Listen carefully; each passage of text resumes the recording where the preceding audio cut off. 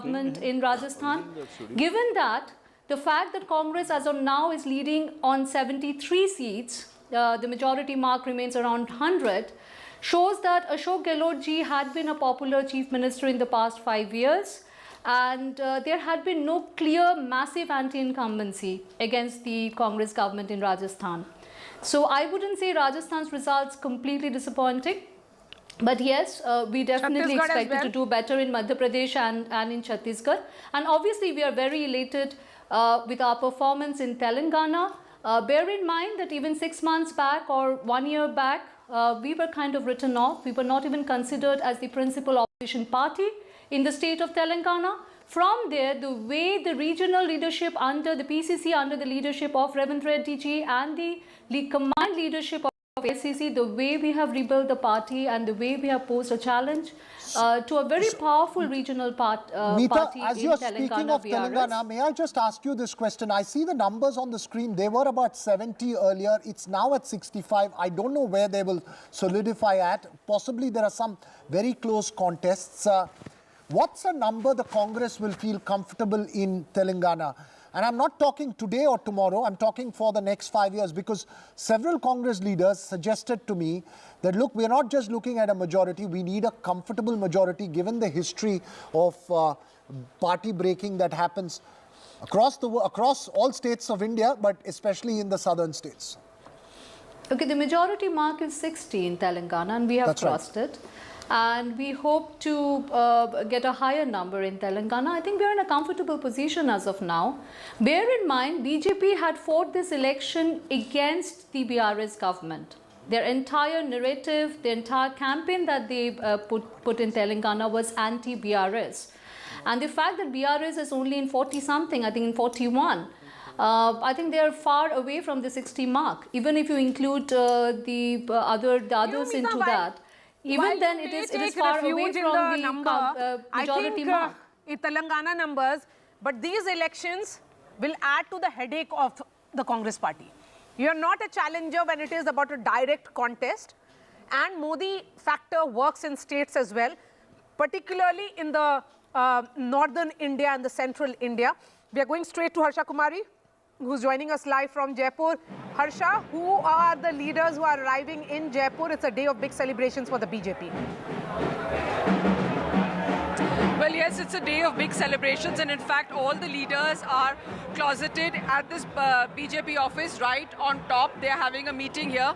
As you can see here in the office at the BJP Karyalaya, all the garlands are have been put out. Balloons are out in nice numbers, all orange and bright. So who all are here? Well, definitely all the big leaders of the BJP are here, and they are in the party Karyalaya having a meeting because now they have to move ahead perhaps with a press conference. Vasundhara Raje has not come to the party Karyalaya yet.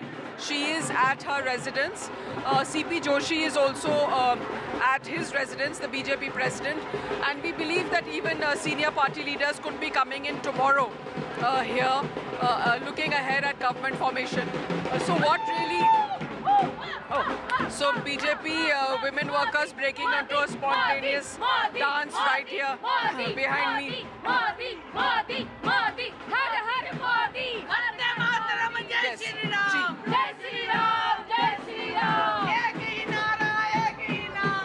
Lot of enthusiasm here. It's quite difficult to do an OB. But yeah, what were the reasons for the dancing BJP as well? win? I think 3-4 things very clearly. Harsha, you should start dancing as well. So you stuck your neck out. You predicted this, well, right? Absolutely. Now, I'm going to come and ask all my friends what are the number I said, and I think we are quite close to that. Thank you for saying that, Veera. Thanks so much for that. But yeah, what were the reasons? You know, I think more than anti-incumbency, there is a sense in Rajasthan that they just need to change the government. They want a fresh face. And I definitely get that feeling that, let's have someone new. And somewhere or the other, perhaps when, last time when the Congress also won, there was a certain attraction to Sachin Pilot as a fresh face. That was definitely there. Of course, the social welfare schemes were there. But if you look at somebody like Ravindra Bhati, he's an independent from the BJP, left the BJP. He's one from a small constituency called Shiv. And he's been a sensation on social media, on Instagram, and also on the ground. So I think sometimes what political parties should also realize is about how they need to just freshen up a little bit and maybe come across with new faces, because that, I think, somewhere is what the voter also wants. That's an important question. Harsha, I just want to point out you're wearing a pink jacket which would work for the BRS in Telangana. Of course, no pink there in Telangana today. You know, in terms of the Congress's internal power dynamics, I know a few leaders had suggested at that time, and I mean off the record obviously, that if the Congress loses in Rajasthan, it may make the move simpler for a change of guard there to transition into a newer leadership. Do you see that happening, or do you think it's a body blow to everyone? No, I think, you know, this was actually flagged to the Congress High Command very early last year. And the Congress High Command, to give them credit, did try and do that actually. They realized that, you know, the work that has been done by Ashok Gehlot is a foundation they can build on, but they need a fresh face to go ahead with it. And that was the reason they probably wanted him to be Congress president.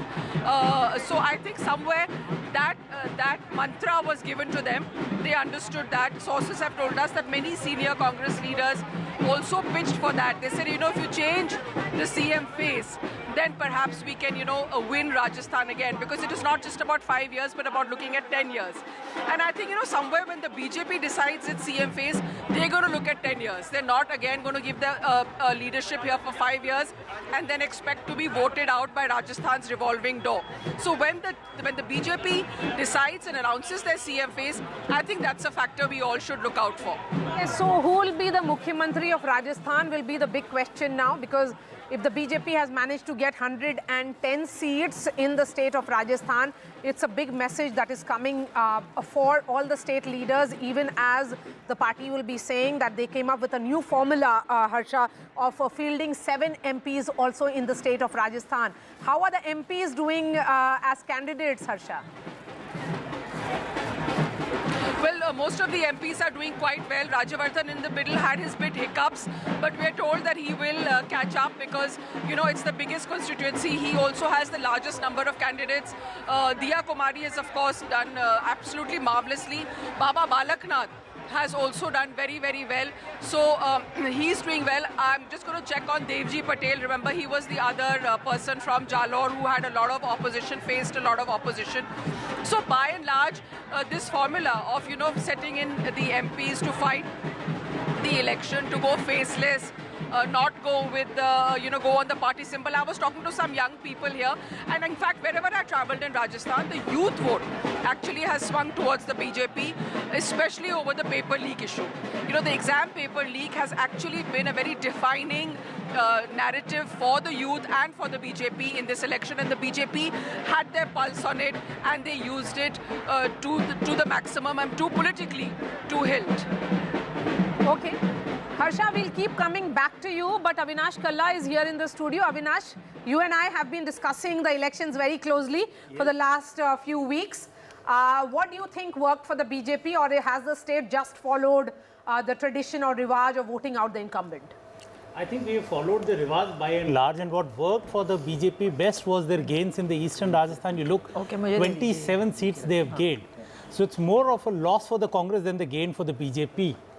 Because the caste combinations worked very well for them and they look comfortable as of now. So more than anything. And secondly, the whole idea of law and order that the BJP was raking up for the women voters worked in favor of them. So freebies didn't work that well. And as we have been talking, Maria, that people look at it, that we have gained out of this government, whatever the next run will give will be a new add-on. ये बताइए मुख्यमंत्री कौन है? यही सवाल है. देखिए मैं अभी भी कह रहा हूं जब तक ये आंकड़ा 120 पार नहीं करता, it's a good chance for Vasundhara Raje as long as it is under 120. Okay, so let's start with the person sitting next to you, sir. What is your take? Who's becoming the chief minister in Rajasthan? Again, as we have started this entire election procedures, election campaign, that Kamal ki Phool, this is the targets of BJP, and now rightly, the next gentleman next to me has told that until we cross a very safe figure of 120 plus, we are not going to decide that who is going to be the chief minister of there. then the parliamentary board will take a consolidated decision regarding 3 or 4 states, three states at least, and then they will be accepted. Having covered the BJP for several years now, and particularly the Modi-Shah BJP post 2014, the parliamentary board decides what the party leadership decides. No, I think if you have covered while we BJP... look at the processes, but you know, the I tell you, apart from a media person, I am also a Sangathan person. I tell you, I also involved in the Sangathan. We are regimented. As you rightly told, it is Mananiya Narendra Modi ji whose face is the most, assuring face for our party. But when it take a decision, it is a cumulative decision, collective decision, and it is, okay, maybe guided by Mr. Modi and Mr. Shah, but this is never taken on a single... What's the big takeaway in terms of, sorry, Mr. Ghosh, I just want to focus on that one question, that you say that it's a collective decision.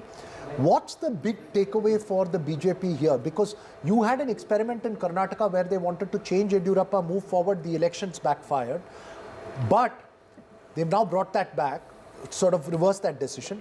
Here in MP and Rajasthan, there was a sense of wanting to move forward from the old guard.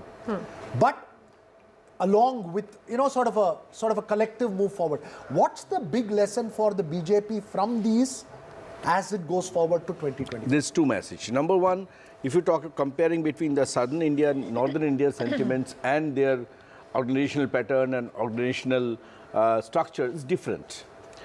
Secondly, in northern India, there's a lot of other factors apart from the who will be the face. A lot of other very critical factor is there. And this time the factor has multiplied. So the lesson that we have got that there should be a combination of the youth and the old, number one. Number two, this was never done so, I think, so forcefully that even the central leaderships or the cabinet ministers has been...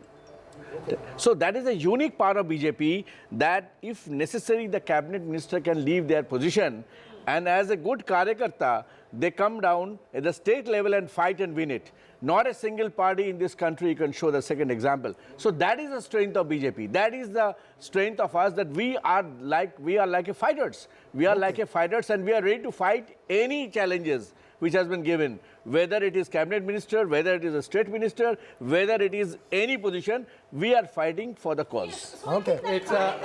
If you look at it, when the prime minister will be arriving at the BJP headquarters and will be addressing the Karyakartas of the party, he will say, I am also a Karyakarta.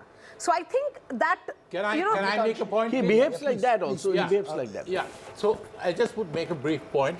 I think what he said is something very significant, that if on the chief ministership in Rajasthan, that if they reach a safe figure of 120, that's when they'll take the decision. Because remember, Vasundhara Raje has a lot of very loyal supporters. And they don't want to get to, and this is, I think, the hard, pragmatic, strategic sense of the BJP. It's not just Mr. Modi's dominance. No, but it's a very important it's an important point. That, look, we will test a decision. If it doesn't work, we are happy to take it back. And the same thing in Madhya Pradesh. I will disagree with this. A figure of 109 in an assembly of 199 with the halfway mark of 101 is a convincing victory of a party. And if you look at it, the challenger or the Congress party in this bipolar contest is 73. So they are good 35 seats ahead. So even if the rebels or any other leader is not a factor here, the BJP will take a call. The leadership at the center will decide. I think, Madhya, I agree with you yes. here. Yes, it's a big number. Reason being, as somebody said it, they are looking for 10 years ahead. Yes. And they'll have to plan it now. Okay. Let's cut across to Piyush Goyal. Union Commerce Minister Piyush Goyal is speaking. Let's listen in. लेकिन जिस प्रकार की शानदार विजय भाजपा की हुई है और जो प्रधानमंत्री नरेंद्र मोदी जी के अलग अलग सभाओं में स्पष्ट देखने को मिलता था, तेलंगाना में भी आप देखिए जिस प्रकार से बढ़त भाजपा की हुई है। पिछली बार तो हम 1 सीट पे थे, 1 सीट से डबल डिजिट पे जाना ये स्पष्ट करता है कि देश भर में प्रधानमंत्री नरेंद्र मोदी जी के प्रति लोगों का विश्वास दिनों दिन बढ़ते जा रहा है। प्रधानमंत्री नरेंद्र मोदी जी जो कहते हैं वो करते हैं, ये बात लोगों के जहन में आ गई है। और मोदी है तो मुमकिन है। ये आज देश का हर युवा, देश की हर महिला, देश का हर गरीब इस बात से सहमत हो चुके। जी सर, हमेशा की तरह कांग्रेस फिर से ईवीएम को लेकर हो रही है। बड़ा दुर्भाग्य है, कांग्रेस पार्टी इतना विषयहीन हो गई है और जिसको बैड लूजर्स कहते हैं उसका परिचय फिर एक बार दे रही है। पूरी दुनिया में आज भारत के ऊपर, भारत के राजनीतिक प्रणालियों पर, भारत के चुनावी प्रणालियों पर पूरे दुनिया में भारत की वाहवाही होती है। ऐसे में कांग्रेस शायद चाहती नहीं है कि भारत का गुणगान हो, भारत के नाम आगे बढ़े। ये दुर्भाग्य तो है ही, पर मुझे लगता है कि जनता में ये हंसी मजाक का विषय है, उसके अलावा कुछ नहीं। जी sir, thank you. The BJP office will begin shortly when Prime Minister Narendra Modi will arrive in few hours from now. He has ensured that the party wins and wins big in the states. And Desh Ratna Nigam, let's make it clear that a number of 111 and a good gap of 40 seats between the Congress and the BJP is a convincing victory. This will not be seen as any kind of confusion among the voters. Yes, certainly. And you have to keep an eye on who are the 17 others as well. Yeah. Now, if you look at the gap, now there is 113 as I see in some channels, 113 to the BJP and 69 to the Congress. That gap is very material to decide who is going to come into power. And BJP is not looking for a short-term gain. Immediate prospect is for 2024 elections, general elections, and then the planning for next 10 years, so that this revolving door policy goes for 6. Because BJP should certainly be considering to bring out some kind of a new face out there who builds BJP for future in Rajasthan. Yes, and I'm sure 2024 elections, the number of seats that the BJP is going to get in Rajasthan or Madhya Pradesh will be humongous, almost sweep will be there. There is no doubt about it, despite, in fact, if you look at the previous elections, the loss of BJP but sweeping the elections in the general election. So this will be probably the same kind of results, with probably 1 or 2 seats added more out there in the general election. I believe we can go across to an exclusive interview with Raman Singh there, potential Chief Minister aspirant for the in Chhattisgarh. Let's listen into that before we come back into this conversation. Chhattisgarh में भारतीय Janata party की सरकार बन रही है और जितने रुझान आ रहे हैं उसमें भारतीय जनता पार्टी को पूर्ण बहुमत है। हमारे साथ पूर्व मुख्यमंत्री डॉक्टर रमन सिंह हैं। आप पहले भी बोल रहे थे कि 52 से 55 के बीच में अब वो आंकड़ा पहुंच रहा है। बिल्कुल लगता था और पूरे छत्तीसगढ़ को घूमने के बाद एहसास हो गया था कि भूपेश सरकार के भय और आतंक से जनता ऊब चुकी है, भ्रष्टाचार से ऊब चुकी है और बदलाव होगा। अब आगे का क्या होगा, क्योंकि अब पूर्ण बहुमत आ गया भारतीय जनता पार्टी को। अब जो चर्चाएं हो रही हैं कि मुख्यमंत्री कौन होगा, तो क्या माना जाए कि अब डॉक्टर रमन सिंह ही मुख्यमंत्री होंगे? नहीं, कोई डॉक्टर रमन के चेहरे को सामने रखकर चुनाव नहीं लड़ा गया। विधायक दल की बैठक होगी, पर्यवेक्षक आएंगे, विधायकों से राय लिया जाएगा और दल का नेता चुना जाएगा। हर बार यही होता है, 2003 में भी हुआ, 8 में भी हुआ, 13 में भी हुआ, तो वो प्रक्रिया समानता है और विधायकों के बैठक के बाद तय हो जाएगा। आपसे जब भी मेरी बात हुई तो आप यही बोल रहे थे कि 52 से 55 सीटें में पूर्ण बहुमत के सिर्फ। बाकी अगर देखें एग्जिट पोल देखें, तमाम जो लोग हैं वो ये आकलन नहीं, तो आप इसको किस तरीके से आकलन कर पा रहे थे? पूरे छत्तीसगढ़ को घूमने के बाद एक नक्शा बना हुआ था और ये मालूम था कि भूपेश के घमंड को, भूपेश के भ्रष्टाचार को छत्तीसगढ़ की जनता भूपेश के चेहरे को रिजेक्ट करने जा रही है और ये दिख रहा है पूरे चुनाव में। अच्छा, क्या मोदी जी की गारंटी काम की और घोषणा पत्र ने पूरा ये लैंडस्लाइड किया? निश्चित रूप से जो नतीजा दिख रहा है, मोदी जी की गारंटी सबसे प्रमुख रूप से, उस गारंटी पे छत्तीसगढ़ की जनता ने विश्वास किया है और डबल इंजन की सरकार बनाने के लिए छत्तीसगढ़ की जनता ने भारतीय जनता पार्टी को प्रचंड बहुमत से जिताया है। सरकार बनने के बाद फर्स्ट प्रायोरिटी, पहला काम क्या होगा? पहले ही कहा हुआ है कि 18 लाख आवास की बात और जो घोषणा पत्र हमने कहा है उसके क्रियान्वयन की बात, महिलाओं को 12,000 रुपया देने से लेकर अन्य घोषणा है उसका क्रियान्वयन। Well, now it's all time for who's going to become CM where, whether it's Congress or BJP, everything shifts to Delhi right now. The decisions are taken in Delhi, then spread across, right? Yes, because, you make that point, who will become the chief minister. I think from the Congress side, it's more or less decided because there's only one state. on the BJP side because it was There is collective only leadership. one state, Maria, but there are many aspirants in every state. We'll take a very short break. When we come back, we'll try and focus with our expert panel on what's next in the next 8 to 10 hours. That will be the politicking that we'll discuss when we come back from this very short break.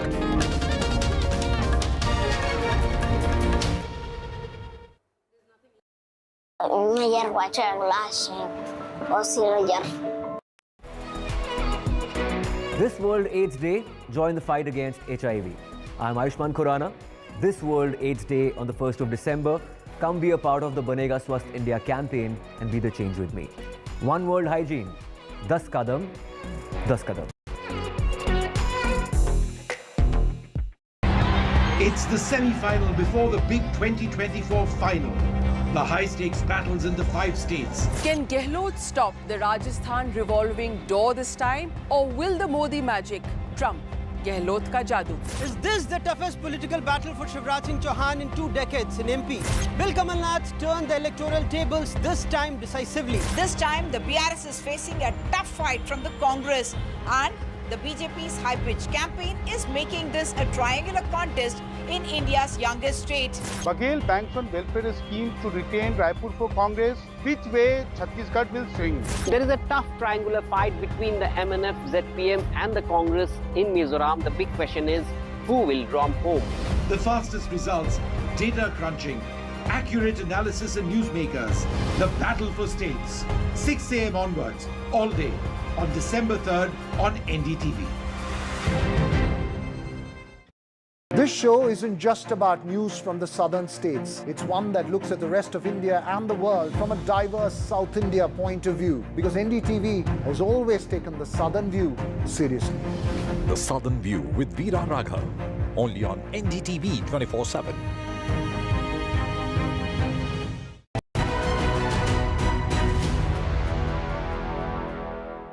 Would you invest in startups right now? We are currently investing in startups, and we have been doing so continuously for the last 7, 8, 10 years, maybe 15 years, with some breaks in the middle, but not a break currently, simply because we are seeing good opportunities, we are seeing good companies, good founders, good ideas, there are good new emerging technologies, and we believe over a 7, 8, 10 year perspective, this is actually a good time to get in, because we believe entry price, entry valuation matters a lot. So we invested in Zomato in 2010. Right in the middle of the global financial crisis. We invested in Policy Bazaar in 2008, just before Lehman collapse. And those have turned out thus far to be our 2 best investments. ICICI Venture invested in Info Edge, our first round, in April 2000, just when the dot-com bubble burst. And we built Naukri through the crisis, profitably after a couple of years. Back all the action right here on NDTV. Now Maria is going to take us through state by state, of course, from the emphatic win in Madhya Pradesh. Yes, 20 minutes to 2, and these trends are only consolidating. We can say clearly and safely that the BJP is forming the government in the state of Madhya Pradesh, despite having an anti-incumbency of 4 terms. The Chief Minister is returning to power. The BJP is returning to power. Whether it will be Shivraj Singh Chouhan or not, that remains to be seen. But BJP is returning to power. Just look at the gain that they have had of 161 seats in all in an assembly which has the halfway mark of 116. Congress winning 66, down by 48 seats. But I think this number of 161.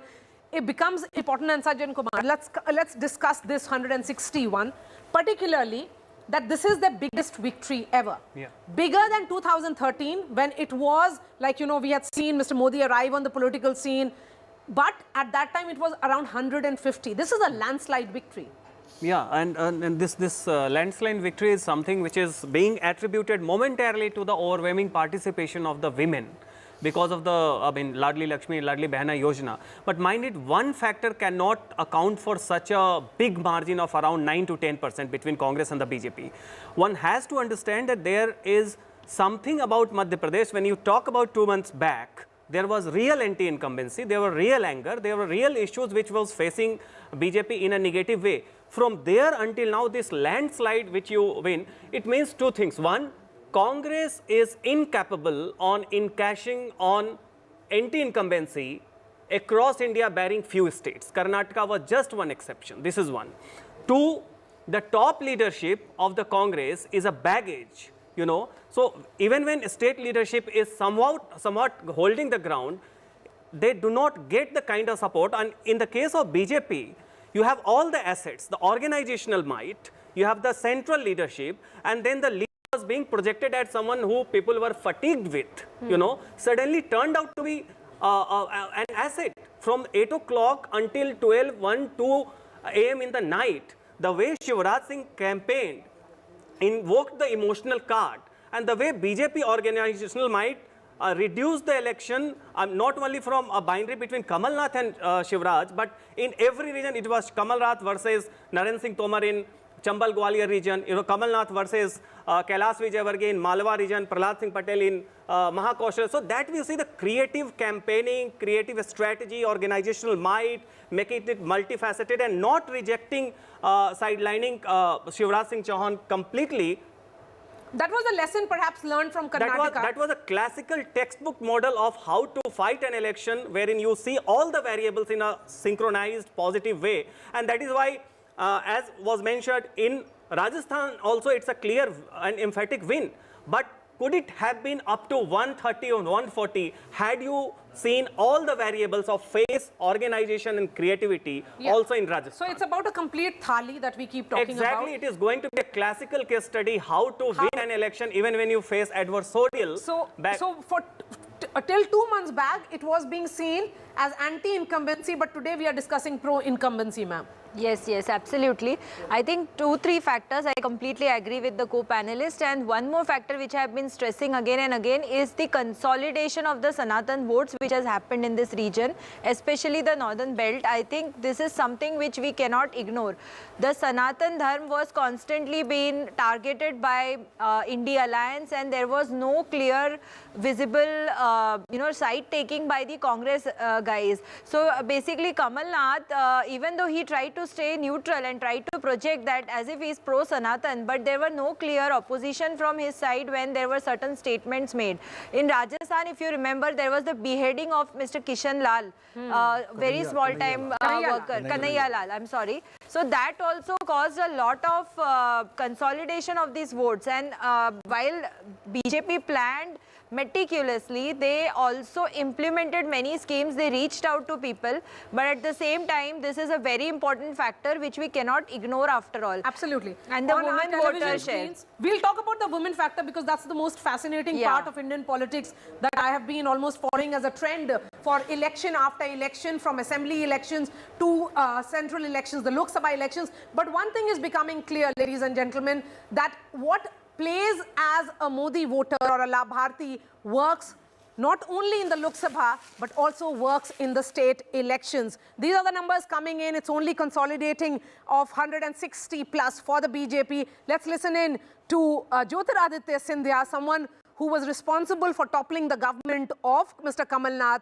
but he also became a factor in the Chambal Gwalior region, where his chosen men have registered victory. Sir, आज की इस जीत पर क्या कहेंगे? ऐसी जीत की उम्मीद थी? अनुराग, मैंने आपको कहा था कि भारतीय जनता पार्टी की जीत होगी, और आपने भी उस दिन मुझे कहा था कि मुझे भी लग रहा है कि यही होगा। आपकी सोच और हमारी सोच पूर्ण रूप से सत्य निकली। इस जीत पर अगर मैं किसी को प्रथम मैं धन्यवाद अर्पित करना चाहता हूं, तो हमारे मध्य प्रदेश के एक एक मतदाता को मैं देना चाहता हूं, जिन्होंने प्रचंड बहुमत के साथ ये सरकार बनाई है। मैं उनके सामने मैं प्रणाम करता हूं, नतमस्तक हूं और उनके पैर छूता हूं। और उसी के साथ प्रधानमंत्री नरेंद्र मोदी जी का नेतृत्व, जो एक पूर्ण रूप से लक्ष्य के साथ उन्होंने कार्य किया है मध्य प्रदेश के विकास के लिए, देश के विकास के लिए। गृह मंत्री अमित शाह जी और हमारे राष्ट्रीय अध्यक्ष JP नड्डा जी, उनका मार्गदर्शन, हमारी जो हौसला अफजाई हुई, और प्रदेश के अंदर अगर किसी को श्रेय जाता है तो भारतीय जनता पार्टी का एक एक कार्यकर्ता, जिसने खून पसीना एक करके इस पार्टी को इस स्थान पे लाया है, और हमारे मुख्यमंत्री शिवराज सिंह चौहान जी, जिनकी जन कल्याणकारी योजनाओं ने ये परिवर्तन लाया है और हमारे प्रदेश अध्यक्ष BD शर्मा जी। और ये छत्तीसगढ़ में क्या हो गया? आप तो वहाँ भी प्रधानमंत्री जी का देश की जनता के दिल में जो जादू है, राजस्थान हो, छत्तीसगढ़ हो, मध्य प्रदेश हो, एक इतिहास प्रधानमंत्री जी ने देश के अंदर जो कायम किया है, उसी का एक रिफ्लेक्शन है कि एक एक राज्य में जनता उनके साथ जुड़ी है। बस एक आखिरी सवाल, मुख्यमंत्री चेहरे को लेकर बहुत सवाल हो रहे हैं। मैं भारतीय जनता पार्टी का कार्यकर्ता था, आज हूं और जिंदगी भर रहूंगा। उसी सोच और विचारधारा के साथ उसी श्रेणी में मैं कार्य कर रहा हूं। मध्य प्रदेश में डबल इंजन की सरकार पर जन जन का विश्वास है। मोदी जी की गारंटी पर जन जन का विश्वास है। एक ही राज्य नहीं, कई राज्यों में इस बार बीजेपी ने जो दावे किए थे वो पूरे होते हुए नजर आ रहे हैं। बिल्कुल, पूरे भारत में आज मोदी जी की गारंटी पर जन जन को विश्वास है। सर, आपने MP को बेहद ही करीब से देखा है, क्या वजह रही जो इतने सीट लेकर आ रही है बीजेपी? मैंने आपको कहा, देश में मोदी जी की गारंटी पर जन जन का भरोसा है।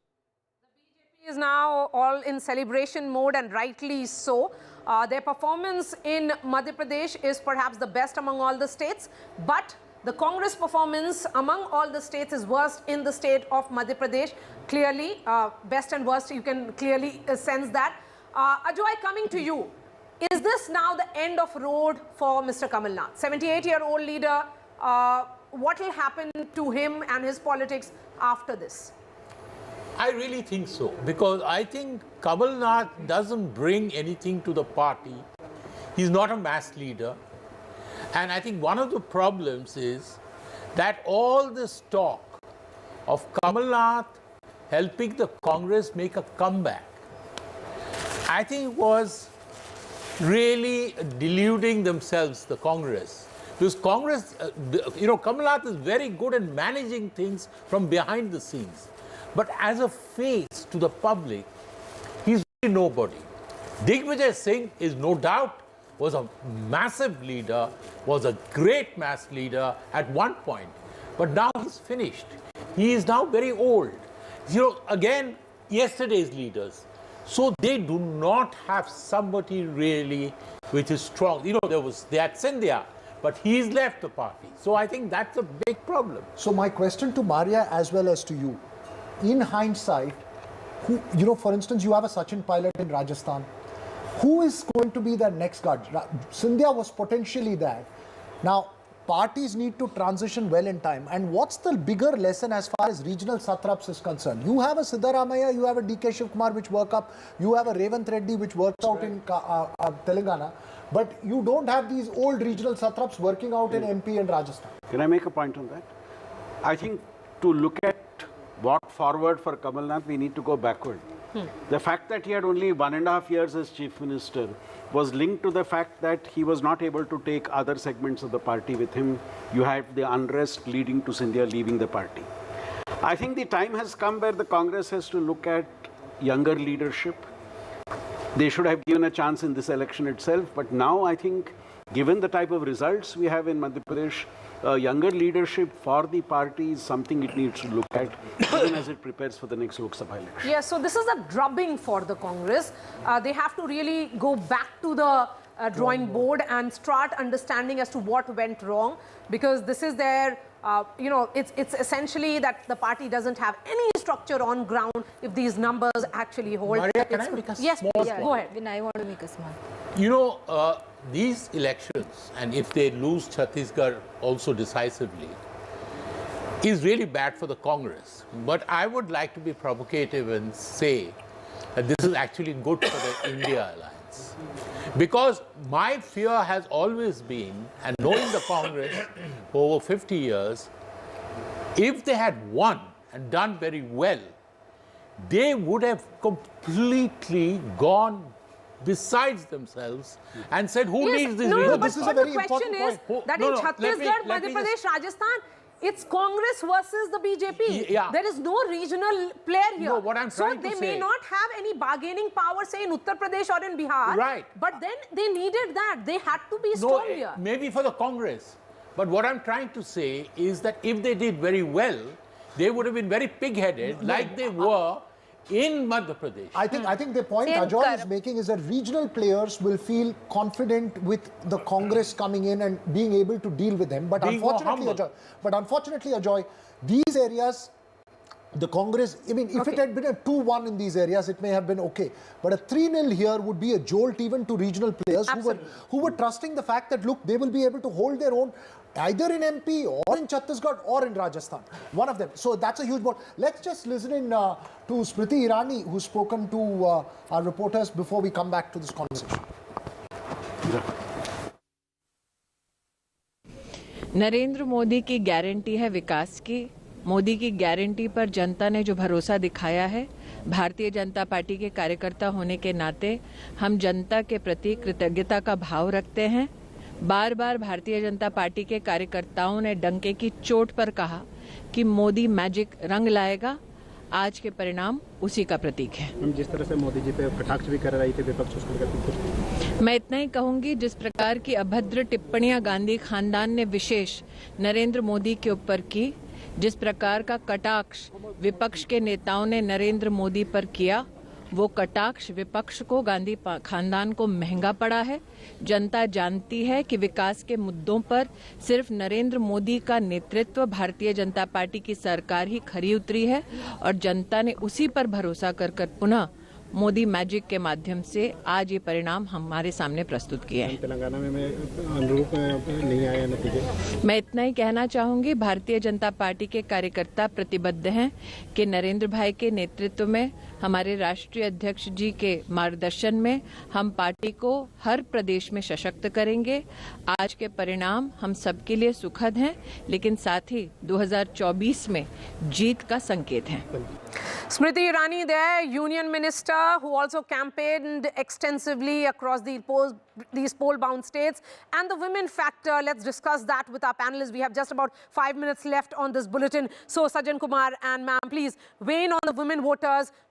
Are they the ones that have tilted the balance of power completely this time around?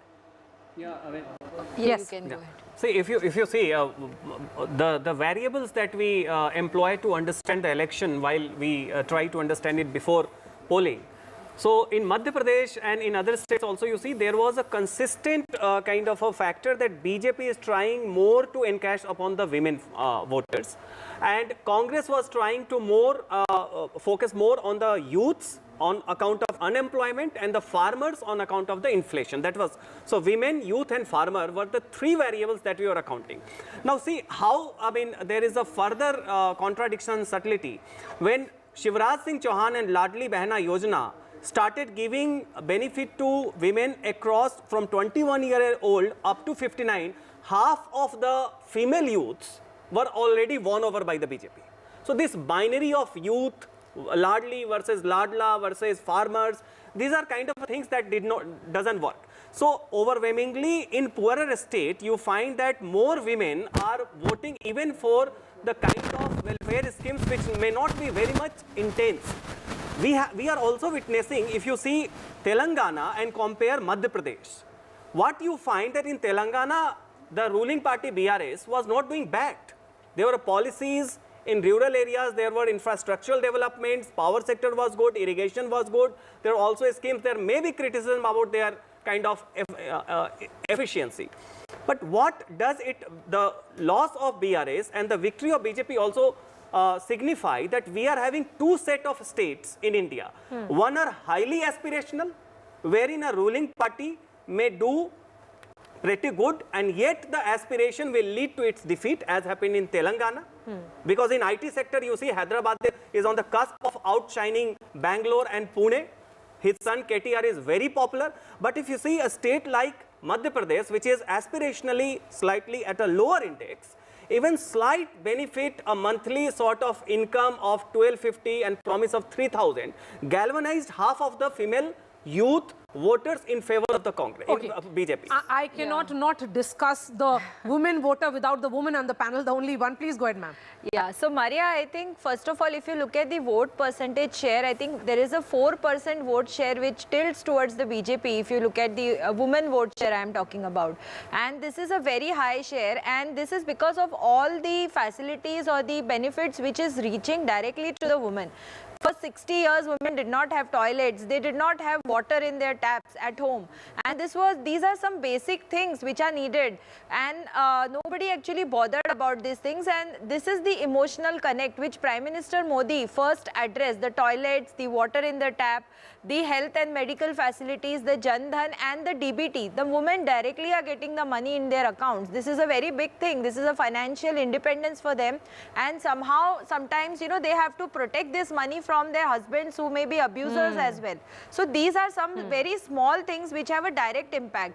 Now, if you talk about the triple talaq, if you talk about women reservation bill, these are things which even the urban mindset is getting appealed. You have women participating in army, navy, air force. You see how they are getting empowered. Women winning in the sports event and how they are being encouraged. Particularly in the state of Rajasthan, Madhya Pradesh and Chhattisgarh, the percentage of women voters is higher than men. Women may have very well shown the way in these elections. Correct. And they are now a constituency for Narendra Modi. News and updates will continue on the other side. Its picture is clear. Picture ab saaf ho chuki hai. Out of the 4 states whose results have come out today, the BJP has won 3 and Telangana has been won by the Congress party. In fact, one of our reporters is joining us. Okay, in fact, we are going straight to the BJP office where Ravi Shankar Prasad, the senior BJP leader, is joining me live. Mr. Prasad, you can say, Maria, maine tumko bola tha, and I have to believe that and I have to take that as well. Yes, you had said that all the states will be won by the BJP. And I remember you were conveying a sense of disbelief as far as Chhattisgarh is concerned and Rajasthan also. Remember? I said Chhattisgarh bhi jeetenge. Kaha tha na? Ji. Aaj hum jeet gaye. Well, Maria, let me put things in perspective as I see it. Today's result, 2/3 majority in Madhya Pradesh, a super comfortable majority in Rajasthan, a very decent majority in Chhattisgarh. It indicates what? It shows, in my very considered view, a tectonic shift in the polity of India. People of India trust a leader who has got not only the promise, but the ability. In my very considered view, a tectonic shift in the polity of India. People of India trust a leader. Okay. We'll try and connect with Mr. Prasad in just a bit. So the BJP leaders have all started arriving at the national headquarters. Yes, sir, please continue. We lost your audio for a brief while. How Mr. Rahul Gandhi has been rebuffed on the issue of caste census. Good governance. Are you hearing me? Yes, sir, loud and clear. Our viewers as well. Good governance, delivery on the ground. And let me give you an example. Apart from working in Chhattisgarh, I also traveled in Madhya Pradesh. I remember I was in Rath Yatra in Guna with Shivraj ji, with the state president in the area of Khajuraho, remote area. There, Maria, I wanted to believe in a very remote rural market, a lot of women were standing. When I was speaking, they were trying to capture me on their smartphone. I said, आप लोग को corona का टीका लगा? तो कहा लगा. कहा पैसा लगा? कहा नहीं लगा. कहा कैसे आया? खबर? कहा हमारे मोबाइल में बताया कि पहला डोज कहाँ लगेगा. This gives you a sense of satisfaction and fulfillment that what is promised is there on the ground. Apart from Ladli Behna and others, there's the trust factor of Modi ji. So when you talk about the trust factor, Mr. Prasad, will you say that there is a Labharti voter, a woman voter and a Modi voter, or all of them combined now? All of them combined. And what is the foundation of this, Maria? Good governance, delivery, probity and propriety is coming to the forefront of India's polity. ज़्यादा भाषण मत दो, ईमानदारी से. और बाकी तो बड़े बड़े वादे तो बहुत कर देते हैं, बट वादों को जमीन पर कौन उतार रहा है और कौन उतार सकता है, that is becoming the crucial element. Therefore, you see in Chhattisgarh what a narrative he has seek to build, and therefore, and you know, on the lighter vein, Maria, and this is a very interesting reply to the great institution of exit polls too, psephologist. I respect that institution. Okay. We all like it. But exit poll के आगे भी एक बड़ी दुनिया है जो हिंदुस्तान की दुनिया है, लेकिन जो आम वोटर्स की दुनिया है। रविशंकर जी, मेरा सवाल ये होगा कि जो प्रधानमंत्री ने जो बड़ा बिरसा मुंडा का इवेंट किया था, रांची में वो हुआ था, उसका असर आपको कितना लगता है कि छत्तीसगढ़, मध्य प्रदेश और राजस्थान के ट्राइबल वोट्स पे पड़ा है? देखिए, you are trying to see it in isolation, Maria, please. That is certainly there. Making Draupadi Murmu ji a respected, dignified leader as the President of India also had its impact. Ramnath Kovind, a distinguished Dalit leader from UP, being the President, has also its impact. All the delivery on the ground, including tribal village, the way tribal sportsmen have been encouraged, तीरंदाजी से लेके बाकी सब, the way Modi ji hockey खेलने वाली बेटियों को गले लगाते हैं, उनको encourage करते हैं. Don't you think it goes to the ground? At how much this Prime Minister motivates her? The way Indian women are coming in the armed forces, the way Indian women are taking a lead in Chandrayaan mission, the way Indian army women are becoming army officers and fighting, all has a cumulative effect that this leader has a great dedication for the cause of women empowerment and women development. And Mr. Prasad, since you come from the state of Bihar, you are also a member of parliament from Bihar. My question is that soon after Nitish Kumar announced and released the caste census survey, other states, other Congress leaders, be it in Madhya Pradesh or in Rajasthan or in Chhattisgarh, they tried to make caste census a talking point. But if we were to look at this number, it's essentially a rejection of that politics as well. Two things. BJP stands committed for the empowerment of the backwards, extremely backwards. But we hate the politics on that. Iski sankhya kam karo, uski sankhya badha ke batao. You know, that's the point number one. The second point, what is important is, you rightly said, the negation of this idea, Rahul Gandhi or others, is to be seen in two contexts. हम पर तो बोलते हो कि जिसकी जितनी संख्या भारी, और वहाँ तो लालू का परिवार ही आगे बढ़ता है, मुलायम का परिवार ही आगे बढ़ता है, राहुल गांधी आप ही आगे बढ़ते हो, तो ये वहाँ भी चर्चा होती है. And the second, which is very important, Indian politics has travelled beyond this, Maria.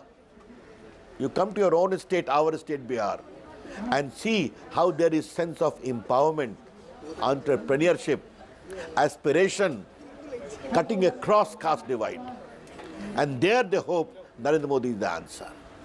इसलिए आप बिहार के चुनाव का इंतजार करिए, वहाँ तो बहुत चलते रहते हैं चीजें. तो आपका कहना है कि इसका असर बिहार में भी होगा?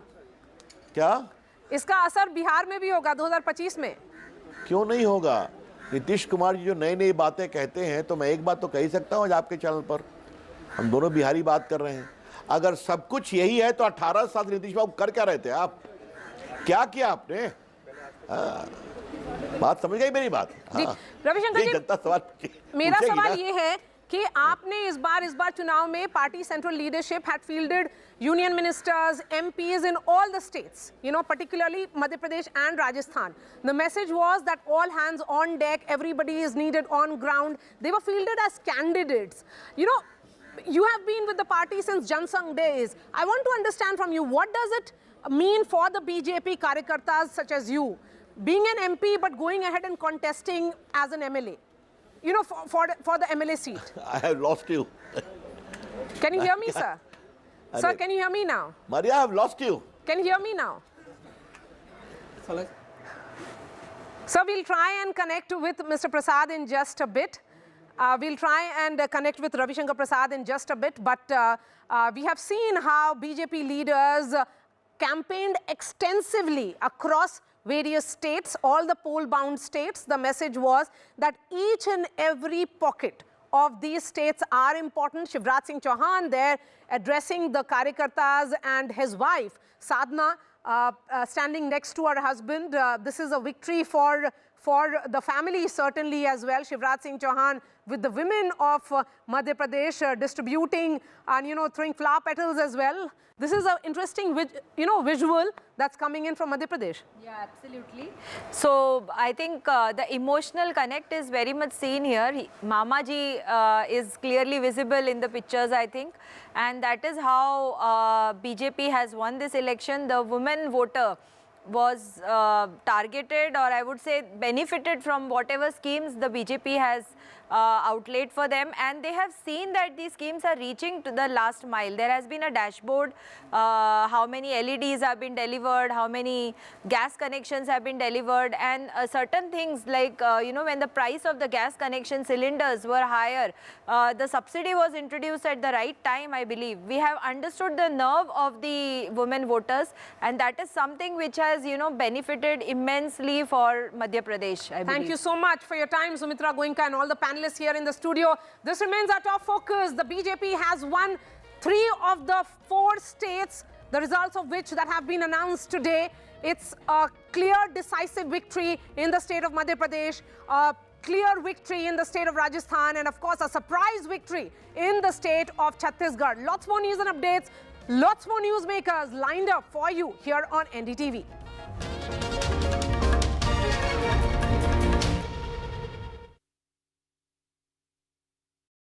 There once was a tree, lovingly made to look real.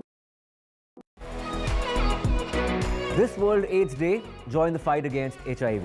I'm Ayushman Khurrana. This World AIDS Day on the 1st of December, come be a part of the Banega Swasth India campaign and be the change with me. One World Hygiene, 10 kadam, 10 kadam. It's the semi-final before the big 2024 final.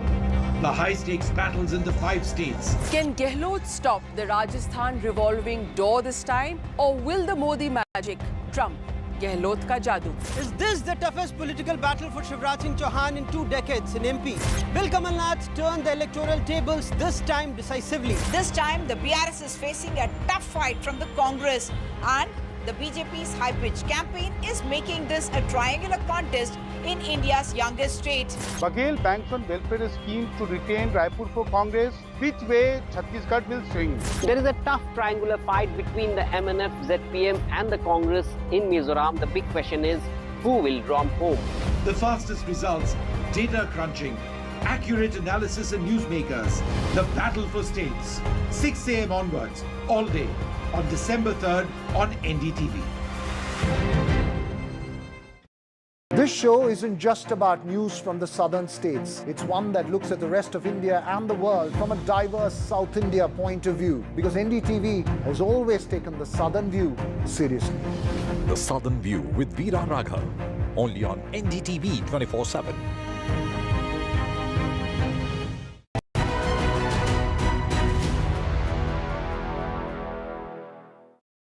Give us a sort of profile without disclosing too much of it. But the kind of startups that excite you today.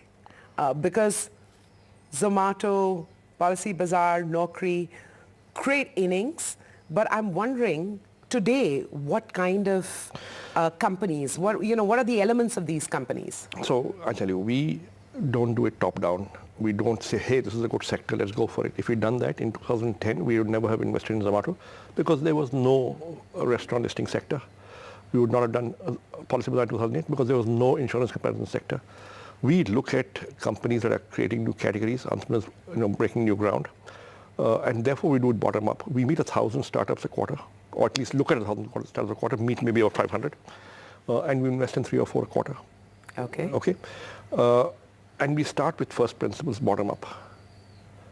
Is there some evidence of natural traction? Is there some indication that the value proposition is so good that the customer will really want this?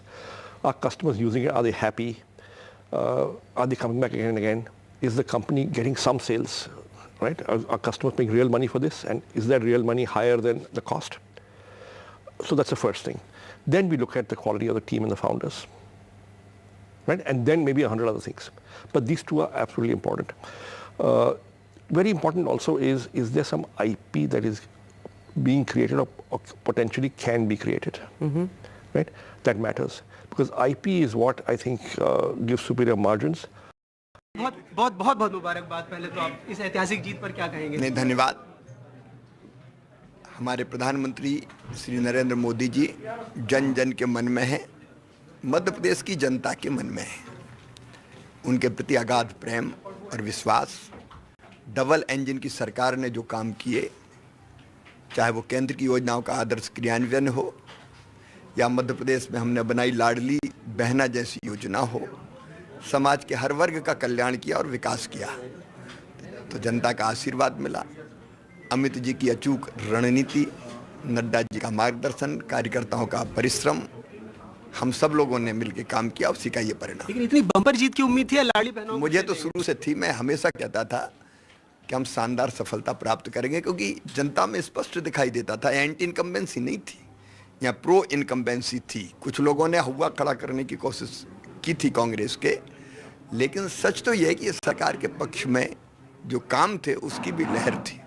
एक आखिरी सवाल, आज आप बहुत व्यस्त हैं कि आगे का मार्ग क्या होगा, क्योंकि 4 दफे आप मुख्यमंत्री रहे हैं, अब आगे मध्य प्रदेश का रोड मैप क्या है? में से कोई अपने बारे में कोई फैसला नहीं करता। एक बड़े मिशन के हिस्सा हैं हम, कार्यकर्ता हैं। हमारे बारे में जो भी काम हमारी पार्टी तय करती है वो काम हम लोग करते हैं। विपक्ष ने आपको एक्टर कहा, अभिनेता कहा, क्या उसको ये जवाब है? आप ये कहते हैं ये जनता ने जवाब दे दिया, इसलिए मैं क्यों जवाब दूं? बहुत बहुत शुक्रिया। तो मध्य प्रदेश के मुख्यमंत्री शिवराज सिंह चौहान साफ तौर पर कह रहे हैं कि ये पार्टी के शीर्ष नेतृत्व और लाडली बहनाओं की जीत।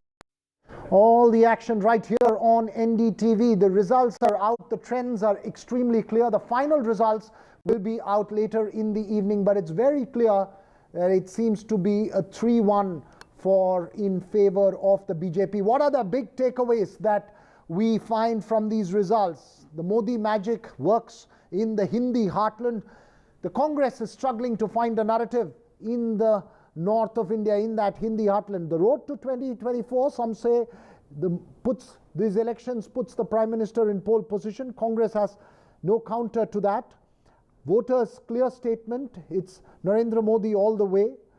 Modi ki guarantee works for voters in Madhya Pradesh, Rajasthan and in Chhattisgarh. Only southern solace for Congress. KCR's national ambitions fall flat with that loss, decimation in Telangana. Verdict 2023, the BJP on track for the 2024 polls.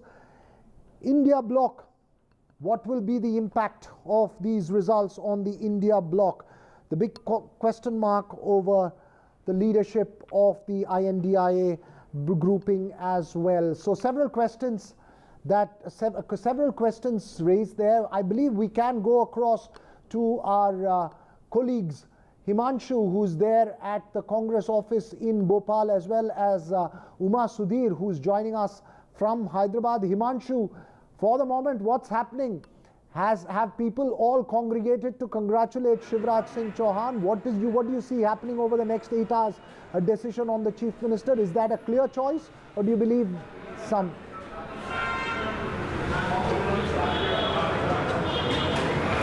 Can you repeat your question, please? Sorry, Himanshu, go ahead, tell us what's happening. Yeah, I'm actually in Congress office, Congress headquarters in Bhopal, where the mood is very grim and the leaders here are shocked at the outcome of the results so far. And I have actually interviewed a senior Madhya Pradesh Congress leader, Vivek Tankha, and he said, and he admitted that we are actually disappointed. We expected much better result. We saw very good response during the election campaign, but on the ground, the result that are now coming are very, very surprising. They don't match the reactions, the assurances, the support that Congress leaders, Congress MLA candidates have actually got from people during the election campaign. Have you got any reactions from Kamal Nath at the moment, Himanshu? Well, both Kamal Nath and Digvijay Singh, we have been waiting to meet them for the last 3 hours, but they have closeted themselves in a room in Kamal Nath's office here in the Congress headquarters, and we have been told that in next few moments they're expected to come out. But as I was saying, the first action that we have got from Madhya Pradesh Congress, Vivek Tankha, the Rajya Sabha MP, a close confidant of Kamal Nath, after meeting Kamal Nath, he has told NDTV that these results are very, very disappointing for the Congress party, and the kind of reaction and support that Congress leaders, Congress MLA candidates had got from people during the campaign and the result that is now coming out, they don't match. And Congress has now admitted defeat almost, and they are very, very shocked at the outcome of this result. They expected expected much better results. But they have said that we will definitely reflect on what went wrong, whether it is the issues and policies and the promises that we made to the people that didn't connect with the voters.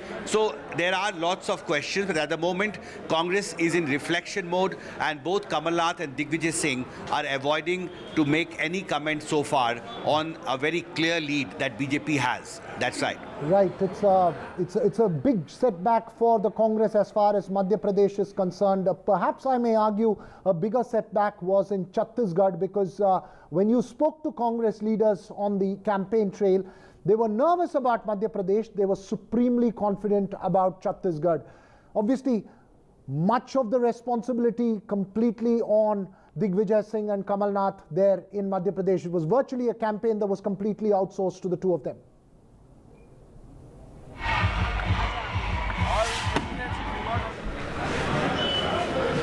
Himanshu. Yes, of course. See, in Chhattisgarh, of course, they expected, because it is a tribal-dominated state.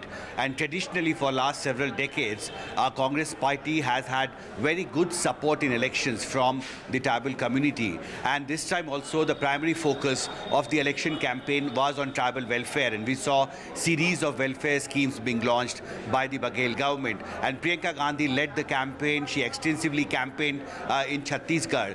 But the results, of course, are again very, very disappointing for the Congress party in Chhattisgarh as well. And that is the mood here. I can show you, I'm in the Congress office now, and as you can see, these are all deserted places. There's Digvijay Singh's vehicle you can see on the screen for last 3 to 4 hours.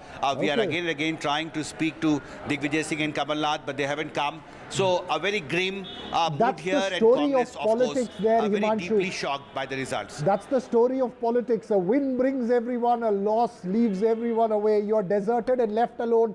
Though the Congress is not left alone there in the south, where Uma Sudhir is joining us from. Perhaps those two images on your screen, the one behind Uma and the one behind Himanshu, tells the story of a win and loss in politics. Uma, of course, we were just talking about Madhya Pradesh Congress office deserted. Here, all jubilation around Revanth Reddy's residence there. Tell us what's happening in Hyderabad. Veera, I'm here at the Gandhi Bhavan, which is the headquarters of the Congress party in Telangana. Revanth Reddy is here. I met him a very short while ago.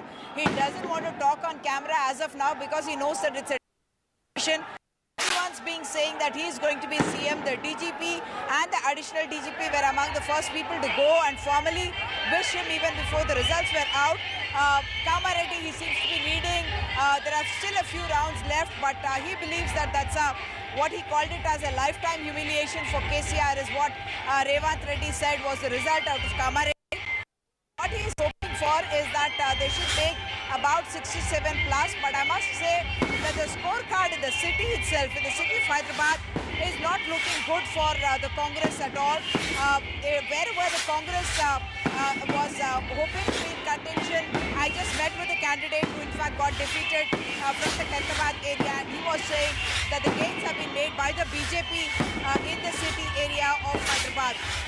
Even otherwise, for the BJP, from going from their the gains that they have made in an Adilabad, the kind of numbers that they have shown challenging the MIM in areas like Bahadurpura, Goshamen, of course, was already Raja Singh of the BJP, and also Nampally. Nampally is one of the seats that was in fact with the MIM, but this time the Congress won in Nampally, and that's something that the MIM will now start having to look out and watch out for, because their own stronghold, which we have always spoken about as the stronghold, the 7 seats in the old area of Hyderabad, that seems to be under threat. And the interesting development that's happened in these particular elections is that not just the Reddy community, but also the Kamma community seems to have voted for the Congress here. And very interestingly, you can see the Telugu Desam flags there, Veera. If you just, I think Nagraj is already panning. If I can ask you to pan the Telugu Desam flags there, along with the Congress flags there. Look at those Telugu Desam flags that are being fluttered by people who are wearing, in fact, yellow clothes that belong to the Telugu Desam. As we know, Revanth Reddy is someone who is considered close to Chandrababu Naidu. He was someone who, in fact, went to jail in the note for vote cash scam. And this was on behalf of Chandrababu Naidu, is what we understand in that particular case as well. But now those equations, it looks, have played out well for Revanth Reddy, because the Kama vote in Andhra Pradesh, the Kama vote in Telangana, it seems to have come to the Congress party, the consolidation of those two leading castes, which are otherwise considered as politically dominant castes here. The third big story, of course, is the kind of showing that the BRS has done with hardly about 40 seats that they are managing to as of now. The fact that more than half of the ministers of the BRS, in fact, have lost the election. More than half of them have lost the election. Only KCR in Gajwel, KTR in Sirsila.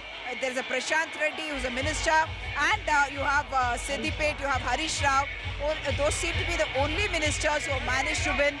So the gamble of KCR to repeat the MLAs and to go with those very candidates against whom anti-incumbency had perhaps built up in the last two terms of office, that seems to have really failed for KCR in that sense.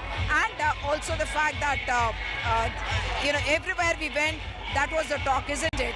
Vote for change. And that vote for change, the gainer has been the Congress, because they were able to, in a sense, capitalize on that sentiment among the people, even though we now realize that the anti-incumbency vote did get split up between the BJP and the Congress in many places.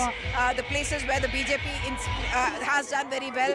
We have seen that the anti-incumbency vote was also responsible, other than the fact that in those constituencies, you're the only one wearing pink in Hyderabad today, or a color close to pink in Hyderabad today, Uma.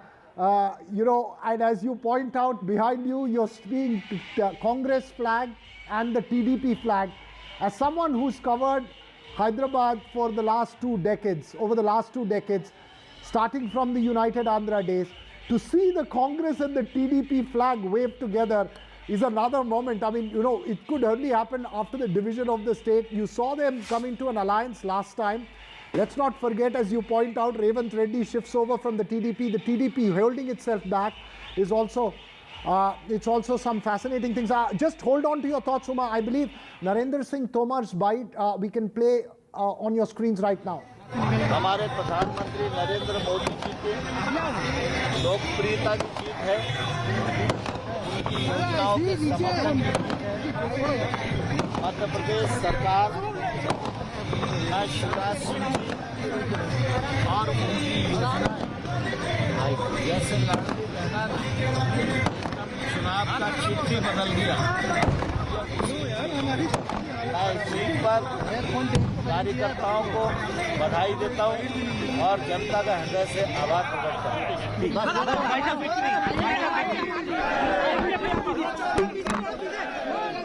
Right, there's reactions coming in thick and fast all around. As far as North India is concerned, Uma, it's the BJP that's speaking. We don't have too many reactions coming in from the Congress. But you tell us about what you're picking up there, Hyderabad, for a moment before we go back to focus on MP, Rajasthan and Chhattisgarh. Is there some clarity? What do you know of when there could be a CLP meeting? Do we expect a final decision to be taken by the 9th of December, which is Mrs. Sonia Gandhi's birthday, as was promised? And also, what we seem to have lost our line with Uma Sudhir there, who's joining us, who was there from outside the Congress office in Hyderabad, very close to the BJP office as well, there in Hyderabad, there, all jubilation and celebrations there, as she was pointing out, not just from the Congress, but remember the TDP abstaining from these elections, staying away from these elections, and those, so, all those pictures coming into you from all around the country. I believe we can go across to Mohan Kumaramangalam of the Congress party. Mohan, thanks very much for joining us. In our part of the world, which is South India, you seem to have reason to smile, but up north in the heartland, it's a decimation. I mean, which one was the biggest shocker for you, MP, Chhattisgarh or Rajasthan? Rajasthan actually given that there's still this tradition over the last 30 years of them unseating the incumbent government, it's not much of a shock. In fact, I'd say if you look at 2013 versus this government, we only won 20 or 24 seats in that election when, Mr. Gehlot limited government last time. And this time we're close to 70 plus. So if you look at it that way, he's actually improved. So I wouldn't say I'm very upset with Rajasthan. Madhya Pradesh and Chhattisgarh are real shockers, without a doubt. I think the tribal vote moving away from the Congress in Madhya Pradesh and in... Sorry, as you mentioned that, Mohan, I must tell you that on our screens, we're playing BJP visuals of Shivraj Singh Chouhan and Jyotiraditya Scindia. They are celebrating. You are an old-time hand at politics. What do you think? Ultimately, Jyotiraditya Scindia leaving the party seems to have cost it in Chambal.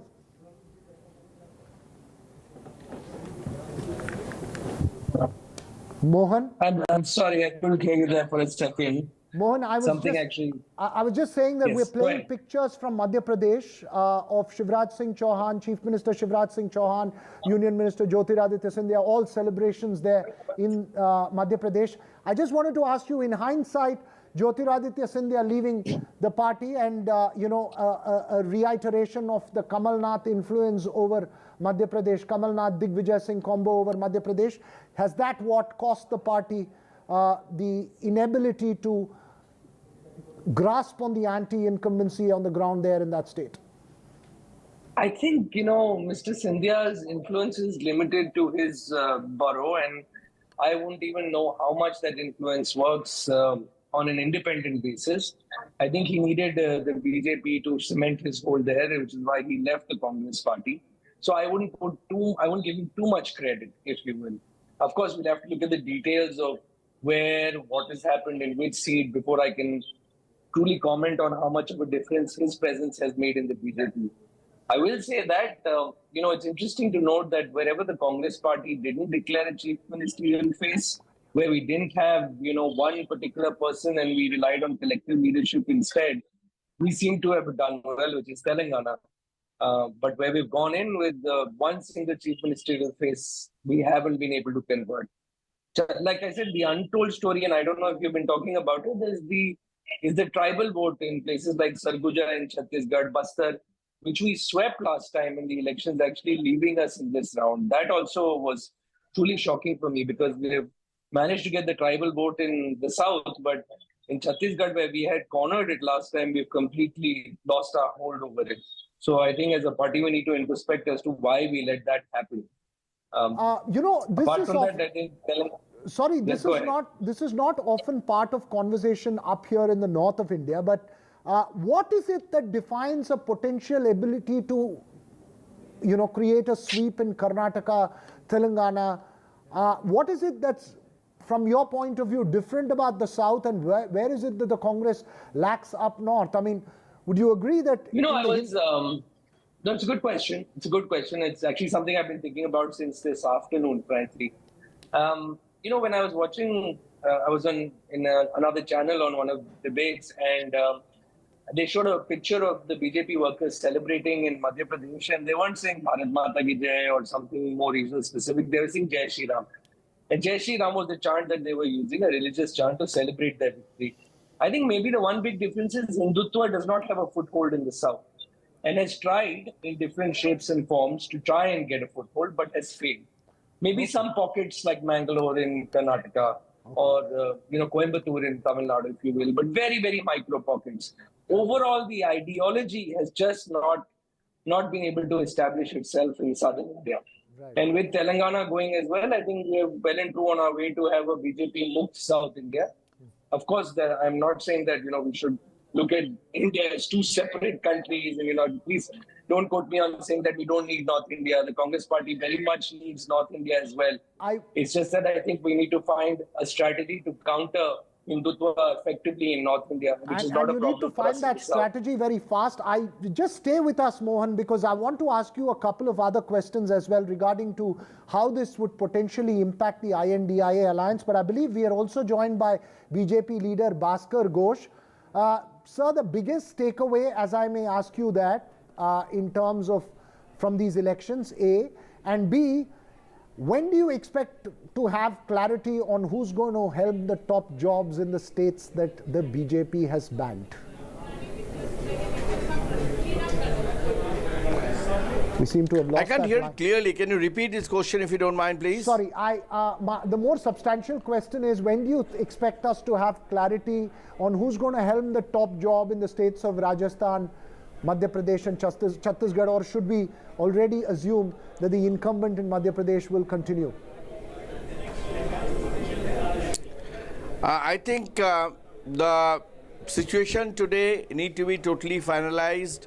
The real figure has to be come up, and according to our laws and our practices, though we have fought the entire battle, keeping Mr. Narendra Modi as the chieftain, as a most stalwart leader whose guarantee is an assurance for rest of India, 140 crore people. But as far as the question of selection is concerned, as you know that we have got an parliamentary board, they will decide that whether, which state, who is going to be, and before that they will talk to almost all winning MLAs as well as the Sangathan over there. Then we will take a collective decision on this issue, and then we will be coming with a press conference and announce it. All right, it'll be a collective decision, you say, on all these issues. And as you point out, I think the takeaway I'm taking away, Bhaskar, from what you say is this, that the numbers will decide the road ahead. At a 170, it's a different choice. At 105, it's a different choice, like it is for the Congress as well in several places. Would you agree? Sorry, I can't get the last part of it. Sorry? Yeah, I'm asking you, do I take the substantial portion of what you've said as the numbers, the extent and the magnitude of the numbers that you get will decide how the party works around the local... No, normally what happens, if you get the entire number, then you have the entire gamut of people who have been selected. And then it is easier for the parliamentary board members to communicate with them, to interact with them, to take their views. Right. And as I said, it's a very collective decision. So after talking to them at length, the top leadership will decide that whom to select and whom to give the responsibility of coming 5 years. And actually, we are looking beyond 5 years. As you know, Honorable Prime Minister has given a blueprint for next 2047, 2035, then step by step. So we are making our leadership accordingly. So until we get the total numbers, the total number of selected MLAs to take their full views, and how we can take a holistic democratic decisions. Okay, important. That was my point. No, it's an interesting point that you make there. I'm just nudging because we are television journalists. We want to know before everybody else. Obviously, you'll all take your time out. You have much more at stake. So, we're trying to keep the television news rolling, and we want to get that bit. But Mohan, coming back to you, what do you think the impact of today's result will be on the INDIA alliance? I believe, Mohan, we can't go across to Mohan Kumar Mangalam. We'll take a very short break. When we come back, we'll try and address that question of what this means for the Congress as well as for the BJP in the road ahead to 2024.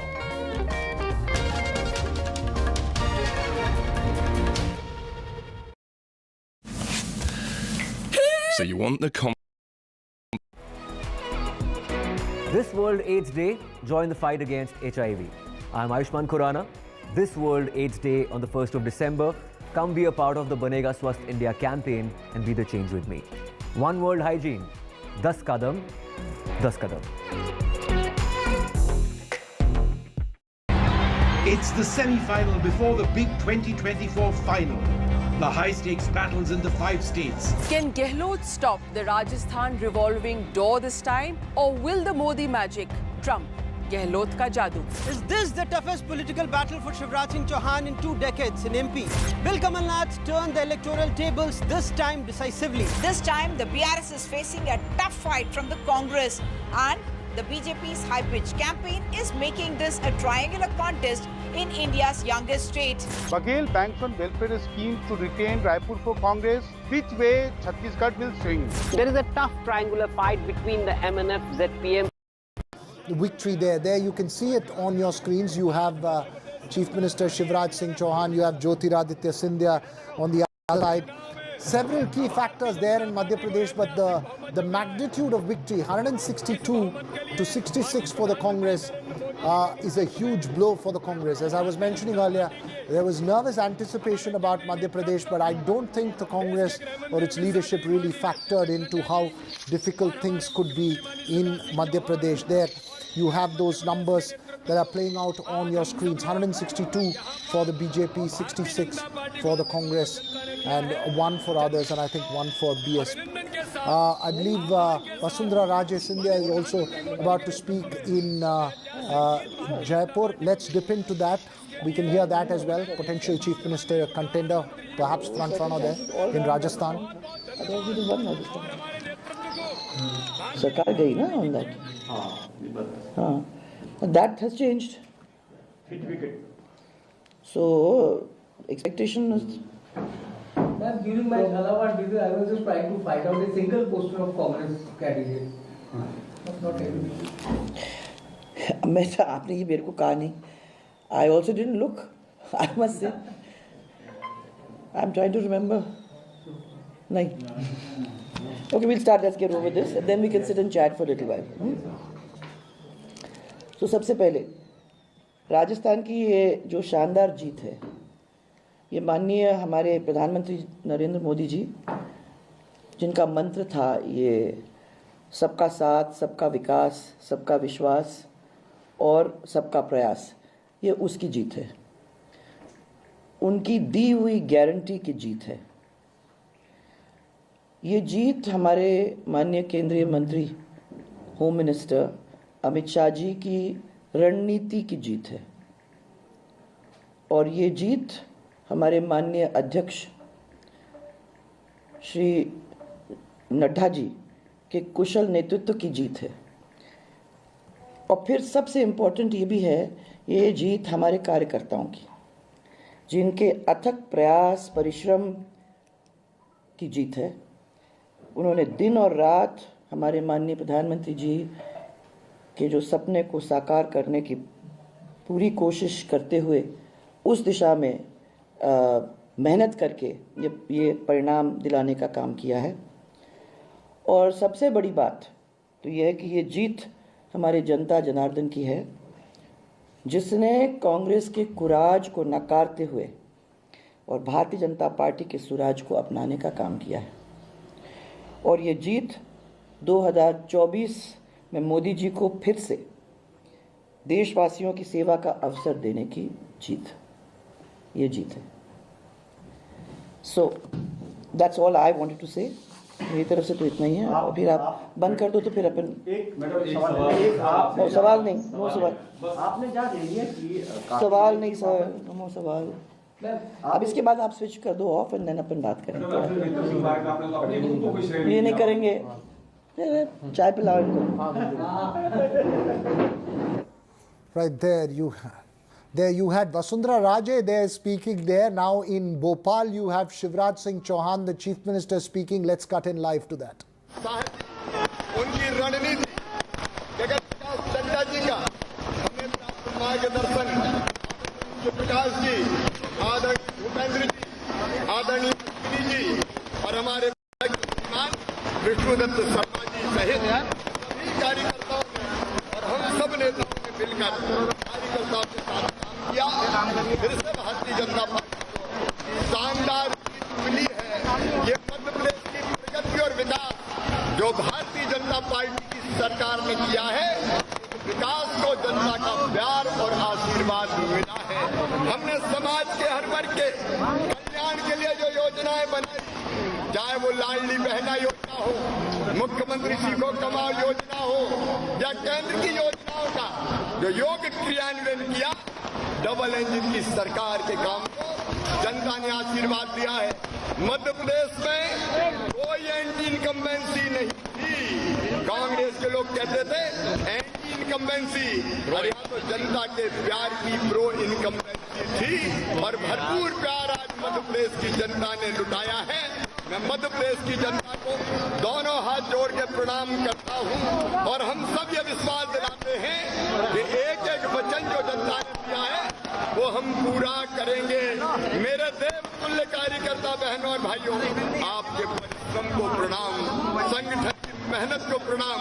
और कई ऐसे लोग थे जो सामने नहीं दिख रहे थे लेकिन पीछे रह के काम कर रहे थे, ऐसे सारे साथियों को मैं प्रणाम करता हूं और जनता को पूरा ये विश्वास कि मध्य प्रदेश प्रगति और विकास के पथ पर चलेगा और जनता के कल्याण की हर बातें को गारंटी को हम पूरा करेंगे। बहुत बहुत धन्यवाद। बोलिए भारत माता की जय, भारत माता की जय। बहुत बहुत धन्यवाद।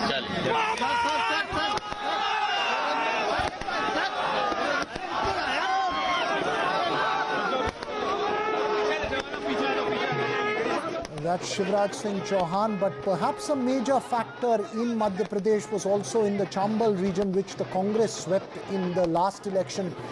This is the region of influence of Jyotiraditya Scindia, who shifted over to the Bharatiya Janata Party. And earlier, my colleague Anurag Dwari spoke with Jyotiraditya Scindia in Bhopal. Let's listen in. Sir, आज की इस जीत पर क्या कहेंगे? ऐसी जीत की उम्मीद थी? अनुराग, मैंने आपको कहा था कि भारतीय जनता पार्टी की जीत होगी और आपने भी उस दिन मुझे कहा था कि मुझे भी लग रहा है कि यही होगा। आपकी सोच और हमारी सोच पूर्ण रूप से सत्य निकली। इस जीत पर अगर मैं किसी को प्रथम मैं धन्यवाद अर्पित करना चाहता हूं तो हमारे मध्य प्रदेश के एक एक मतदाता को मैं देना चाहता हूं जिन्होंने प्रचंड बहुमत के साथ ये सरकार बनाई है। मैं उनके सामने मैं प्रणाम करता हूं, नतमस्तक हूं और उनके पैर छूता हूं। और उसी के साथ प्रधानमंत्री नरेंद्र मोदी जी का नेतृत्व, जो एक पूर्ण रूप से लक्ष्य के साथ उन्होंने कार्य किया है मध्य प्रदेश के विकास के लिए, देश के विकास के लिए। गृह मंत्री अमित शाह जी और हमारे राष्ट्रीय अध्यक्ष जेपी नड्डा जी, उनका मार्गदर्शन, हमारी जो हौसला अफजाई हुई। और प्रदेश के अंदर अगर किसी को श्रेय जाता है तो भारतीय जनता पार्टी का एक एक कार्यकर्ता जिसने खून पसीना एक करके इस पार्टी को इस स्थान पे लाया है, और हमारे मुख्यमंत्री शिवराज सिंह चौहान जी, जिनकी जन कल्याणकारी योजनाओं ने ये परिवर्तन लाया है, और हमारे प्रदेश अध्यक्ष बीडी शर्मा जी। और ये छत्तीसगढ़ में क्या हो गया? आप तो वहाँ भी प्रधानमंत्री जी का देश की जनता के दिल में जो जादू है, राजस्थान हो, छत्तीसगढ़ हो, मध्य प्रदेश हो, एक इतिहास प्रधानमंत्री जी ने देश के अंदर जो कायम किया है उसी का एक रिफ्लेक्शन है कि एक एक राज्य में जनता उनके साथ जुड़ी है। बस एक आखिरी सवाल, मुख्यमंत्री चेहरे को लेकर बहुत सवाल हो रहे हैं। मैं भारतीय जनता पार्टी का कार्यकर्ता था, आज हूं और जिंदगी भर रहूंगा। उसी सोच और विचारधारा के साथ उसी श्रेणी में मैं कार्य कर रहा हूं। Well, let's also go across to the other state, and perhaps the biggest shocker for the Congress came from Chhattisgarh, where the Congress was really expecting to hold on to its incumbent government there in that state, but a confident former Chief Minister Raman Singh spoke to NDTV a short while ago. Let's just play that for you. Chhattisgarh में भारतीय Janata party की सरकार बन रही है और जितने रुझान आ रहे हैं उसमें भारतीय जनता पार्टी को पूर्ण बहुमत है। हमारे साथ पूर्व मुख्यमंत्री डॉक्टर रमन सिंह हैं।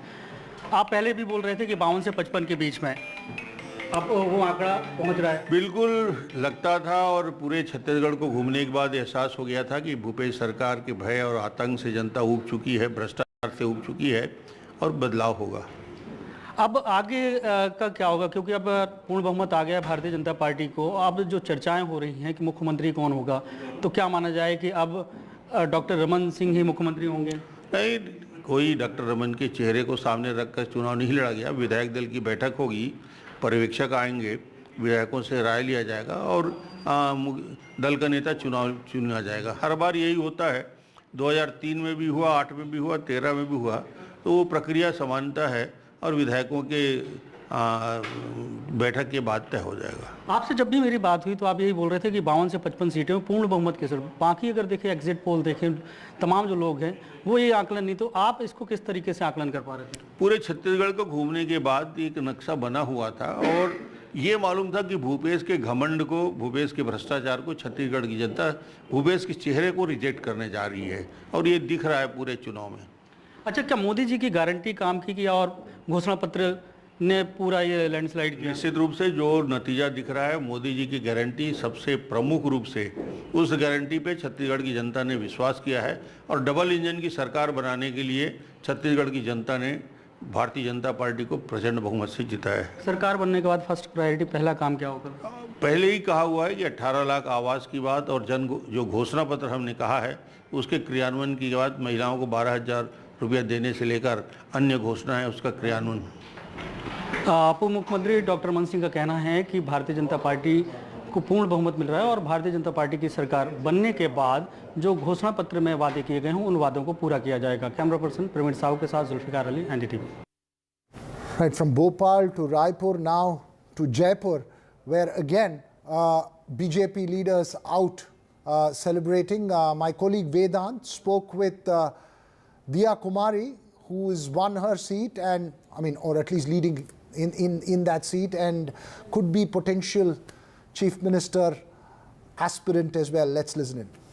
क्या आप आश्वस्त है पूरी तरीके से कि बीजेपी पूर्ण बहुमत से वापस आएगी? बिल्कुल बिल्कुल, भारतीय जनता पार्टी की सरकार राजस्थान में बन रही है, छत्तीसगढ़ में बन रही है और मध्य प्रदेश में बन रही है। इतना एक्सपेक्ट नहीं किया था, लेकिन एक्सपेक्टेशन से ज्यादा बड़ी जीत होने वाली है। बहुत खुशी है, सब में कार्यकर्ताओं में खुशी की लहर है और जनता में भी है।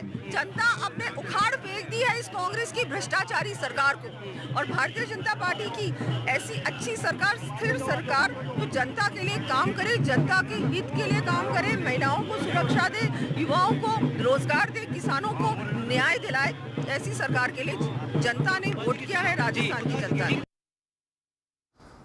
Well, yes, let's just to bring the overall picture into viewers who are possibly just tuning in now. Let's go state by state in terms of picture that's emerged all day.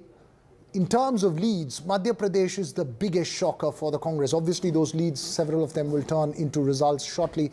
BJP at 161, there you have on the screens, 67 for the Congress, 1 for the BSP, 1 for others. This was a state where the Congress was expecting a close fight, perhaps even a win. Some were saying around 125 in terms of Congress strategists, and this was a blow as far as the Congress is concerned, which had outsourced the campaign completely to Kamal Nath and Digvijay Singh in that state. Kamal Nath, of course, the champion of Chhindwara, couldn't pull his weight through in these elections, and it was Shivraj Singh Chouhan from the Budni with all his welfare schemes who has ruled the roost there in Madhya Pradesh. Of course, several central ministers, MPs contesting from Madhya Pradesh, strategic decisions by the Bharatiya Janata Party, which seems to have paid off there. The Prime Minister also heavily invested in campaigning there. So that's one of the biggest victories for the BJP today.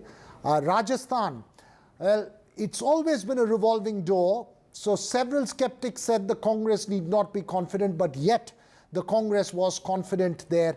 Congress at least hoped for something there, but no, it's been undone by the Bharatiya Janata Party. 115 is an emphatic victory there. 199 of the 200 seats went to polls, and 115 is an emphatic victory there. The question, though, there in Rajasthan will be who will become chief minister of that state as far as the BJP is concerned. And as far as the Congress is concerned, what's the road ahead? Is it going to be a change from the old guard of Ashok Gehlot to the new guard? Remember, that old battle between Ashok Gehlot and Sachin Pilot had played itself out in Rajasthan for the last few years. Chhattisgarh, and this is really the shocker for the Congress. This was a government the Congress hoped to retain. In fact, ministers in the government were very confident there. 45, the halfway mark, 46 is a majority, 54 for the BJP and 33 for the Congress. Even at the start of today, the leads were suggesting a flip-flop and some portions, sometimes the Congress ahead. And this is going to be a huge, huge shocker as far as the Congress. Completely gone in these three states, and that's really not good. Remember, juxtapose that to 2018 when the Congress managed to form a government in Madhya Pradesh and held on to Rajasthan and won Chhattisgarh. A different picture coming in now in 2023. Southern story, of course, extremely different. Perhaps a reflection of the South-North divide. In Telangana, the Congress under the Revant Reddy managed to oust the mighty K. Chandrasekhar Rao and the BRS government, which has been the only government since the state was formed in 2014. K. Chandrasekhar Rao, the tallest figure and perhaps the most powerful figure in Telangana was undone in the Kamareddy seat by Revanth Reddy. That was a challenge battle, a prestige battle thrown by the Congress at Kamareddy constituency, where KCR asked five-time MLA Gampa Govardhan to vacate the seat to contest there, and the Congress removed Shabir Ali, the traditional contestant, and put Revanth Reddy there, where Revanth Reddy is leading. So we'll keep a close track of all the developments that's down there. I believe I can go across to Anurag Verma, senior journalist. Anurag, in terms of the big picture, one factor is the north-south divide that comes out. The other, and I think perhaps for the opposition's point of view, a more important prognosis or prediction one needs to make is what impact do you see on the INDIA alliance after these results?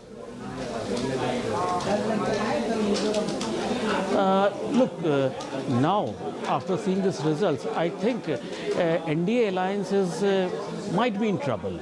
And because you accept it or not accept it, Rahul Gandhi will have to take the responsibility of this massive defeat. When India alliance, if we talk about India alliance, then how allies will depend or trust on Rahul Gandhi's leadership? This is the biggest question. And I'm sure what I can see, there are a couple of things what Congress has to and Rahul Gandhi has to realize at this point of time. First of all, Rahul Gandhi ji must have to understand and learn decent and politically accepted language in public space. Secondly, they also need a better faces in central leadership, because BJP is fighting all the elections, contesting all the elections through central leadership. We can see numerous central leadership, central ministers went to state assembly elections, which was very unlikely. And so I just want to ask you this, Anurag, and I believe Mr. Bhaskar Ghosh of the BJP is also here with us on this panel. You know, how do you, because these assembly elections have been won by the BJP, you're saying that it's a reflection of what's to come in 2024. How do we make the correlation? Because assembly elections often tell a different story from 2024. Why make that correlation this time? Look, everybody, all allies of India alliance said that this is semi-final for 2024. And there are hardly 3, 4, 5, 6 months left for the 2024 elections. In this situation, we can accept that this is semi-final for next general elections. So, what I can see, this sentiment, BJP will continue with this sentiment, with this work on ground level to contest 2024 elections. This is my assumption. I want to go across to Bhaskar Ghosh. Bhaskar, how do you say, how do we juxtapose this with 2024? Often when, let's say the BJP didn't do well in Karnataka, it's often said that an assembly election is different from a parliamentary election. But now, do we take a cue from this for 2024, or do you think that that's going to be a different story? No, you see, there is some correlation, there is some common, there is some common parameters. Because as we are mentioning, there is a double engine ka sarkar, double engine government. That means end of the day, be it a state election or the central election, the governance, the quality of governance, effectivity of the governance, policy of the governance is very important. Today, after this election in the 5 states, nobody can doubt that Mani Narendra Modi is the most trustable, the most honorable face in this country. So when this time he has taken the entire, he has taken the responsibility of spearheading the entire polling campaign in all 5 states, poll-bound states, except Mizoram. He didn't went to Mizoram so often. So his acceptance as a central government leader or the policy maker in the government, is well established. Now the question is that if when the 2024 we will go for a Lok Sabha or the main central Lok Sabha elections, that time also they will understand that what Modi ji has given the guarantee in different I'm sorry to states, interrupt you. As you're speaking, we are playing out live shots from the Rajasthan BJP headquarters. I just want to ask you this, sir, and it's been 2 steps forward, 1 step back as far as Karnataka was concerned, and I don't want to bring that example here. Do you see a generational shift in state leaderships of these 2 states happening, or do you believe that the BJP is going to try and stick to a tested formula right now, not take any chances until 2024?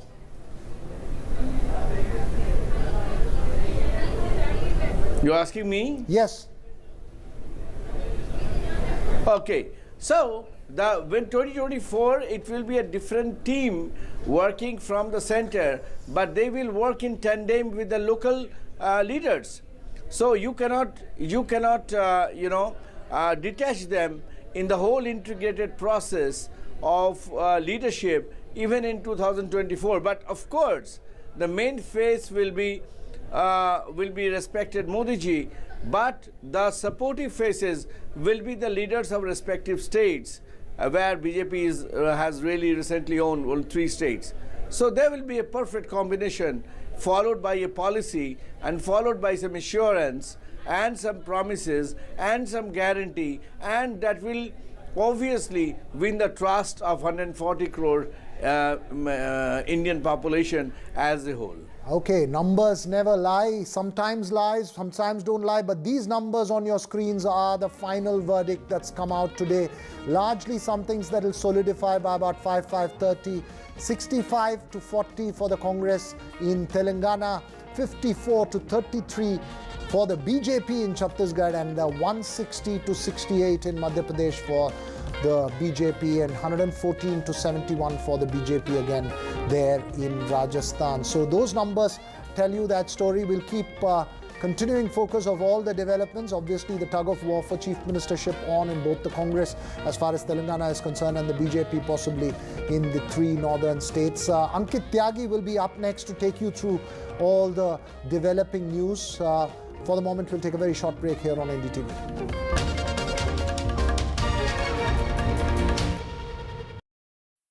Now I'm retired, I can spend more time with my grandson.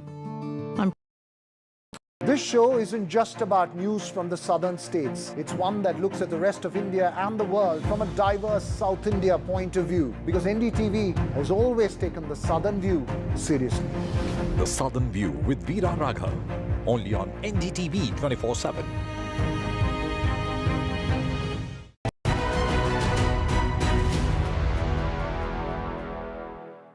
Tell you something. I'll give you a little story of something that we did about maybe 15 years ago.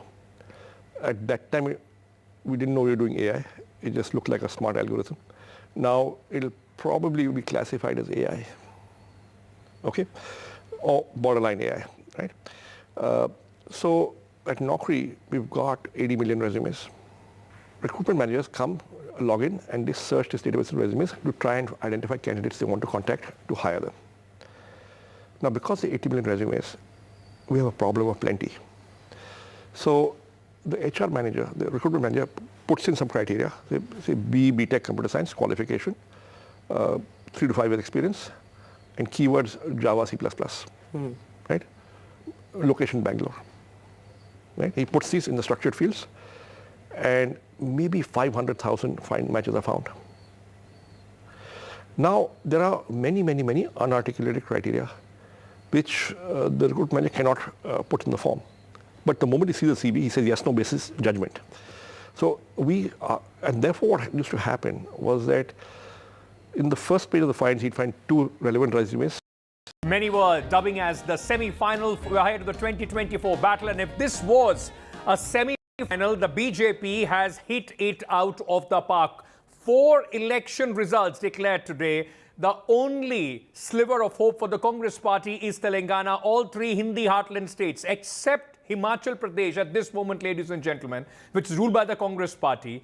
There is a total domination of the Bharatiya Janata Party. north of India in the Hindi heartland states, whether it's Madhya Pradesh, where 6 months back everybody was talking about, and you kept hearing the fatigue for Shivraj Singh Chouhan, the BJP possibly in for a surprise as far as Madhya Pradesh is concerned. They are going to lose 20 years of anti-incumbency, so and so forth. And look at that hug of Sadhana Singh, that's the Chief Minister's wife in Bhopal. This will tell you the turnaround story as far as the Congress party is concerned, as the BJP is concerned. Not only have they been able to retain the state, which they were in par, that is Madhya Pradesh, they have been able to wrest 2 states. Rajasthan, which has the roti palto rivaz as far as the state is concerned, but they have also been able to, surprisingly, in fact take away Chhattisgarh from the Congress party, which even till last night many did not give any, in fact, chance as far as the Bharatiya Janata Party is concerned. What does this mean, ladies and gentlemen, ahead of the 2024 elections? As I said, it's a total domination of the Bharatiya Janata Party in the Hindi heartland. Prime Minister Narendra Modi emerges as the Neta number 1, the big leader at this moment who has no parallel as far as his popularity is concerned. Specifically, if you're talking about the entire north of India and also, northwest and the western part of the country, the only hope that the Congress party, and we're talking about the southern Indian states, where in fact the Congress party is hoping that on those 130, 135 seats, they would be able to possibly put up much greater resistance. Meanwhile, apart from that, for the Congress party, they have not been able to find a counter narrative as far as the BJP is concerned. Modi magic is, of course, clear. And apart from that, like the Prime Minister kept saying, the hope, and it's very, very interesting. Everybody said that the Ladli Behna Yojana, the welfare schemes of Shivraj Singh Chouhan, the welfareism of the Bharatiya Janata Party, along with the bharosa of Narendra Modi, Modi ki guarantee, that has worked for the BJP in Madhya Pradesh. Why is it that the same welfareism push has not worked in the state of Rajasthan? Possibly many factors for the Congress party to go back and to the drawing board and think about. Was it the infighting? Because the larger narrative just till 6 months before the election was Sachin Pilot, Ashok Gehlot tiff. Could Mr. Gehlot, could the Congress party and their regional satraps, could they have kept their egos at bay and possibly gone ahead and been more accommodative of, let's say, somebody like a Sachin Pilot in Rajasthan, and maybe new election ideas as far as Madhya Pradesh is concerned? Lot as far as the Congress goes to think about. This will have a huge impact, ladies and gentlemen, on the India bloc, which is hoping, which was building up some sort of a momentum. That momentum today comes to complete naught at this moment. And let me go across and take you, in fact, we'll keep talking about the inferences and what needs to be done, but the real magic and the fun of the election is on the ground. I'm being joined at this moment by my colleague Manish, who's joining us from Chhattisgarh, which has been a remarkable story at this moment. Vedant is also joining us at this moment. Manish, coming to you first. Till late last night, early morning as well, when the counting started, even the BJP leaders were hoping for a close contest. They were not seeing this kind of a result which we are seeing. It's a complete turnaround, and this turnaround will be at the cost of Bhupesh Baghel. He is, if I may call him, one of the biggest losers as far as the Congress party is concerned after these results. No doubt about that. And in Chhattisgarh also, it is Modi ki guarantee which has really worked wonders for them on the ground, because whatever Modi promised 3 main things in the state of Chhattisgarh, which somewhere was they took the cue from the Congress victory in Karnataka. First thing was that he promised 12,000 rupees to women in one financial year. of course, and they went door to door. They gave the guarantee. They even delivered all those forms. They got it signed. And Congress in the middle of the campaign realized somewhere that it is working real magic for them, and then they try to top it up by promising 15,000. But somewhere this 12,000 which has come from Prime Minister Narendra Modi, somewhere the voters, whether it's male or female, they really believed in his promise more than whatever Congress party leadership, especially Chief Minister was, Mr. Bhupesh Baghel was trying to offer them now. Secondly, when it came to paddy procurement, Congress was somewhere supremely overconfident that they had really paid a very good price to the farmers when it comes to paddy procurement. So somewhere BJP read that also, and they promised that they are going to give 3,100 rupees per quintal for the paddy procurement also, and they will also somewhere clear all the outstanding dues of 2 years bonus which was not sorted out till then, which was not credited to the farmers account. And then Congress party realized that it is also working on the ground, because once again it has been promised by Prime Minister Narendra Modi. So they try to top it up. They try to offer it better the offer by promising 3,200 rupees per quintal for the paddy procurement to the farmers. But as we are saying in the case of Madhya Pradesh, but in the Chhattisgarh also, the rank and file of the BJP as well as in Congress, yes, somewhere they are all of the same view that it was the Prime Minister ki guarantee, Prime Minister Narendra Modi ki guarantee, which has really worked well for them. Yes. And that is why they are able to rest a state like Chhattisgarh, which was given by all the pollsters, most of the reporters. Of course, our colleague Anurag Dwari, somewhere whenever I used to talk to him, he used to say that Chhattisgarh is not a done deal. It is very tough for the Congress. Ankit. And you're right. Look at the macro picture, and we'll go, in more details. And just give me a moment. Let me also bring our viewers a flavor of the other victory for the Bharatiya Janata Party. Sweet victory for the BJP. This will possibly be the one that they will savor, the Chhattisgarh victory. Complete turnaround. Nobody was giving them a chance. And the BJP, in fact, winning at this moment comprehensively, 54, in fact, is the Bharatiya Janata Party. Every time, and the terms that the BJP had in Chhattisgarh, they have been in the 50s. It was the last election, 2018, was an outlier where the Congress, in fact, decimated and won the election in a thumping fashion. But in Rajasthan, the tradition, Vedant, has trumped all the hopes as far as Mr. Gehlot's welfareism is concerned. And a lot of people are asking the question, and of course for the Bharatiya Janata Party right now, the big question would be, who is going to be the Chief Minister? Well, of course, Ankit, that's a later question, but a couple of things that we can break at this hour. First of all, Mr. Gehlot will be going to the Raj Bhavan at about 5:30 to tender his resignation. That is something that sources very close to Mr. Gehlot have indicated to us. So he will be going to the Raj Bhavan at 5:30 to tender his resignation to concede a defeat. In fact, I come to you from outside the Congress's war room, where Chief Minister Ashok Gehlot is currently in. In fact, he's about to leave any moment now. It was about a 2-hour long sort of introspection meeting that he had with the Congress observers, including, of course, Mr. Randhawa and Bhupinder Singh Hooda, who had come, from Delhi. So they are, of course, introspecting right now. And after that, a press conference is also expected. But it's certain that now Mr. Gehlot will concede defeat at about 5:30. He will go to Raj Bhavan and tender his resignation. Now, a couple of other important points here, Ankit, also, is that very close Gehlot aides and big Gehlot faces have lost this election. Now, whether it is Satish Punia, whether it is people like Pramod Jain, Divya Mardena, these are people who Gehlot fielded in a big way, and they have lost elections by, quite a margin. So that is, of course, something to look at as well. In fact, in Jaipur, where I come to you from, the BJP has made significant inroads. Only 2 seats have been lost by the BJP.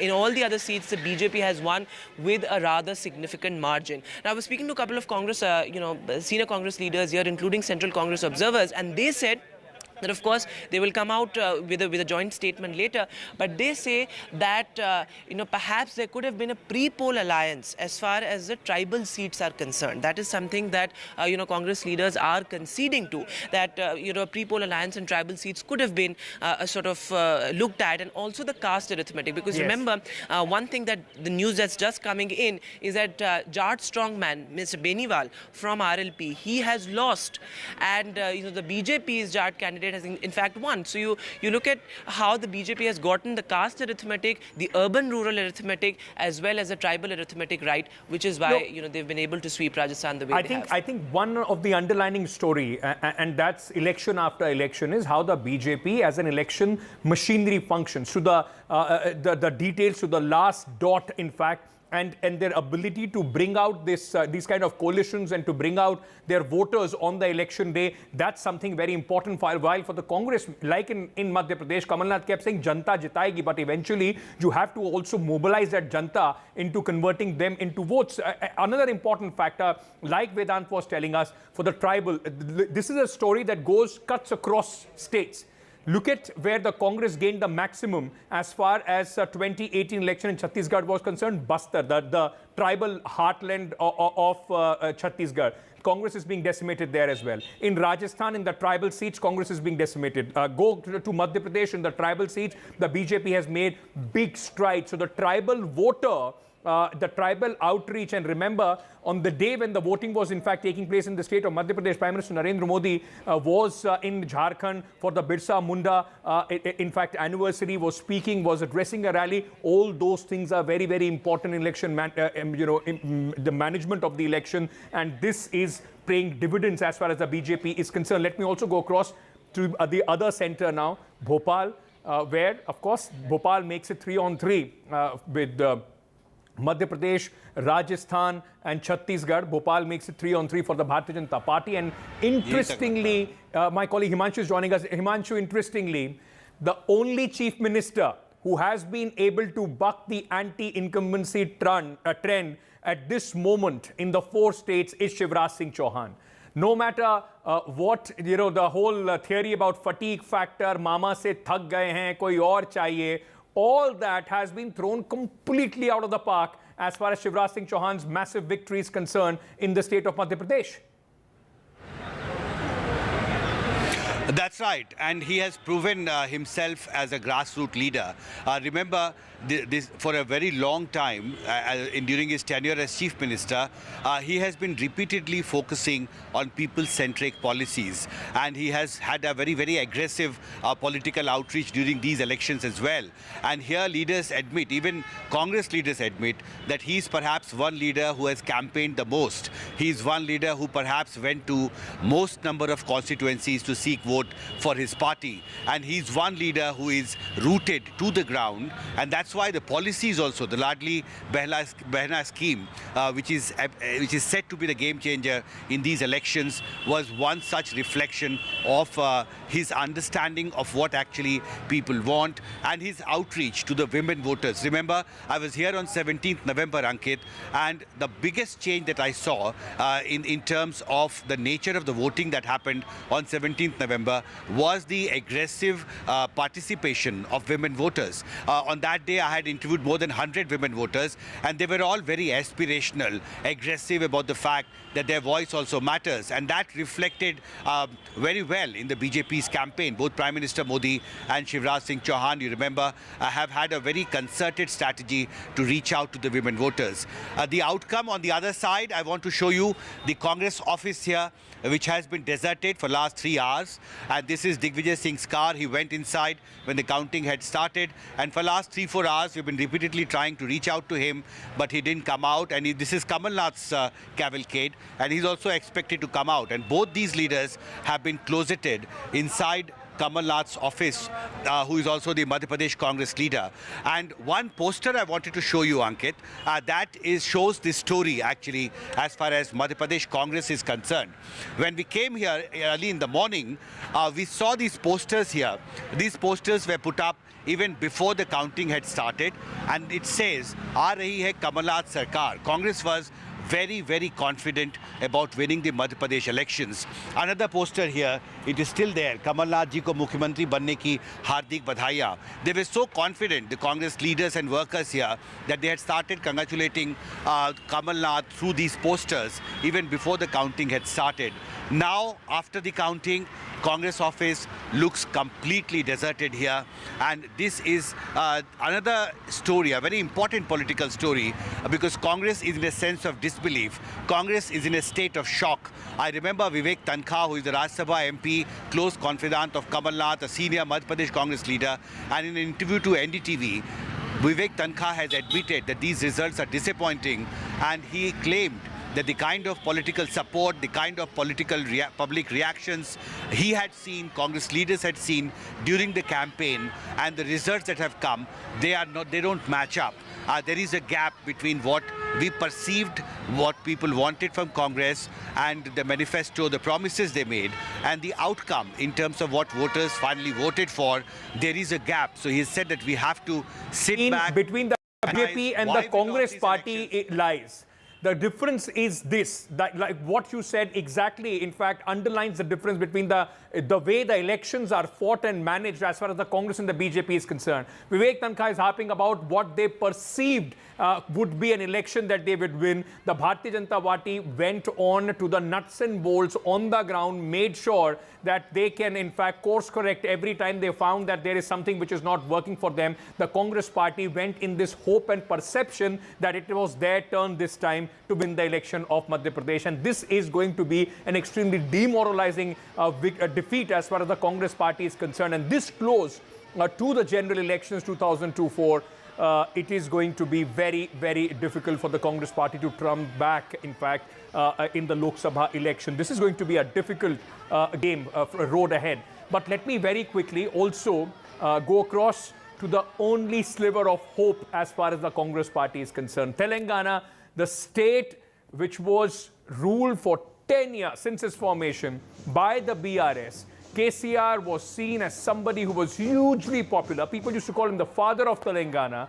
One man, and that man, at the posters of that man you just saw, Revanth Reddy-led Congress party has, scripted history as far as Telangana is concerned. This is going to give, at least to the Congress party, a lot of heart and a lot of hope as well, because south of Vindhyas, at least the Congress party can hope that in 2024 they would be able to, in fact, hold some sort of a ground. Remember, historically as well, every time the Congress party has found their going difficult, whether it was Indira Gandhi, post the emergency era, then in the 1980s, Medak, which now, in fact, erstwhile Andhra Pradesh, now in Telangana, that's where she fought her election from. So this is going to be another southern state that the Congress party has been able to win, and this will give them at least some sort of consolation.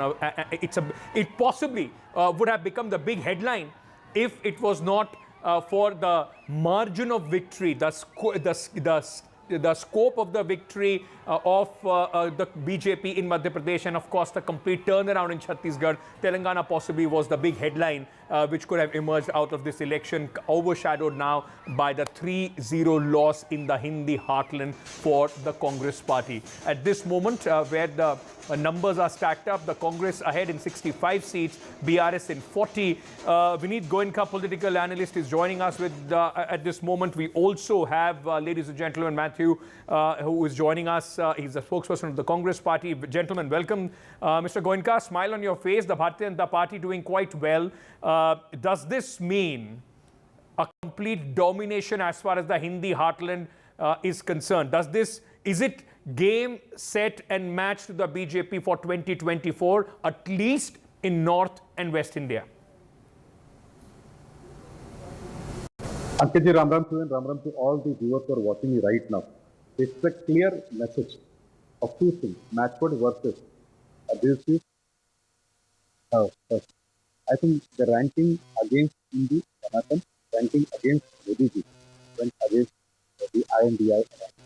Whereas on one side there was delivery of schemes like the toilet scheme, the LED, the gas and the DDT.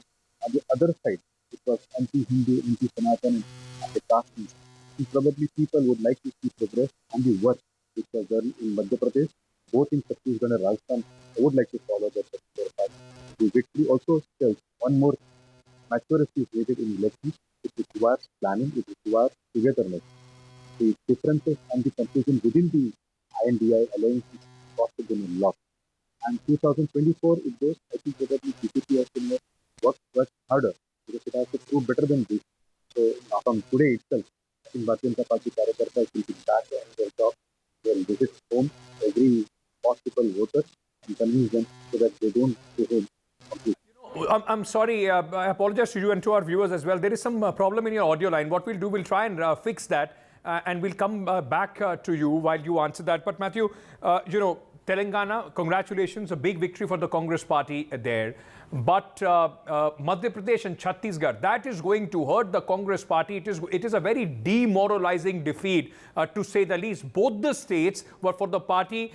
6 months back, nobody was giving the BJP any chance as far as Chhattisgarh is concerned. In Madhya Pradesh, your leaders were absolutely sure that they are winning this election. This is going to hurt. And just close to 2024 election, does this mean that for the Congress party, the road is going to be very, very difficult? You are completely barring Himachal Pradesh being decimated of the Hindi heartland. Ankit, thanks for the congratulations on Telangana. And Chhattisgarh, we still have around 6 to 7 rounds more to go. And the margins are kind of, quite borderline. So it's too early for us to kind of close Chhattisgarh. First of all, I would like to thank the entire Congress workers and cadre, which really worked hard in all these 5 states, including Mizoram, where I'm sitting. I'm here for the last 3 months. There are people like me who have been in all these 5 states, leaving their professions and working hard for the party. And I would like to take a small correction on your word, demoralizing. For ones, who believe in the Congress party, victory and losses are part of our political journey. We are not demoralized by the losses. We will definitely look objectively into why our messaging, because all our campaigns were very spirited campaigns, highly supported campaigns. The top leadership, the 81-year-old Mallikarjun Kharge, the Honorable Congress President, to the lowest level of the workers, the leaders, everyone worked together. The state and the central leadership worked together as a well-oiled machinery. Our campaign manifesto promises and our campaigns were not bad. However, there is some sort of an area where we have to objectively analyze where our messaging couldn't connect with the voters, and what was the feedback, how better we could connect with the feedback. Sir, but may I humbly then ask you this? You are saying that it's not demoralizing. Look at the lessons that the Congress party possibly learned from Karnataka and what you possibly have been able to implement as far as Telangana is concerned. A new young leader as far as Revanth Reddy is concerned. He has been part of other political parties, somebody who the Congress party gave a complete free hand. You've been able to use Mr. Sunil Kanugulo's, his team and his feedback in Telangana much better. Same cannot be said. Your own leaders would admit and say Mr. Kamal Nath was not as accommodating as Mr. Kanugulo's team and the kind of feedback that he wanted to give as far as Madhya Pradesh is concerned. In Rajasthan, you paid the price of the anti-incumbency against the local MLAs. Ankit, can I ask you a couple of questions back? What is the age of our Prime Minister? If you're saying BJP is kind of doing something and what is the age of the local leaders of BJP? Kamal Nath is a very senior leader. Ashok Gehlot is a very senior leader. Didn't BJP have problems in Madhya Pradesh? Madhya Pradesh, they had 7 No, but the point is, sir, they have been able to manage those problems better than you, at least at this moment. Can I request you to stay on with me? Union Minister Jitendra Singh is joining us at this moment. Mr. Singh, thank you so much, sir, for speaking to NDTV. Congratulations first. 3-1 is the score at this moment. Everybody was touting this as the semi-final for 2024. You've hit the ball out of the park in the semi-final, sir.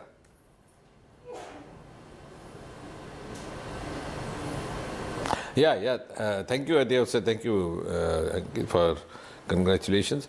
And I think, to sum it up, I would rather say that this is a reiteration of the trustworthiness and the confidence the people of India have in Prime Minister Modi, and to put it in the popular jargon, trustworthiness of the Modi guarantee and being implemented through the double engine arrangement. And I think, of course, the 3 states we had expected, but I would rather even like to start from the state where we are not forming a government, namely Telangana, which we were discussing right now. I think what Congress got there was by default, the negative vote against the ruling party. But as far as BJP is concerned, we have qualitatively enlarged our ideological base, our mass base. So I think that's very significant, because in a state where, without being modest, I must confess, we had certain contradictions. But despite the barriers of language, region, etc., and all the kinds of misgivings being spread about BJP, we have succeeded in making inroads. And I think, again, the single most important factor responsible has been Prime Minister Modi. Okay. The road shows, the rallies addressed by him attracted the similar crowds, the same number as was witnessed in Madhya Pradesh. So that has another aspect as well. I think it augurs well for the Indian polity, a new kind of culture coming in. We have for the first time a Prime Minister whose name acts as a binding cord across the country, north, south, east, west, northeast. I think from that point of view, we, as you said, 3:1. Yeah, 3:1. But just let me complete this sentence. Sure. I said, you rightly said 3:1 from the point of view of making government, but I would rather say that even that we are not forming government, it's a significant achievement, which I'm sure is going to be spelled out by the analysts as the editorials start appearing from tomorrow. So do you believe, because we've seen in the last few elections, when it's Congress versus BJP head-to-head, the BJP more often than not comes on the top. It's easier for you, historically, if you see in the recent elections, to take on the Congress party than the regional satraps. Now the Congress party ruling Telangana for 2024, do you see this as possibly a much easier battle than it would have been against BRS? I think BJP is gradually enlarging its base, even in a state like Telangana, and yes, you may have a point in real politics, in the sense that when we are confronting directly a regional party, then sometimes the regional parties have the advantage of raking up certain kind of a sentiment which would be exclusively pertaining to the region, which might not be fitting into the ideological framework that a national party and a nation-committed nationalistic party like BJP does. But that apart, I think Modi has tried to set in a new political culture based on development and based on welfare schemes. So that is, I think, something which is going to make a huge difference in the kind of work culture in politics that the future generations will also be, expected to follow. Like, for example, you have schemes like Ujjwala, you have Pradhan Mantri Awas Yojana. The benefit reaches to the one who needs it the most, regardless of caste, creed, region, language, and even regardless of the vote consideration. Nobody asks what party do you vote for, which are you going for. And secondly, those sections which were hitherto unaffected or not attended enough, like for example Vishwakarma, the traditional artisans who were earning their living through traditional arts and also keeping the civilization alive. They are as much there in equal numbers in a state like Telangana as elsewhere. So these are the sections which none of the earlier governments addressed to. So now I think, and with the new voter having come in large number, with 70% of the India's population below the age of 40, they see reason. So it's more of the benefit going equitably depending on who needs the most, reaching out to those who require us, instead of, getting carried away by the regional sentiment, which, as you rightly mentioned, could have been a constraint for a national party like BJP. Let me ask you one by one about the 3 states that the party has won, and let me start with Chhattisgarh. Was this the sweetest surprise for the day? Because trust me, even in the morning, there are senior leaders of the Bharatiya Janata Party who always thought that it is going to be close, but nobody was confident that the party is going to cross the halfway mark and will in fact trump the Congress party. The pollsters were not giving it to the BJP. Is this the sweetest victory as far as the BJP is concerned, and what worked it for the Bharatiya Janata Party? So I agree. The tally may be higher than what we had expected, but victory would be there was quite definite. For example, I'll tell you how.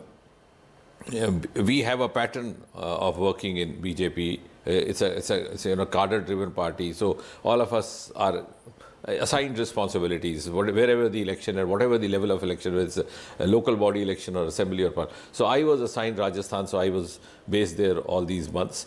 But whenever we would exchange our views or inputs with our counterparts, those looking after Chhattisgarh, I vividly remember each time when I asked them, how are we doing, they would say with all the confidence that regardless of whatever is being put out, BJP is going to form the government. So those who were actually in touch with the ground and connected with the politicking happening over there locally were quite confident, because there's a huge amount of anti-incumbency, corruption charges, and I think above all, what has made difference both in Rajasthan and Chhattisgarh is that people, the common man in heart of hearts, may not say so in many words, but realizes that there is actually benefit in having a double engine sarkar. Now, double engine is a phrase which sometimes is taken by a pinch of salt. Many people don't even like to appreciate it, but it does make sense, because many of the schemes like Ayushman Yojana, like PM Awas Yojana did not find translation on the ground in the same manner as they have found in the neighboring states like Madhya Pradesh, or in case of Rajasthan like Gujarat, Uttar Pradesh. So the common voter understands that he is depriving himself of the benefit of that. So I think that's what strikes the chord. You spoke about Rajasthan, and you've been involved with the state of electioneering as far as the state of Rajasthan is concerned. One question that everybody at this moment who is celebrating the BJP's victory is, who is going to be the chief minister, sir, in the state of Rajasthan? Can you give our viewers some clue? There were so many leaders of your party which seem that were in the fray. Who do you, at this moment, is current favorite? No, I'm sure anybody, in my place, sitting over here from BJP would be put this question, rightly so. I appreciate that. But the answer also has to be predictable, because we are a disciplined party. We have a pattern of working. It's not a dynasty-driven party. The decisions are not taken in the kitchen coterie or sitting on the dining table between mother and son or father and son. So we have a parliamentary board, that the consensus is evolved.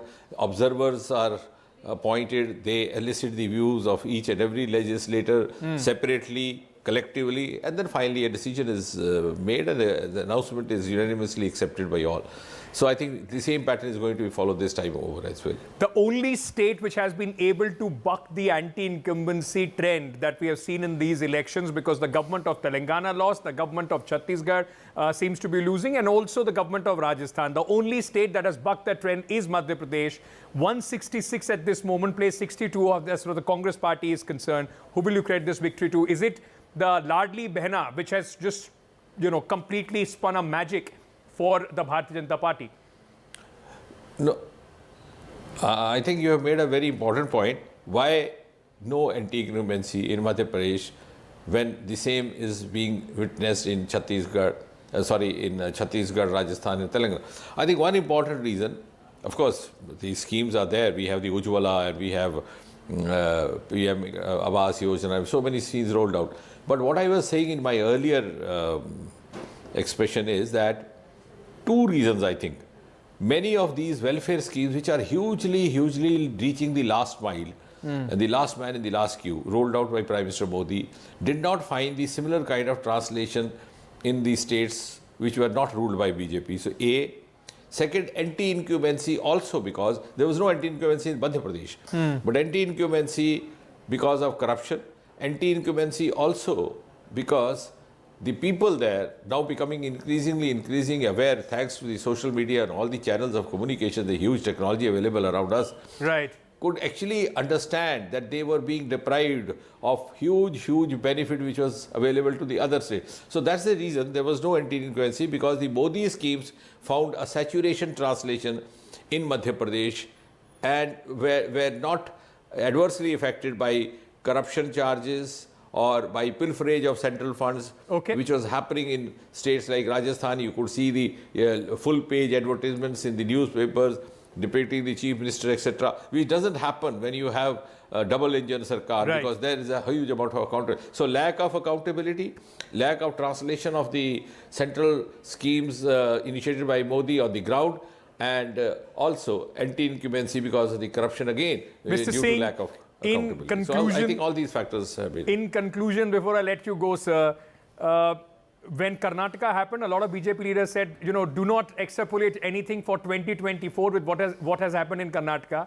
At this moment, would the BJP want to extrapolate a lot out of what has happened in these 3 states? Is it game, set and match for Narendra Modi? Is that what the Bharatiya Janata Party now believes in?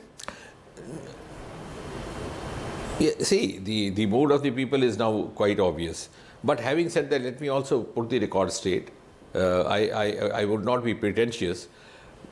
These questions are put to us or asked because the mind conditioning of the observers is influenced by the half a century of the Congress rule.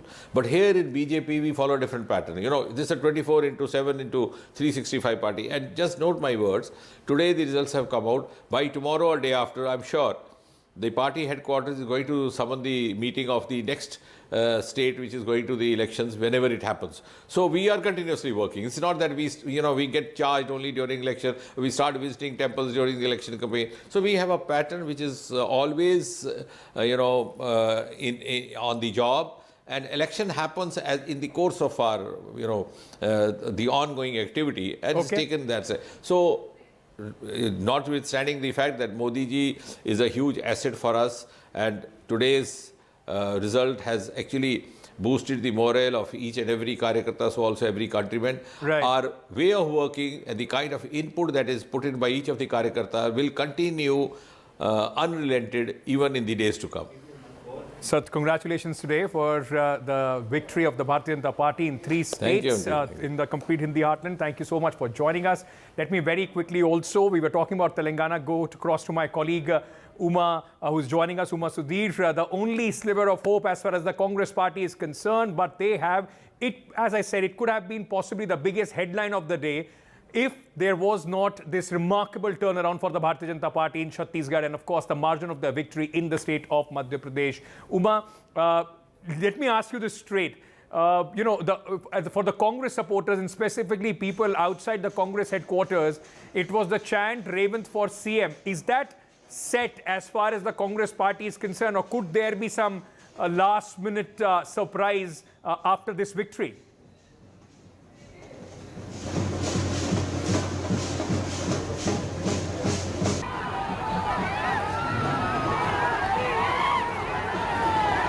All right, I've just been told there is so much activity there. My colleague Uma, the Congress is in fact, that's the only state where the crackers and the laddus all right, let me just bring you these shots as well. DK Shivkumar played an important role as far as Telangana is concerned in the campaigning. We were just showing you the shots of them celebrating, cutting a cake there. That's the only state the Congress party today would be celebrating, and at least for the Congress party, that gives them the silver lining that south of Vindhyas is still where possibly there is that recall factor, the popularity where the Congress can hope with their regional faces and the popularity of the Gandhi family, Rahul Gandhi possibly, south of India, that they can put up a strong fight in 2024.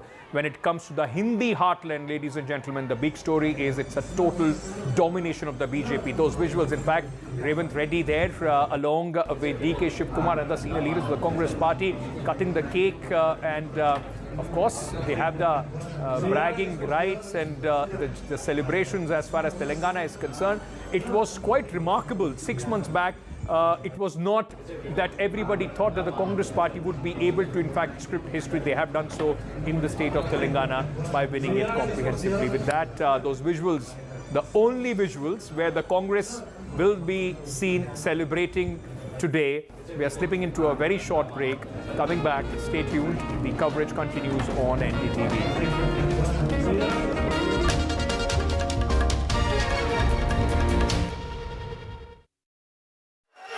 More broadband switchers? Choose us. And this This World AIDS Day, join the fight against HIV. I'm Ayushman Khurrana. This World AIDS Day on the 1st of December. Come be a part of the Banega Swasth India campaign and be the change with me. One World Hygiene. 10 kadam, 10 kadam. It's the semi-final before the big 2024 final.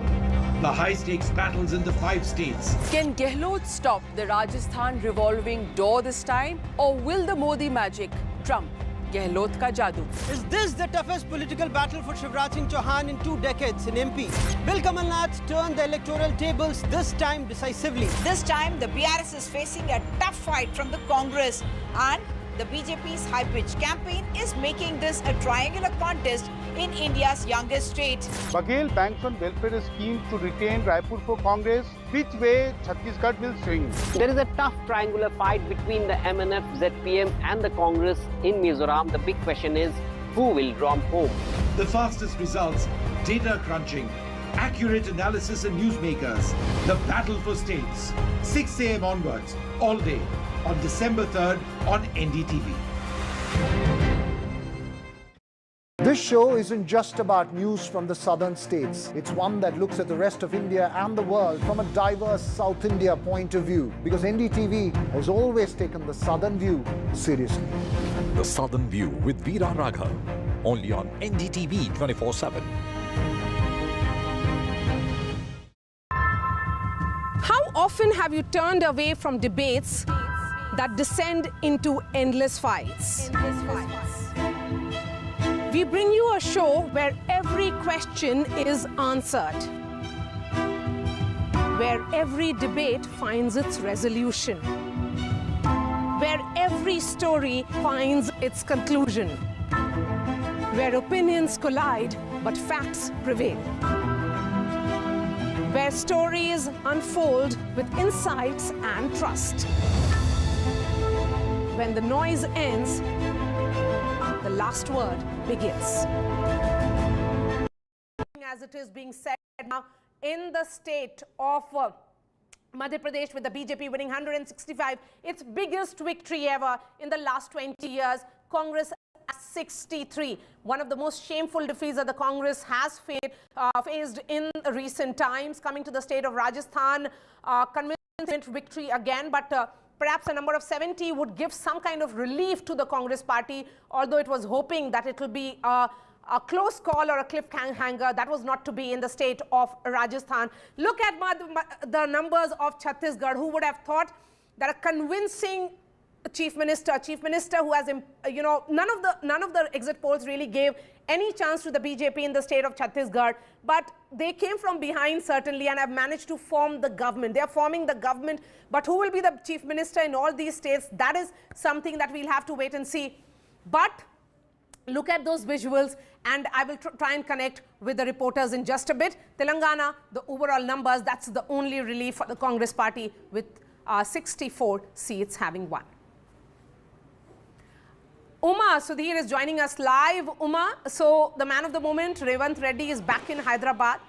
He has managed to win and defeat the chief minister himself.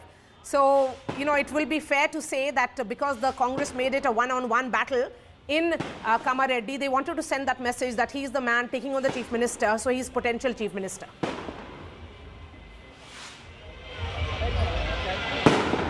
He's certainly the potential chief minister, and even the police chief of Telangana seems to think so, because even before that announcement, we saw the DGP Anjani Kumar and also the additional DGP Mr. Sanjay Jain going in and greeting Revant Reddy when it started appearing as though he is going to be the winner. While he is certainly the front runner and the favorite among the crowds as well, because wherever he goes, the big slogans of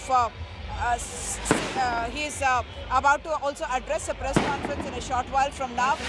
DK Shivkumar is here and other leaders as well. But I must point out that while Revant Reddy, as the Telangana Congress chief, also is the front runner, there are others in contention as well, like Komat Reddy, Venkat Reddy, who has about 35 years experience in the Congress itself and claims that because he has won all the assembly constituencies in his district and has delivered with the highest majority or margin in his own constituency, he should be considered as well. He is said to be again, claims to be close to the Gandhi family as well. There's other contenders like Bhatti Vikramarka, Damodar Raj Narsimha, Uttam Kumar Reddy. There is also the face of the Reddy community, also the face of the SC community, who are all in contention to be Chief Minister here. I met Mr. Revanth Reddy a short while ago. He doesn't want to talk too early. He does know that Rahul Gandhi and Sonia Gandhi are likely to go for him. What we understand is that the understanding is that he would be made the minister, and the others who are contenders in this, according to the caste equations as well as regional equations, will be accommodated in the cabinet. Perhaps we'll have one deputy chief minister or more. I want to understand what exactly has been the result in Kamareddy, because there are reports suggesting that perhaps it is the BJP candidate which has defeated both the chief minister, that is KCR, and also and also potential chief minister in Revanth Reddy. What exactly is the result in Kamareddy?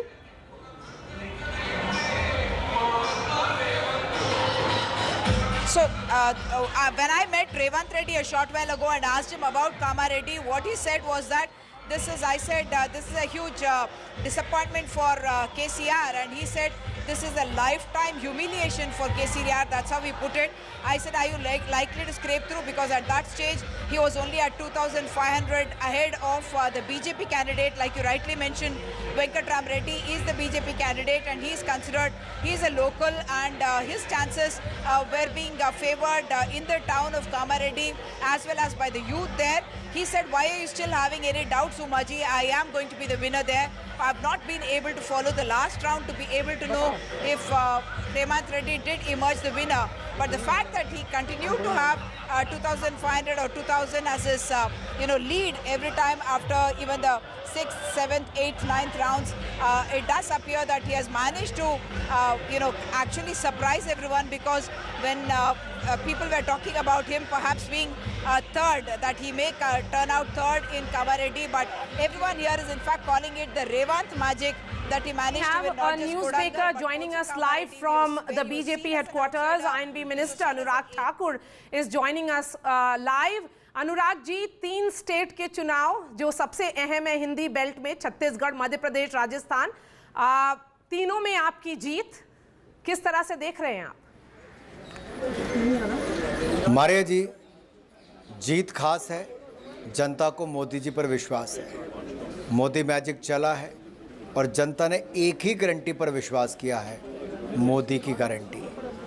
और मैं कहना चाहता हूं कि जनता का दिल की गहराइयों से बहुत बहुत धन्यवाद, आभार कि उन्होंने डबल इंजन सरकार बनाने के लिए जो मोहर लगाई है।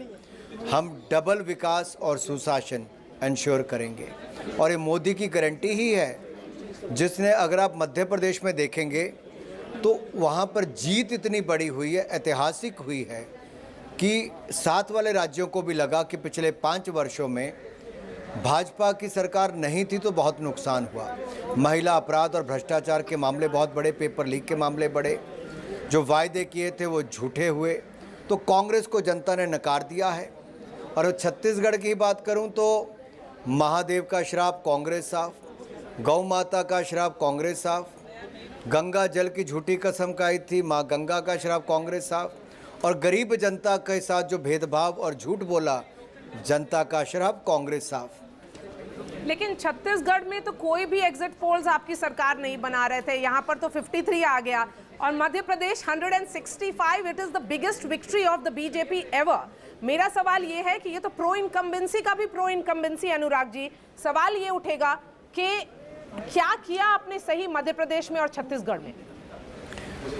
मैं पहले छत्तीसगढ़ पे आना चाहता हूँ। छत्तीसगढ़ में कांग्रेस के लिए एटीएम बन गया था, भ्रष्टाचार का अड्डा, उग्राही का अड्डा, और पैसा कमाकर वो केंद्र के पार्टी तक पहुंचाने का काम। भ्रष्टाचार एक के बाद दूसरे, और जनता मान चुकी थी। जैसे महादेव ऐप घोटाला आया, आपको याद होगा उससे पहले मैंने भूपे ऐप लॉन्च किया था वहाँ पर, और मैंने कहा था भ्रष्टाचार करो भूपे करो, यानी कि भ्रष्टाचार करके भूपेश बघेल जी को पेमेंट करो, और ऐसा चिपका।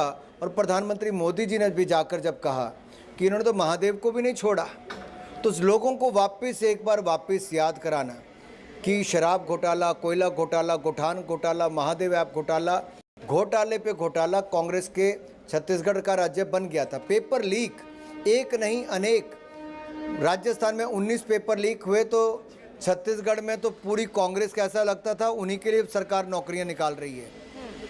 तो जनता का विश्वास उठ चुका था। जहां मध्य प्रदेश की बात है, आप देखिए जनता ने जो 1.5 साल देखा बीच में कांग्रेस का, उस समय कांग्रेस के नेता ही उनके छुट्टी पा गए थे और कांग्रेस के नेताओं ने ही कहा था कि अब कमलनाथ जी की सरकार नहीं चाहिए, हमें कमल वाली सरकार चाहिए।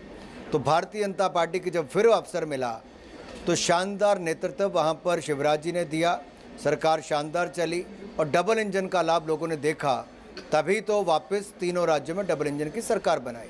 अनुराग जी, आप भी ये तीनों स्टेट में कैंपेन कर रहे थे, पर्टिकुलरली यूथ वोटर्स या युवा वोटर के बीच में आप काफ़ी दिखे हैं। मेरा सवाल ये है कि फर्स्ट टाइम वोटर्स ने क्यों भाजपा का साथ दिया? विमेन वोटर्स के बारे में तो अब कहा जाता है कि एक कास्ट न्यूट्रल कॉन्स्टिट्यूएंसी, एक जेंडर कॉन्स्टिट्यूएंसी नरेंद्र मोदी के साथ खड़ी हो रही है। देखिए, युवा अपना वर्तमान और भविष्य देखते हैं और जब वो देखते हैं कि अगर दुनिया अपना भविष्य भारत के साथ देख रही है और भारत के नेतृत्व में विश्वास कर रही है, तो युवा तो बहुत समझदार है भारत का। मोदी सरकार की नीतियां जो युवाओं के हित में हैं। स्टार्टअप इंडिया देखिए, भारत कहीं नहीं था 2014 में, आज दुनिया की तीसरी सबसे बड़ी शक्ति बन गई है। आज हमारे जो बाकी मेक इन इंडिया प्रोग्राम हो या आत्मनिर्भर भारत हो, उसका ये फ़र्क देखने को मिलता है कि भारत 10वें से 5वीं सबसे बड़ी अर्थव्यवस्था बन गया। हम दुनिया के सबसे बड़े खाद्यान्न से लेकर दूध उत्पादन वाले देश बन गए। सेकंड लार्जेस्ट हम लोग स्टील से मोबाइल मैन्युफैक्चरर बन गए और थर्ड लार्जेस्ट ऑटोमोबाइल मैन्युफैक्चरर बन गए। एक के बाद दूसरी हमने कीर्तिमान स्थापित किए। यूपीआई भीम या डिजिटल पेमेंट्स की बात करूं, दुनिया में नंबर 1 भारत है। 46% पेमेंट दुनिया की भारत में होती है। तो युवा देखते हैं कि एक ईमानदार सरकार केंद्र में है और राज्यों में भी जहां इनकी सरकारें वो ईमानदारी से काम कर रही हैं। तो युवा केवल चाहता है नीति ऐसी जहां पे उनको अवसर मिले। तो आज का युवा नौकरी लेने वाला नहीं, देने वाला बनना चाहता है और युवाओं को एक अपनी भूमिका मोदी जी के साथ इस देश को विकसित राष्ट्र बनाने में नजर आती है। छत्तीसगढ़, मध्य प्रदेश, राजस्थान, तीनों राज्यों में अनुराग जी भाजपा किसी चेहरे के साथ नहीं गई, नरेंद्र मोदी के अंडर में कलेक्टिव लीडरशिप के साथ गई है।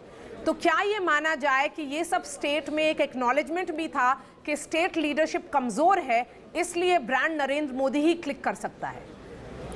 आपने बिल्कुल ठीक कहा, ये सही है। हम लोग नरेंद्र मोदी जी के चेहरे को लेकर ही गए और हमें विश्वास भी था कि जनता मोदी जी पर जो विश्वास करती है उसका लाभ भारतीय जनता पार्टी को इन चुनावी राज्यों में मिलेगा और ये बम्पर जीत, ऐतिहासिक जीत, ये मोदी मैजिक के कारण है। जनता ने दिखा दिया है कि झूठी गारंटी नहीं चलेगी। घमंडिया गठबंधन का घमंड और अहंकार चूर चूर किया है। जिन्होंने पत्रकारों को भी विरोध किया, तिरस्कार किया, जनता ने उनको नकारने का काम किया है। जनता जानती है कि अगर आप जातिवाद के नाम पर बांटोगे तो जनता को सुशासन और विकास चाहिए, जातिवाद नहीं चाहिए। अब कांग्रेस क्षेत्रवाद पे चली है, वो कहती है उत्तर और दक्षिण करने का काम। मैं फिर कहना चाहता हूँ, राहुल गांधी जी ने वायनाड से कहा था कि उत्तर के लोगों को पता नहीं जो दक्षिण के लोगों को पता है। उन्होंने अपमान किया था उत्तर प्रदेश के लोगों का या उस कॉन्स्टिट्यूएंसी का भी जहाँ से वो कई बार सांसद चुनकर गए। अब जनता ये सब बड़ी बारीकी से देखती है। लेकिन जनता को क्षेत्र में नहीं बंटना, जाति धर्म में नहीं बंटना है। लेकिन अनुराग जी, अगर मोदी मैजिक हिंदी बेल्ट में काम कर रहा है तो तेलंगाना में आप तीसरे नंबर पे क्यों हैं? चौथे नंबर पे भी हो सकता है। मारिया जी, इसमें मैं आपको एक स्पष्ट करूं, हमारी पिछली बार 1 सीट थी, आज 9 सीट की बात आती है। 9 गुना ज़्यादा सीटों में और वोट बैंक में 7% से बढ़कर 15% होना, दोगुने से ज़्यादा होना, ये बहुत बड़ी छलांग है। दूसरी बात मैं कहूँ, बाई इलेक्शन हुए, उसमें 2 बाई इलेक्शन भारतीय जनता पार्टी जीती, कांग्रेस तीसरे नंबर पे थी।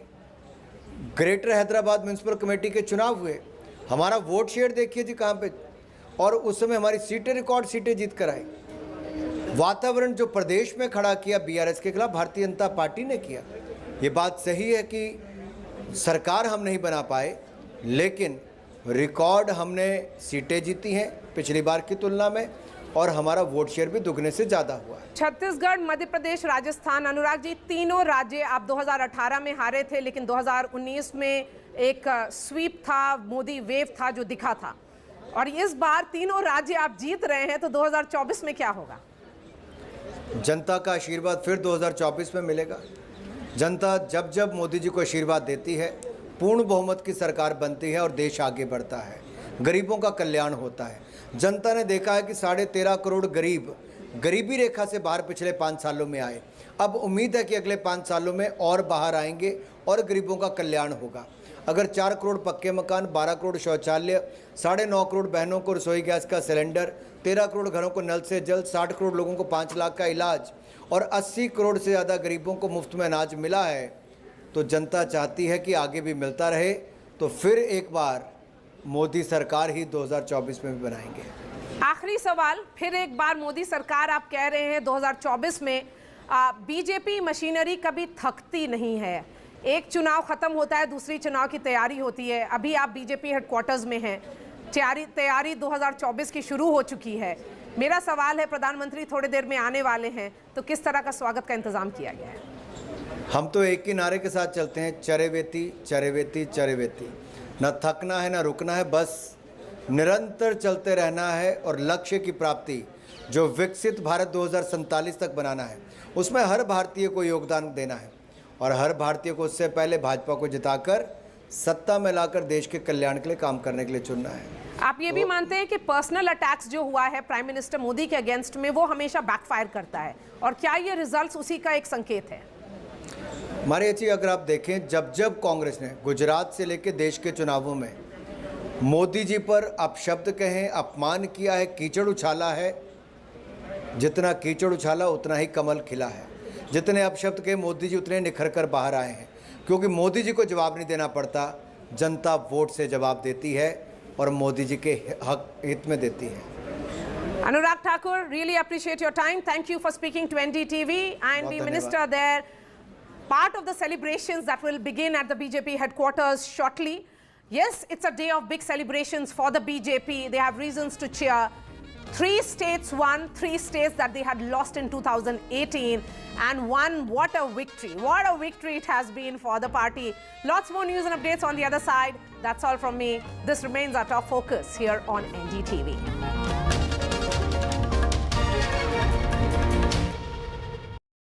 This is the most wonderfully auntie. She's turning Clara and Henry.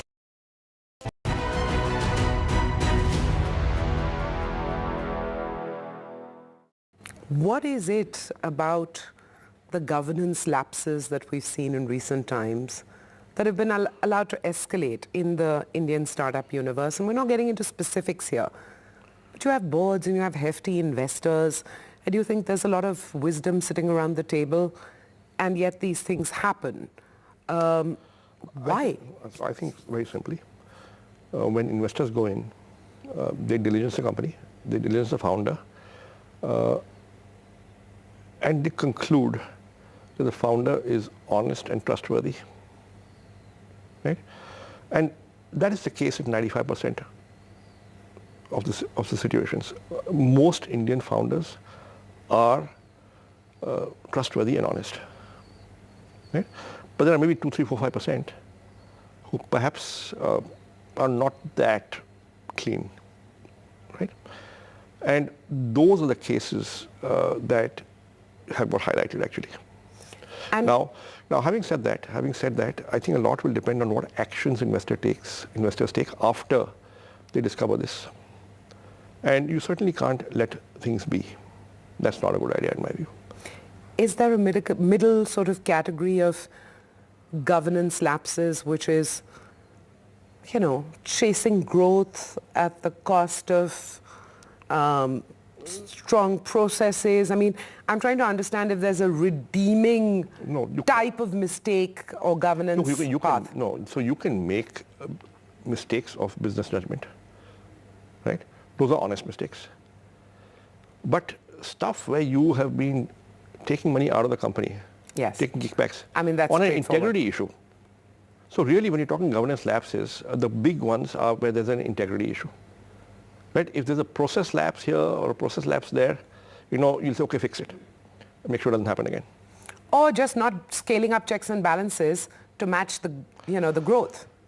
I mean, that's also a type of governance lapse. That is a governance lapse, but that is not an integrity lapse. Right. You've got to distinguish between integrity lapses and other lapses.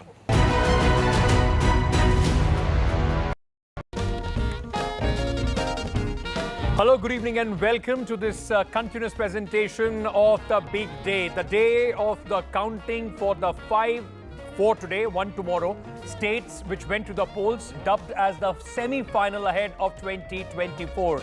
I am Ankit Tyagi, my colleague Vasudha Venugopal also in the studio with me. But Vasudha, what a day has this been for the Bharatiya Janata Party, from looking at, maybe one state to a 2-2 at this moment, standing at 3-1, a total domination as far as the Hindi heartland is concerned.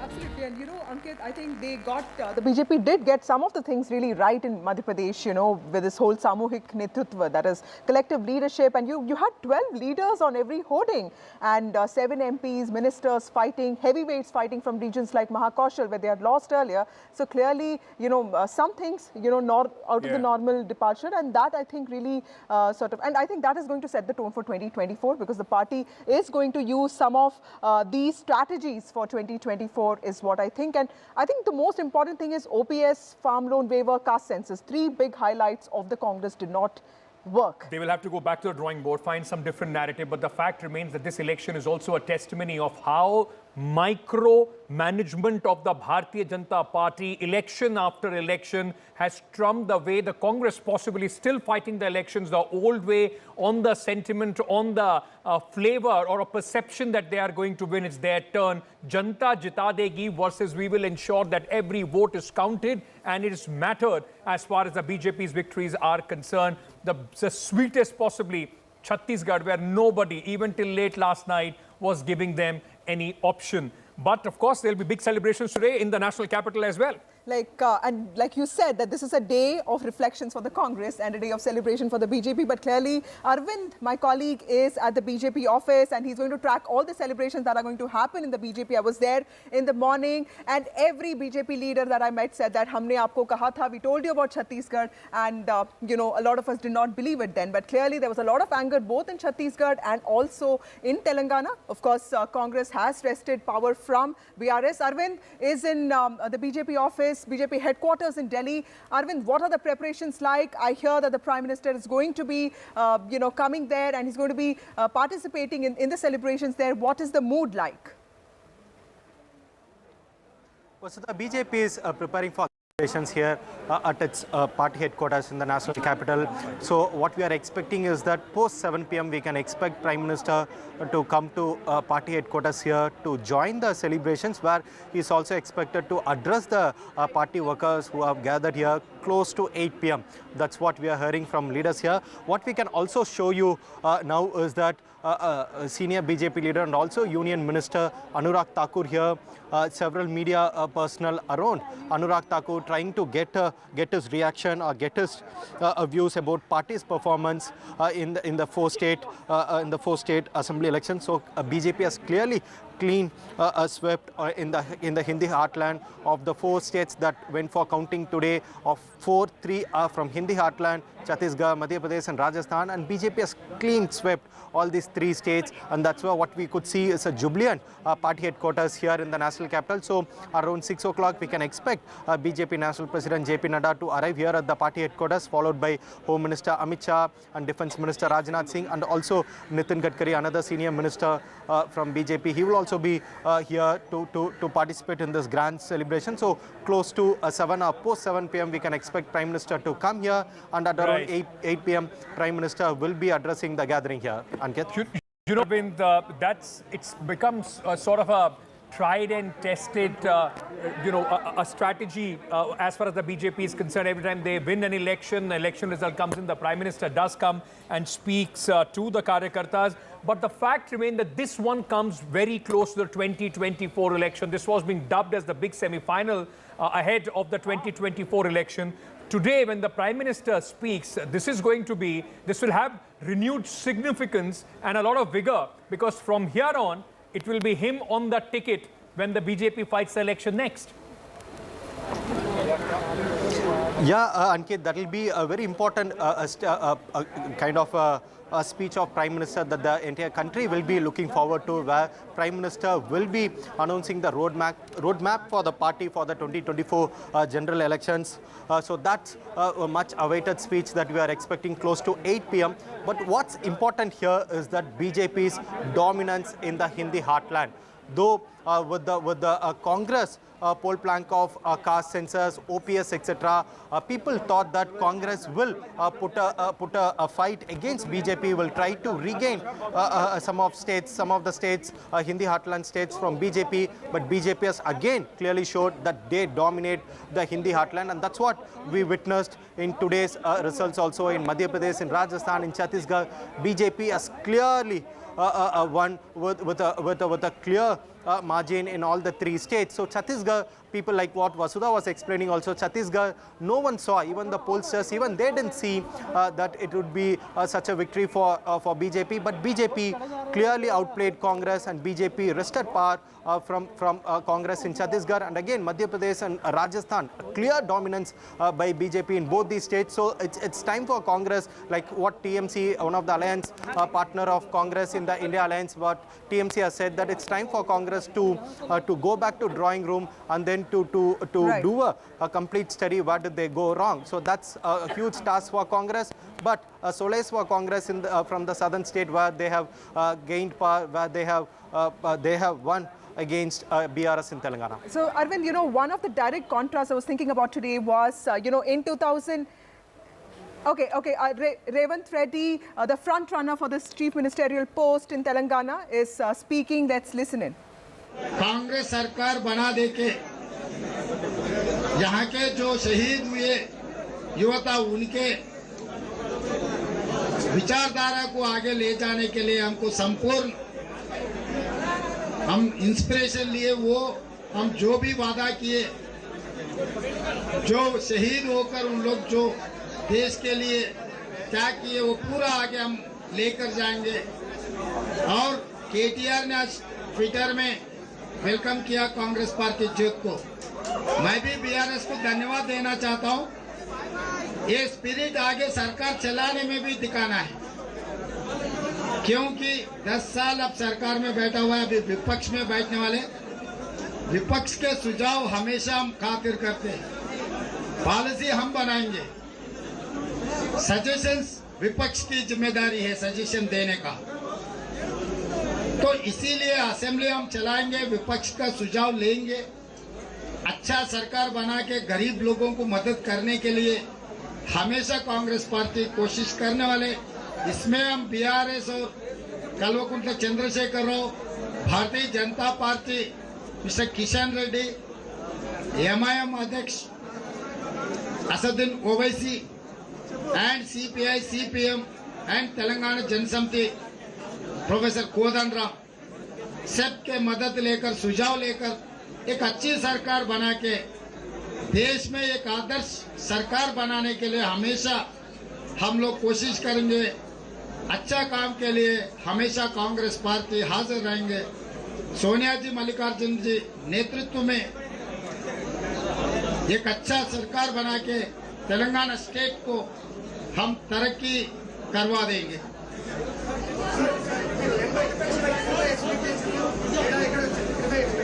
చూడాలి, ఇంకా విశ్లేషిస్తాం, అందరితో మాట్లాడతాం।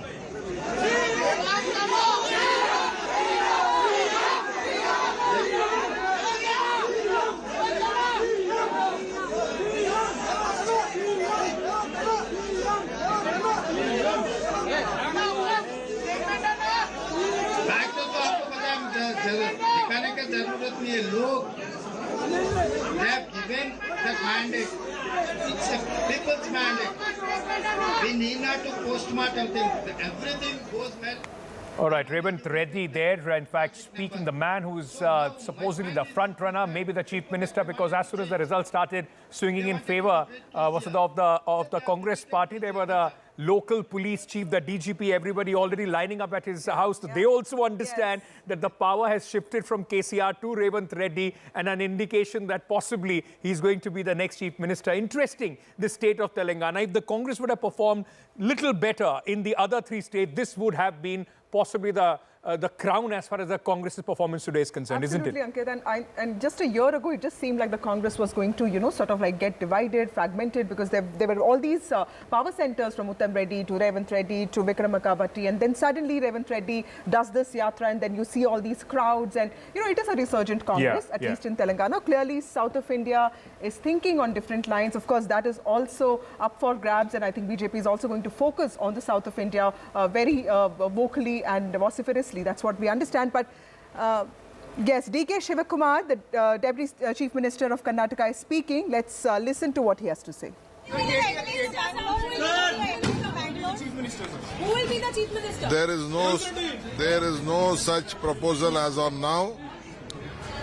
There is no threat to us, but we are very cautious. We are very cautious. There is no threat to us. We will not. Every movement has been looked into. As far as what other? Who will be the Chief Minister? Is Revanth Reddy your CM? See, Revanth Reddy is my party president. We have fought the election on the collective leadership. The party high command and the CLP and the party leadership will take a decision. What is the next course of action?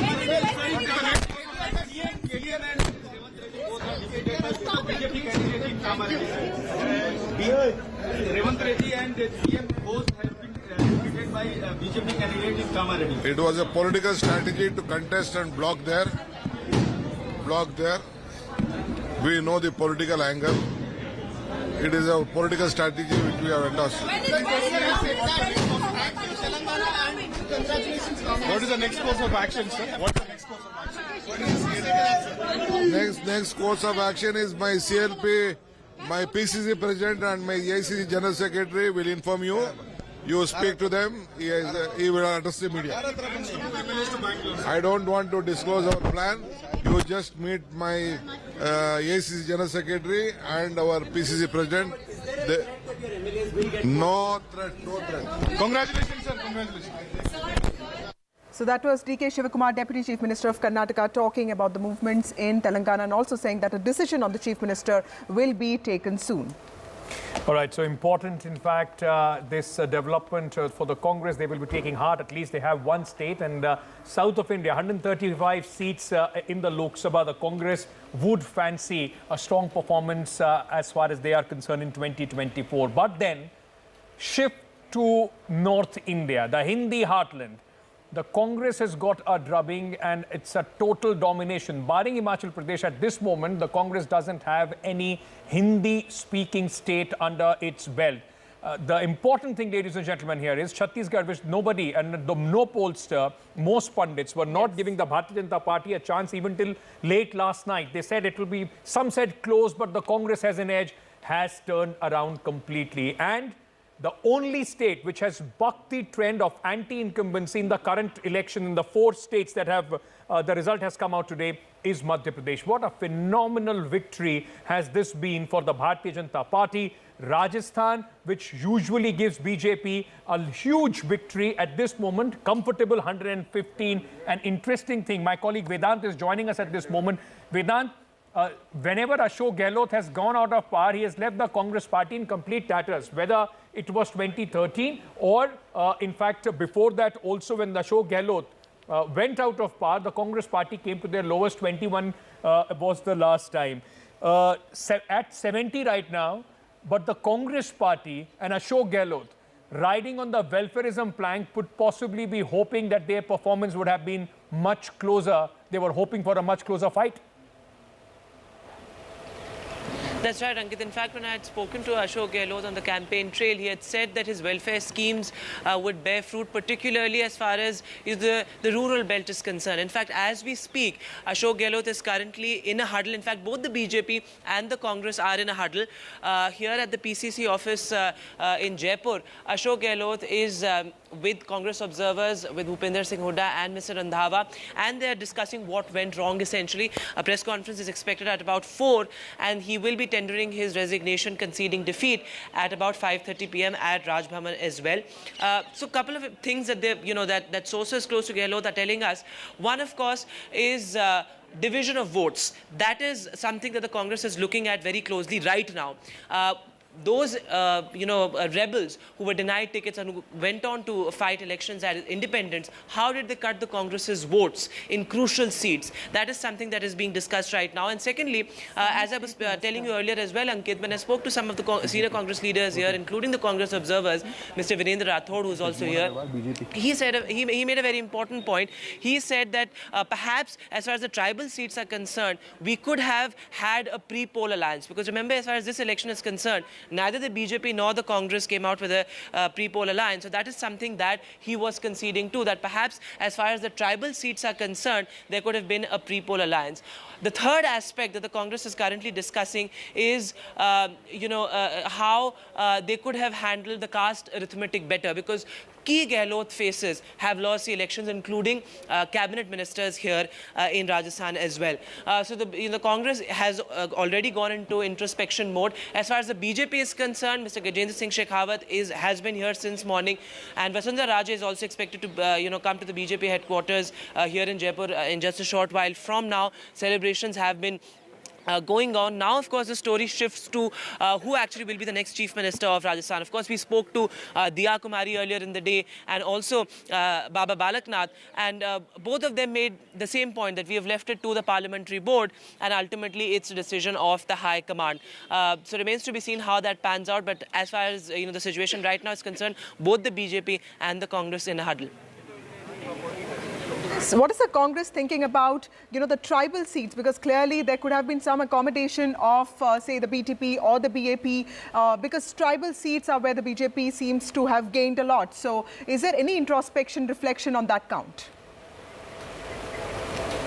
Exactly what I was telling you, Vasudha, just a short while back, that, a senior Congress observer said that there could have been a pre-poll alliance as far as the tribal seats are concerned, because as we've been reporting since morning, that, these others, as far as the BAP is concerned or the Azad Samaj Party is concerned, or, even parties like the RLP, perhaps, they would have played a crucial role as far as government formation is concerned. So while that aspect has been ruled out now because of the BJP's clear majority, the Congress is certainly thinking about how they could have been accommodated better. But also the important aspect to look at here also is how, Hanuman Beniwala, Jat strongman, how he has lost to the BJP's Jat strongman as well. So the BJP has really gotten the caste arithmetic as well as the tribal arithmetic right as far as Rajasthan is concerned. All right. In fact, Vedant, at this moment, at a very quiet, glum-looking Congress office, Chief Minister Ashok Gehlot accepting defeat there. He put up a fight, let me give you that. But, it was also the insistence of repeating his MLAs. I think a lot of his MLAs which were repeated, anti-incumbency against the local MLAs has also done the Congress in an art that the BJP has mastered. They have been able to, like we saw in, in Gujarat and Madhya Pradesh, they've been able to change a lot of their people, and that has also negated a lot of anti-incumbency. But Ankit, I think in the last 30 years, the state has not voted an incumbent back to government. So clearly there is a certain tradition that the state has. The Congress was fighting against all odds here, at least in Rajasthan. Absolutely. But some of their, maybe like, these health insurance, some of their schemes were really good, but probably they were just on paper because people don't seem to have... And other reasons, like you said, the tribal factor has been all across in all states. If you look at Madhya Pradesh, if you look at Chhattisgarh, significantly in Chhattisgarh, the Bastar region, where the BJP in the last election got a drubbing, the Congress swept that region. The BJP has almost 7 to 8 seats more in its kitty than last time. Look at Madhya Pradesh, even in the tribal region, the BJP has been able to perform better. So that's micromanagement of the Bharatiya Janata Party has also worked. In the studio, we are being joined at this moment, ladies and gentlemen, by Sumitra Goenka. Sumitra Goenka, she's a political analyst. Mr. Anurag Verma, senior journalist, is also with us. I welcome both of you. Mr. Verma, what are the broad strokes that you are looking at after this victory? Usually, any side which gets defeated says don't extrapolate this to 2024 or general elections. Both will be very, very different. But with the BJP's domination in the Hindi heartland, what are we looking at as far as Narendra Modi is concerned and his chances in 2024? As far as my observation is concerned, Modi factor has taken over everything. Be it caste-based census, Bharat Jodo Yatra, India Alliance, everything has been hijacked by Modi factor. And this is going to rule in next parliamentary election also. That is my observation. Although you may analyze this is the vote percentage, Congress vote percentage has not reduced or anything, but this is there. Modi factor is going to rule in 2024 elections. Right. Ms. Goenka, you know, when you talk about the female vote, so clearly in Madhya Pradesh, we did see a 2% increase in the voter turnout amongst women and, of course, in the overall turnout. So clearly, you know, there's something that women want, but it's not just welfare alone, it's also delivery and implementation. Because Kamal Nath was promising, you know, 1,500 rupees a month, whereas Shivraj Singh Chouhan was giving 1,250 a month. So clearly, it's not just the amount, but basically this guarantee of implementation. What do you think, ma'am? Yes, so Vasudha, I think women voters have played a very important role, not just if you look at the turnout, but also the percentage of votes which has gone to the BJP. I think there is a 4% increase in the votes which has gone to the BJP from the women voters. So this is a significant vote share, and the BJP has studied this quite earlier as well, and that is the reason why they have been you know, targeting the women voters. But I would also say that BJP has a very positive mindset when it comes to women voters, and they have seriously implemented many of the schemes. Like if you start 9 years back, we saw that people had to walk kilometers across India to get, you know, water, just a small bucket of water, you can say. But now there is a dashboard which talks about how much, how many tap connections have gone. So basically these are the schemes, like the toilets, Ghar Ghar, you have given toilets. No, you're right. I think these things make a lot of difference. And then a very important factor, the trust factor, the bharosa factor of who can deliver those schemes. So that at this moment seems to be, you know, favoring Prime Minister Narendra Modi, and what he kept saying, that it's Modi's guarantees that matter. We are being joined at this moment from the Congress office. Suleiman Mohammad Khan, spokesperson of the Congress party, is with us. Asif Bamla of the Bharatiya Janata Party also joining us. Gentlemen, welcome. Mr. Mohammad Khan, Suleiman Mohammad Khan, I want to start by asking you, sir, congratulations on Telangana, but the loss of Madhya Pradesh and Chhattisgarh, this is, many are calling this a demoralizing you know, defeat as far as the Congress party is concerned, sir.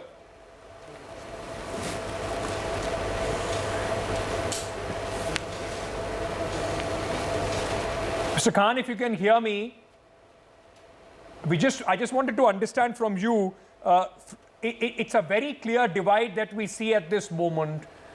In southern India, there is still that Congress, you know, pro-Congress factor sentiments, but in the Hindi heartland, your welfare schemes in Rajasthan have not been able to save your government.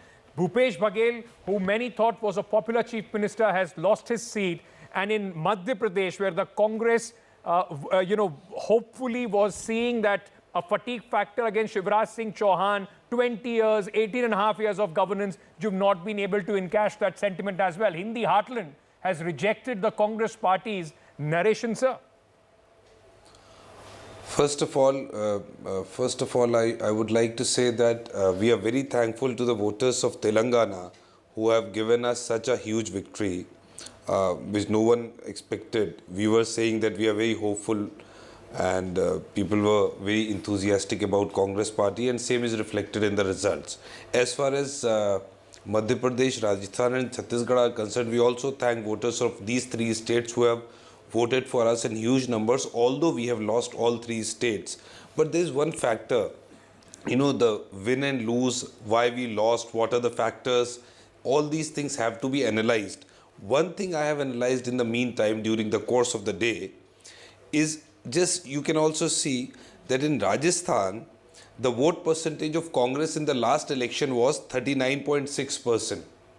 It has just fallen by 0.03%. So the percentage of votes which have been polled to Congress party in 2018 is the same as it is almost. For BJP, there is a rise of 3.54%. That rise has come at the cost of BSP and others. So therefore, BJP has, gained more seats. But people have not left Congress. It's 39.6% as it was in Rajasthan last time. Same has happened in Madhya Pradesh. We have lost only 0.47% votes. We have 40.4% vote till this time.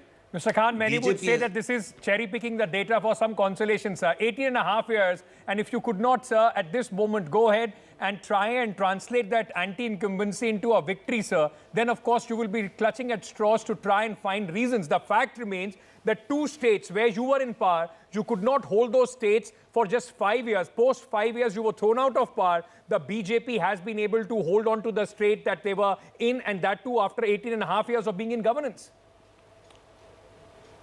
So what should I say then? What should I say? I don't know, sir. I'm just asking you. Is there a time for the Congress party to rethink their strategy? Sir, with due respect to you, I'm just telling you facts. This is a very important political fact. We have lost. We have, with utmost respect, we are accepting the verdict which has been given to us even in Madhya Pradesh, Rajasthan or Chhattisgarh. Right. I am telling you, the percentage of people who voted for us in 18 are the same. BJP has cut into the votes of others, independents and DSP, and therefore we lost. There may be shortcomings in our election strategy, therefore we lost. But to say that you are not, what do you want us to say then? We are analyzing our... Yes, let me listen to me. We'll analyze seat by seat, every state, one by one, but it needs time. Today you want me to answer everything. I have given you a fact. Okay, Mr. Let you me are take this enough to question do, Mr. celebrations for BJP. I have no problem, but I have to tell something which is factually correct. Yes, sir, we understand. Mr. Bhamla, in 2018, around the same time, I remember when I was at the BJP office, all the senior spokespersons had left because it was gloom and doom for the party. And 6 months later, there were these Lok Sabha elections. And today, the entire situation is different and there's a lot of celebration. How do you see these elections and the results setting the tone for 2024 for your party? See, all I would like to say is that Sangathan ki majbooti, can you hear me? Yes, sir.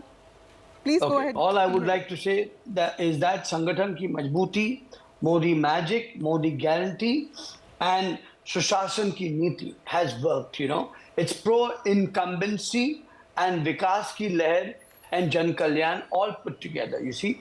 The Congress tried the soft Hinduata, they tried the Janganna also. And you see, any government who delivers has to get elected is what I feel. Of course, I would like to say that Chhattisgarh has been, has been a major silver lining for us. We were not very sure about it, but we're very fortunate about it because the exit polls also never showed us there anywhere. Last time around this time, of course, like you mentioned, we were not in that position. But in spite of that, the love that was given by the people of the country in the Lok Sabha election was such that we got an absolute majority. And this time in the semi-final itself, I mean, we don't call this semi-final because we are BJP is always on an electoral mode, and we're always ready for a go. I mean, this time too, we've already got 3 states, and I think we've done fairly well. But let me tell you this: you see, the people have answered the wrong nitis of the Congress, which they tried to put upon us, the insults that was thrown upon to the Honorable Prime Minister, the moral poverty that by calling the Honorable Prime Minister a Parvati, you see. Mr. Bhamla, but would you concede? Mr. Bhamla, would you concede? Of course, it's a day of celebration for the Bharatiya Janata Party, but like the Congress Party, now finds, except Himachal Pradesh, a complete wipeout in the Hindi heartland or in the northern states for the Bharatiya Janata Party. With Prime Minister Narendra Modi popularity as well, they are finding it very difficult to gain a foothold as far as the southern India is concerned. The Congress has won Telangana, barring just a minority coalition as far as Puducherry is concerned. The BJP is nowhere south of India's. You see, when it comes to Modi ji's election himself for the Lok Sabha, we have seen that the demographics change. in states like Chhattisgarh, where Congress was en masse. I think last time we had 9 seats, you know. I mean, that was immediately after the assembly election. So it's irrespective, you see, the way state elections happen, you see. The turnout later today is one aspect, but the growth momentum created by the Prime Minister during his second term, his positive narrative, you see, towards a developed India. You see, an India for the vision that he sees often for India for 2047. You see, let me tell you this: beyond regressive ideas of castes and consensus and a list of freebies, we don't see any political. Sir, but you didn't answer my question. So Anybody. are you telling me that the Prime Minister's vision for 2047 and India's growth is not being bought by people in South India? It's only restricted to North India? No, wait for it. Wait for it. Give us a little time. We are not people. We are not a party. We are always in an election mode. If you see in the 3 states, the victory, it's not just like that.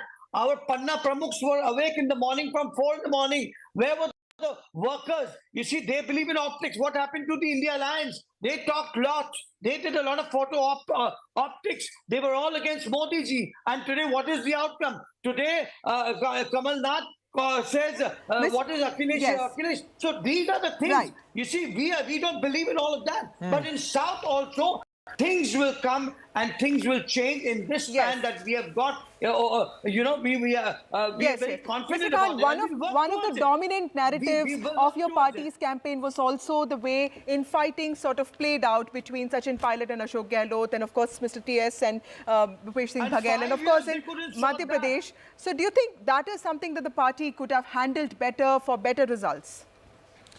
I don't think that there were differences. It's all open in the public. But before elections, these differences were, ironed out. There was no problem. We have contested this election collectively, and I think we gave a very spirited campaign. Our election was actually the agenda was led by guarantees, and we tried to tell people that if you vote Congress, you'll get these welfare schemes. I tell you why our election was, the campaign and the election was looking so good. You can see by the vote percentage. Therefore, I am saying there's 40% people in each state have voted for us. The defeat start where the votes which were in the other parties or the BSP or the independent have been shifted to BJP. These are facts, and which have to be analyzed. I can say that we have lost. We have to sit again on the Smriti drawing the board. WCD Minister is joining us. WCD Minister and also Minister for Minority Affairs. Ms. Irani, congratulations on the big victory of your party in 3 states. And I know that you have been campaigning extensively. What are your big takeaways from the results of this election? Because Mahila, Modi, and of course Modi guarantee seem to have worked. I think, Vasudha, today is a day of great jubilation and joy for all of us because, yes, the Modi magic, Modi guarantee worked. But on 4 issues, I'm extremely elated. 1, Narendra Modi is known for fiscal prudence. Narendra Modi is known for fiscal discipline. Narendra Modi is known for reforming. And Narendra Modi is also known for his administrative acumen. Today is a support.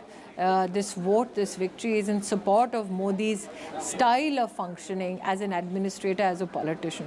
Secondly, we all know that before 2014, female voters were not a decisive political vote bank or a vote group.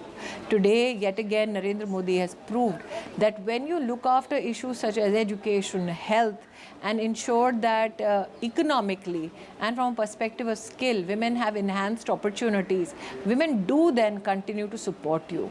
Thirdly, when you look at the alliance and its attack on Modi, which was not only personal, which was not only debasing and degrading, it also had new legs when it came to the allegations that were made. Today, the vote, the victory in Modi's favor is again a decisive blow to the ill-gotten campaign of the Congress party and the alliance. Lastly, I think the agenda of division of our society on the basis of caste, a very dangerous and decisive agenda that was proposed by the Congress leadership today, also meets its fate with the Modi guarantee winning across the states. What Modi had said in the face of such a decisive, divisive political strategy by the Congress party was that let's look at the poorest of the poor, let's look at the youth, let's look at women, let's look at our farmers, and if we have to do something, let's do it for them first. And I'm grateful that voters have supported that vision of Modi, that appeal of Modi. Right. Mr. Nani, do you think that this is, the Congress did talk a lot about caste census, and, you saw the farm loan waiver being promised in every manifesto of theirs. And of course, there was also the OPS in Rajasthan. So these three factors, according to me, were the highlights of the Congress campaigns. Do you think all three of them have failed, when you see the results today? I think today's victory is also a decisive death knell for the Gandhi siblings. Please recognize that the Congress party presented them and their leadership, if any, qualities as the factor that will help the Congress sail through. Do remember 72 hours ago in newsrooms across the country, there were many people who were about to blow the trumpet about Rahul Gandhi's leadership qualities, about the Priyanka Vadra magic. And I think today there's a deafening silence from those quarters as well. Right. Mr. Nani, the Congress also tried this welfare scheme. Mr. Gehlot tried very hard last 6 months. There were many schemes that were announced. Many promises were made by Mr. Kamal Nath as well.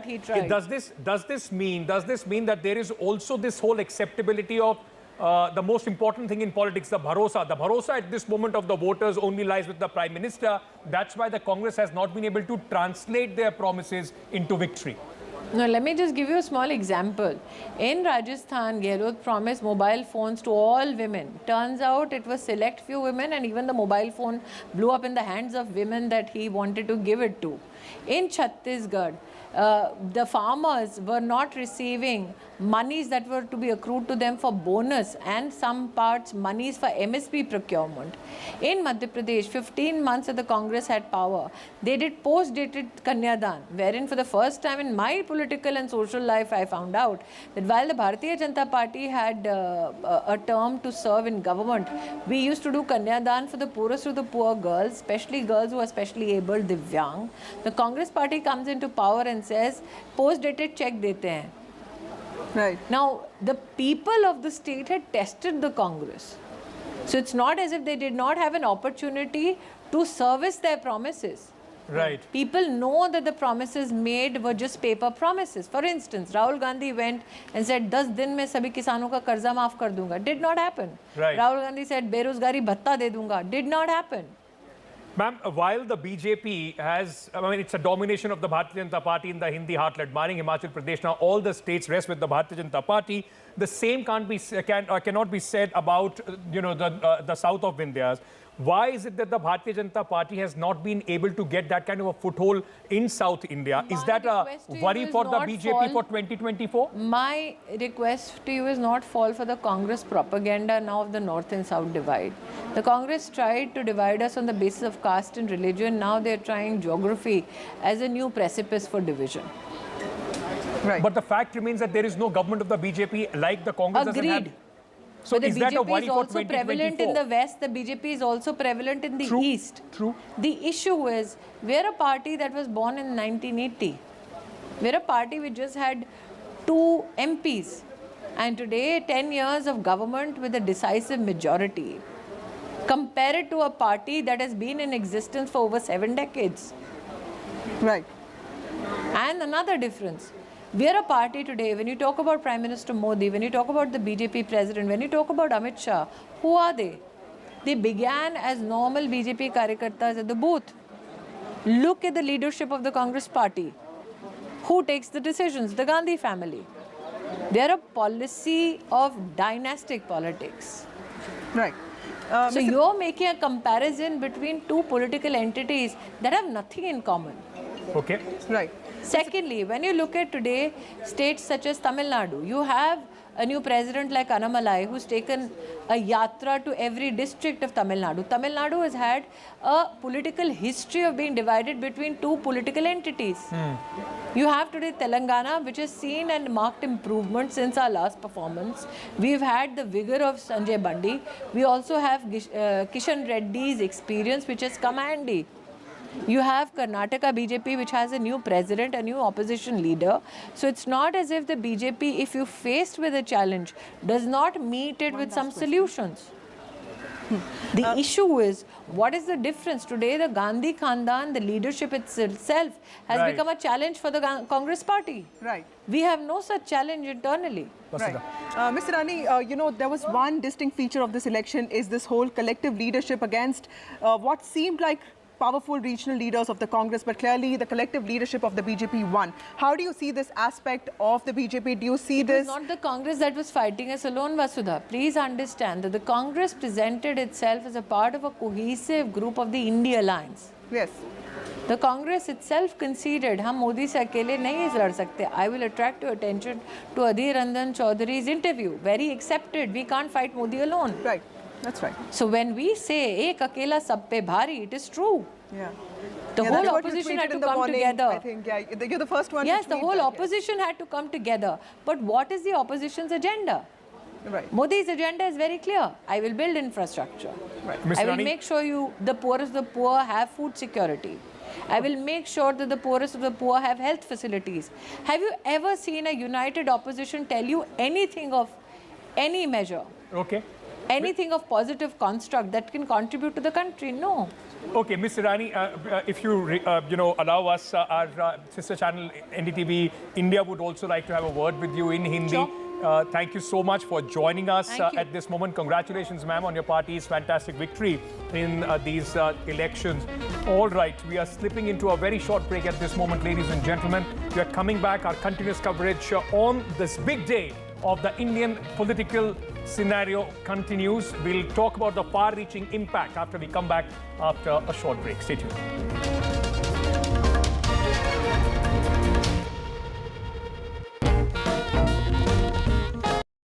I like making sure I've got all the right tools for the job. And now that I'm 50, This World AIDS Day, join the fight against HIV. I'm Ayushman Khurrana. This World AIDS Day on the 1st of December. Come be a part of the Banega Swasth India campaign and be the change with me. One World Hygiene.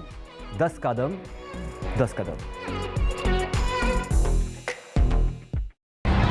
It's the semi-final before the big 2024 final. The high-stakes battles in the 5 states. Can Gehlot stop the Rajasthan revolving door this time, or will the Modi magic trump Gehlot ka jadoo? Is this the toughest political battle for Shivraj Singh Chouhan in 2 decades in MP? Will Kamal Nath turn the electoral tables this time decisively? This time, the BRS is facing a tough fight from the Congress, and the BJP's high-pitched campaign is making this a triangular contest in India's youngest state. Baghel banks on welfare scheme to retain Raipur for Congress. Which way Chhattisgarh will swing? There is a tough triangular fight between the MNF, ZPM and the Congress in Mizoram. The big question is, who will drum home? The fastest results, data crunching, accurate analysis and newsmakers. The battle for states. 6 a.m. onwards, all day, on December 3rd on NDTV.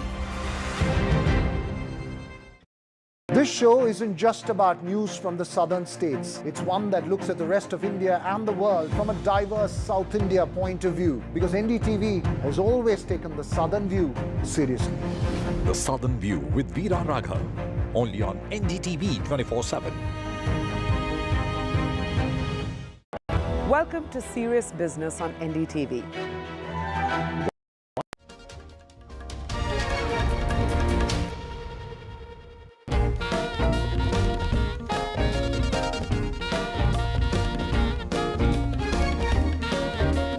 All right, welcome back, ladies and gentlemen. NDTV's continuous coverage of the big results, the semi-final results before the 2024 continues.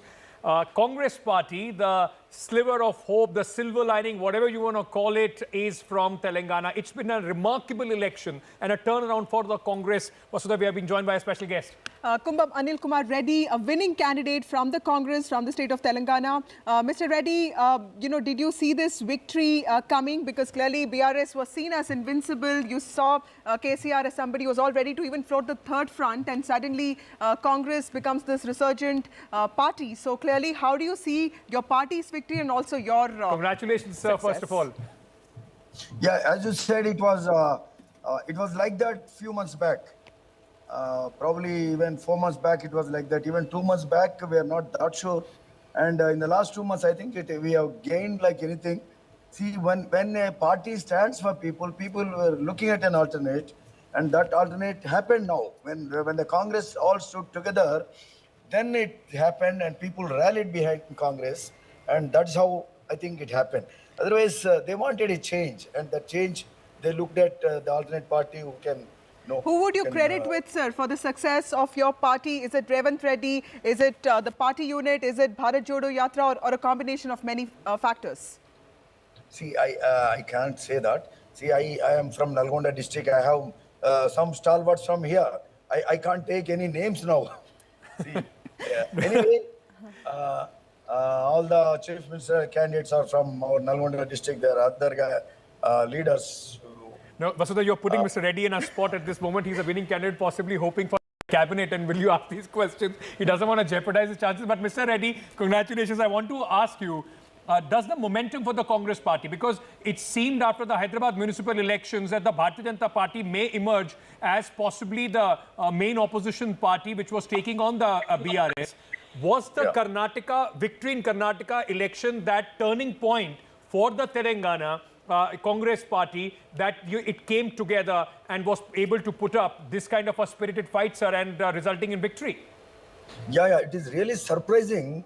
A party wins in the neighboring state, and suddenly people get that boost, and it suddenly started happening.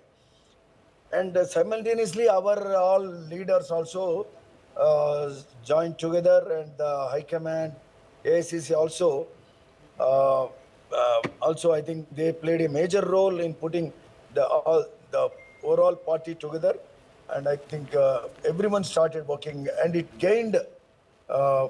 It went on gaining from. It started gaining from one strength to other strength, and right. And Mr. Reddy, everybody right now has only one question for Telangana: who is going to be the chief ministers? MLAs have to decide. You will play an important role. Who do you think is going to get the top job, sir? So, see, I just told you, but I just told you I can't take any names because, see, Revanth Reddy is anyway there. He is at the helm of affairs, he being the PCC president, and we have other equivalent leaders from my district.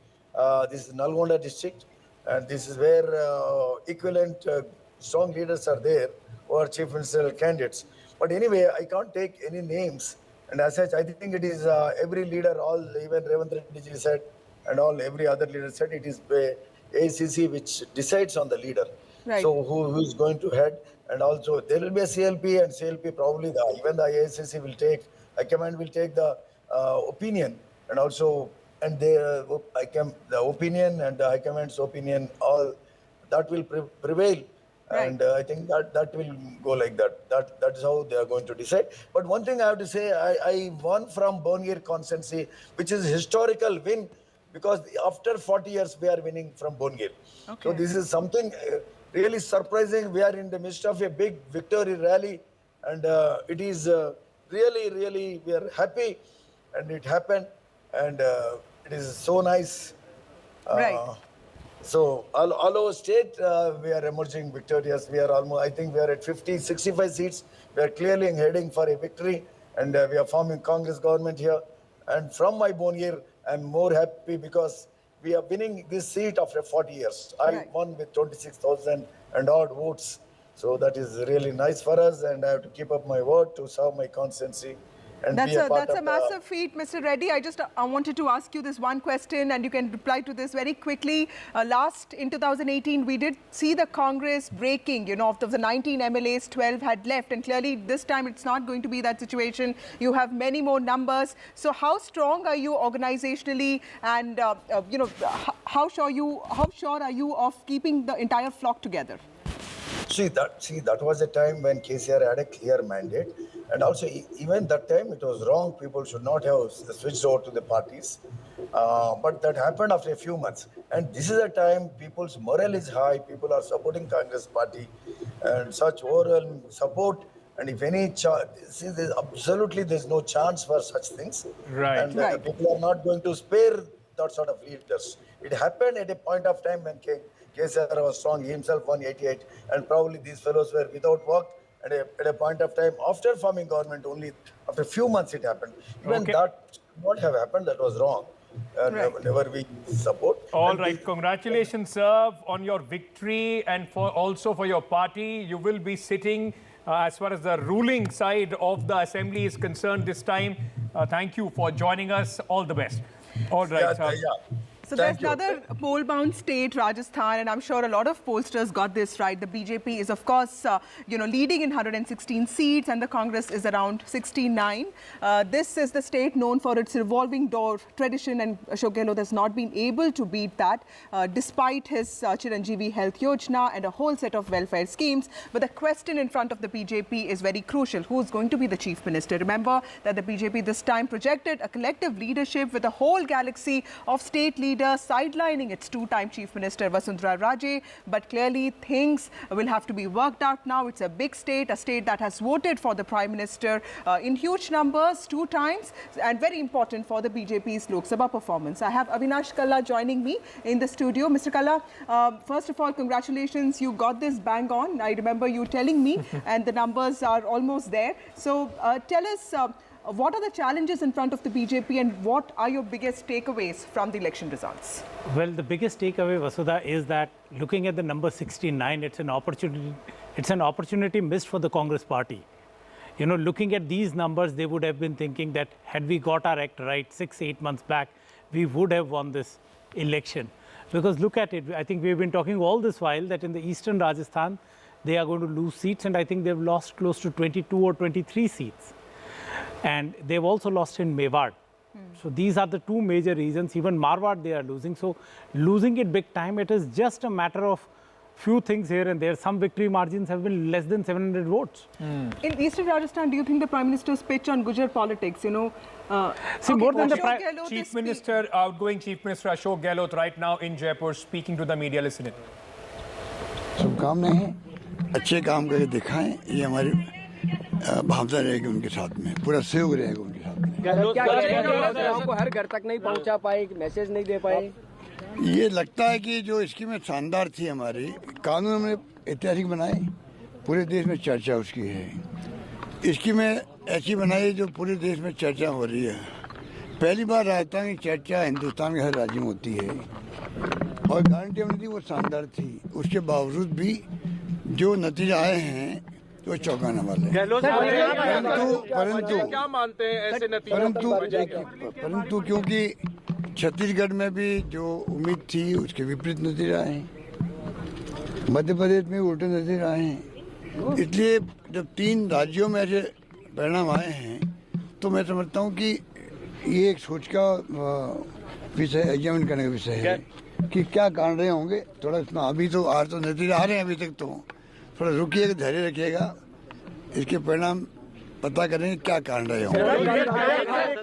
Sir, दिग्गज आ रहे हैं, नए चेहरे चुनाव जीते, लगता नहीं टिकटें कुछ और काट दी, कुछ टिकटें और काट दी, नए चेहरों को मौका दिया गया, वो सारे जीत रहे हैं। कांग्रेस पार्टी को सफलता। अभी मेरी बात सुनो, ये जो प्रॉब्लम यहाँ थी, हम भी जानते हैं कि ये नए चेहरे लाने की बात थी कि नए उम्मीदवार आने चाहिए, पर ये मांग मध्य प्रदेश में तो थी नहीं, छत्तीसगढ़ में नहीं थी, तभी वहाँ भी चुनाव हारे हम लोग। तो ये कहना कि भाई नए चेहरे तो जीत जाते, वो गलत बात है। नंबर 2, नए चेहरे को हम सब लाइक करते हैं, पर जो सर्वे आए थे, जो भी आए थे, उसमें अगर किसी के खिलाफ में एंटी इंकम थी तो नो ऑप्शन, इस प्रकार हालात बन गए थे, इसलिए वो भी जो फैसले हम करना चाहते थे वो नहीं हो पाए। गहलोत सर एक इधर भी ले लीजिए, लेकिन जो एमएलए के खिलाफ एंटी इनकम टैक्स मानते हैं आपने एक बार दिखा था। भाई मैंने कहा ना आपको, ये प्रॉब्लम मध्य प्रदेश में थोड़ी थी, ना एमपी में थी ना छत्तीसगढ़ में थी, चुनाव भी हमारे हैं। सर मेरा एक सर, अब अशोक गहलोत अपना रोल क्या देखते हैं? अशोक गहलोत अपना रोल क्या देखते हैं? देखिए मैं तो जनसेवक हूँ, मैंने कहा अंतिम सांस तक मैं प्रदेशवासियों की सेवा करूँ। सर मेरा एक सवाल है, चाहे भले मैं उसमें कोई पद पे रहूँ या नहीं रहूँ, मुझे तो सेवा का बचपन से शौक है और मैं उसी के अंतर्गत काम करता रहूँगा। आप लोगों के बीच में रहूँगा, राजस्थान और छत्तीसगढ़ दोनों प्रदेशवासियों के बीच में रहूँगा, उनकी सेवा करूँगा। सर ये फैसला क्या लोकसभा चुनाव को लेकर के जो कांग्रेस की तैयारी है, इंडिया अलायंस की तमाम कवायद चल रही थी, उसके लिए भी एक झटका मानते हैं? देखिए इन बातों का फर्क तो पड़ता ही है, पर मैं समझता हूँ जैसे खड़गे साहब ने कहा है, क्योंकि चुनाव में खड़गे साहब ने, राहुल गांधी जी ने, प्रियंका जी ने कोई कमी नहीं रखी, सबने हमारे नेतृत्व ने जम के कैंपेन किया यहाँ पर और हमारी स्कीम इतनी शानदार थी, हमें उम्मीद थी कि स्कीमों के आधार पर आगे जो वादे करें उनके आधार पर और कानून ऐसे ऐसे पास किए उसके आधार पर सरकार हमारी बनेगी, नहीं बन पाई।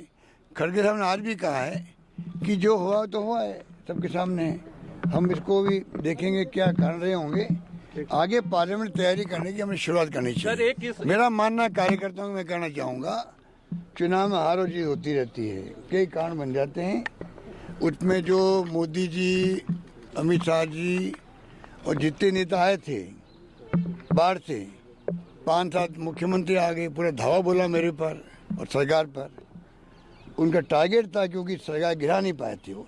मुझे उम्मीद थी कि जनता बदला लेगी उनसे कि आप लोग लोकतंत्र की हत्या कर रहे थे, सरकार गिराने का काम कर रहे थे, हॉस्टिंग कर रहे थे, जैसे आपने मध्य प्रदेश, कर्नाटक, महाराष्ट्र में करी। तो मैंने कहा जनता बदला लेगी, हो सकता है कि जनता वो बात समझ नहीं पाई होगी सर, जो सचिन पायलट के और इसलिए मैंने जो उम्मीद की थी कि जनता बदला लेगी इन लोगों से जो लोकतंत्र हत्यारे हैं, उल्टा हो गया। जो भाषा बोल के वो गए हैं वो भड़काने वाली भाषा थी, तनाव पैदा करने वाली भाषा थी, दंगे करवाने वाली भाषा थी, बार बार करने लाल का नाम लेना, बार बार जो 370 और 3 तलाक की बात करना, मतलब उनके कोई मुद्दा था ही नहीं। जो वो राजस्थान में हम क्या काम किए हमें उसकी आलोचना करते, वो उसकी कमियां बताते, खामियां बताते, हमें खुशी होती, बहस उस पर होती, होना वही चाहिए था। चुनाव विधानसभा के हैं, सभी लोग आए भड़का के गए। अब हो सकता है हिंदू और मुस्लिम और जो धर्म की बात ये लोग करते हैं वो भी एक कारण हो सकता है, क्योंकि जो ध्रुवीकरण हुआ है, लगता है कि मध्य प्रदेश में, छत्तीसगढ़ जैसे राज्य में जहाँ की एक तरफा जीत थी, मध्य प्रदेश में जनता इलेक्शन लड़ रही थी बीजेपी के खिलाफ में, ये माहौल था आज से 4 महीने पहले, 3 महीने पहले, और राजस्थान के अंदर शानदार माहौल था। कल रात तक उम्मीद थी सरकार हमारी बनेगी, तब भी मैंने कहा परसों नहीं बनेगी तो हम विद ह्यूमिलिटी स्वीकार करेंगे मैंडेट को। सर, जो सचिन पायलट और आपके बीच में जो तनाव था उसका भी असर पड़ेगा?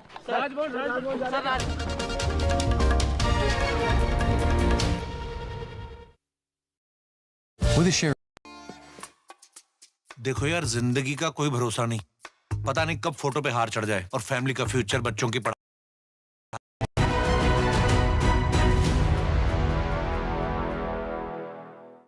I think the first thing is one very important question. But I asked Deepinder Goyal first time I met him. So the thing, Zomato was then called Food eBay, right?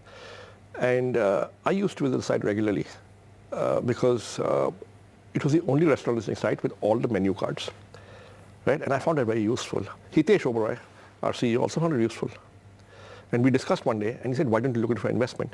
And I said, "Yeah, why not?" And I reached out to Deepinder. I didn't know him. I did in Google search to find him, and I sent him an email. And he came and met me. And the first question I asked him, "Yaar, Deepinder, ये idea कहाँ से आया? Where did you get this idea from?" And he said, "Look, I was working in Bain Consulting, right? And it was in Gurgaon. It was an office with maybe 50 or 60 people, mostly young, mostly single, mostly male, many living away from their hometowns. What it meant was they wouldn't get food from home for lunch. And consulting hours were long, so you ended up, maybe having 2 meals in the office, lunch and dinner. And office had a cafeteria which would not serve food, but you could get your own food and eat it. So to make life easy for the employees, the admin team had collateral menu cards of all restaurants that deliver there. Yeah. And so, and Deepinder said, it is a huge pain every day, 1 p.m. I go to the cafeteria, I have to wait in a line to access the file because everybody's come at 1 o'clock. And then I get it for 3.5 minutes, then I got to decide very quickly. I ring up the restaurant, I place my order, and then I come back after 45 minutes when it's delivered, and then I pay and I eat. Huge pain. One Sunday I came into office and I scanned all those menu cards and put those pages up on my personal page on the office intranet, and 2 days later the IT infra guy came to me and said, why is all the internal traffic going to your page? and that's when the penny dropped. This World AIDS Day, join the fight against HIV. I'm Ayushman Khurrana. This World AIDS Day on the 1st of December, come be a part of the Banega Swasth India campaign and be the change with me. One World Hygiene, 10 kadam, 10 kadam. It's the semi-final before This coverage on NDTV. The big semi-final, it was touted to be at this moment at least the semi-final going the Bharatiya Janata Party way in the Hindi heartland. A total domination of the BJP. The fascinating fact, ladies and gentlemen, all of the 4 election state, all 3, barring Madhya Pradesh, the incumbent government has lost. The BJP has been able to successfully defend and save a government which had anti-incumbency of 18.5 years. That, I believe, Congress party would be one of the most demoralizing defeat of this election. And then, of course, the turnaround, what happened in Chhattisgarh. Not many, even in the Bharatiya Janata Party, saw these numbers to be turning the way they have turned.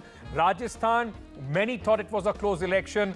Interesting fact, every time Ashok Gehlot has been dislodged from the government, the Congress party was left in tatters. It came down to as low as 21 in fact, 2023, 2013, I beg your pardon. This time, Mr. Gehlot, respectable 69 at this moment, but the fact remains that 3 governments from the Hindi heartland will be now the Bharatiya Janata Party. It takes you back to 2013, before the 2014 election when Prime Minister Narendra Modi won for the first time, where the BJP won all these states. We'll try and analyze, discuss the broad strokes, the big impact, not only for the BJP. Is it game, set, match for Prime Minister Narendra Modi for 2024? What of the India alliance with the Congress, which was possibly hoping will go at least with 2 or 3 victories for the India alliance before 2024?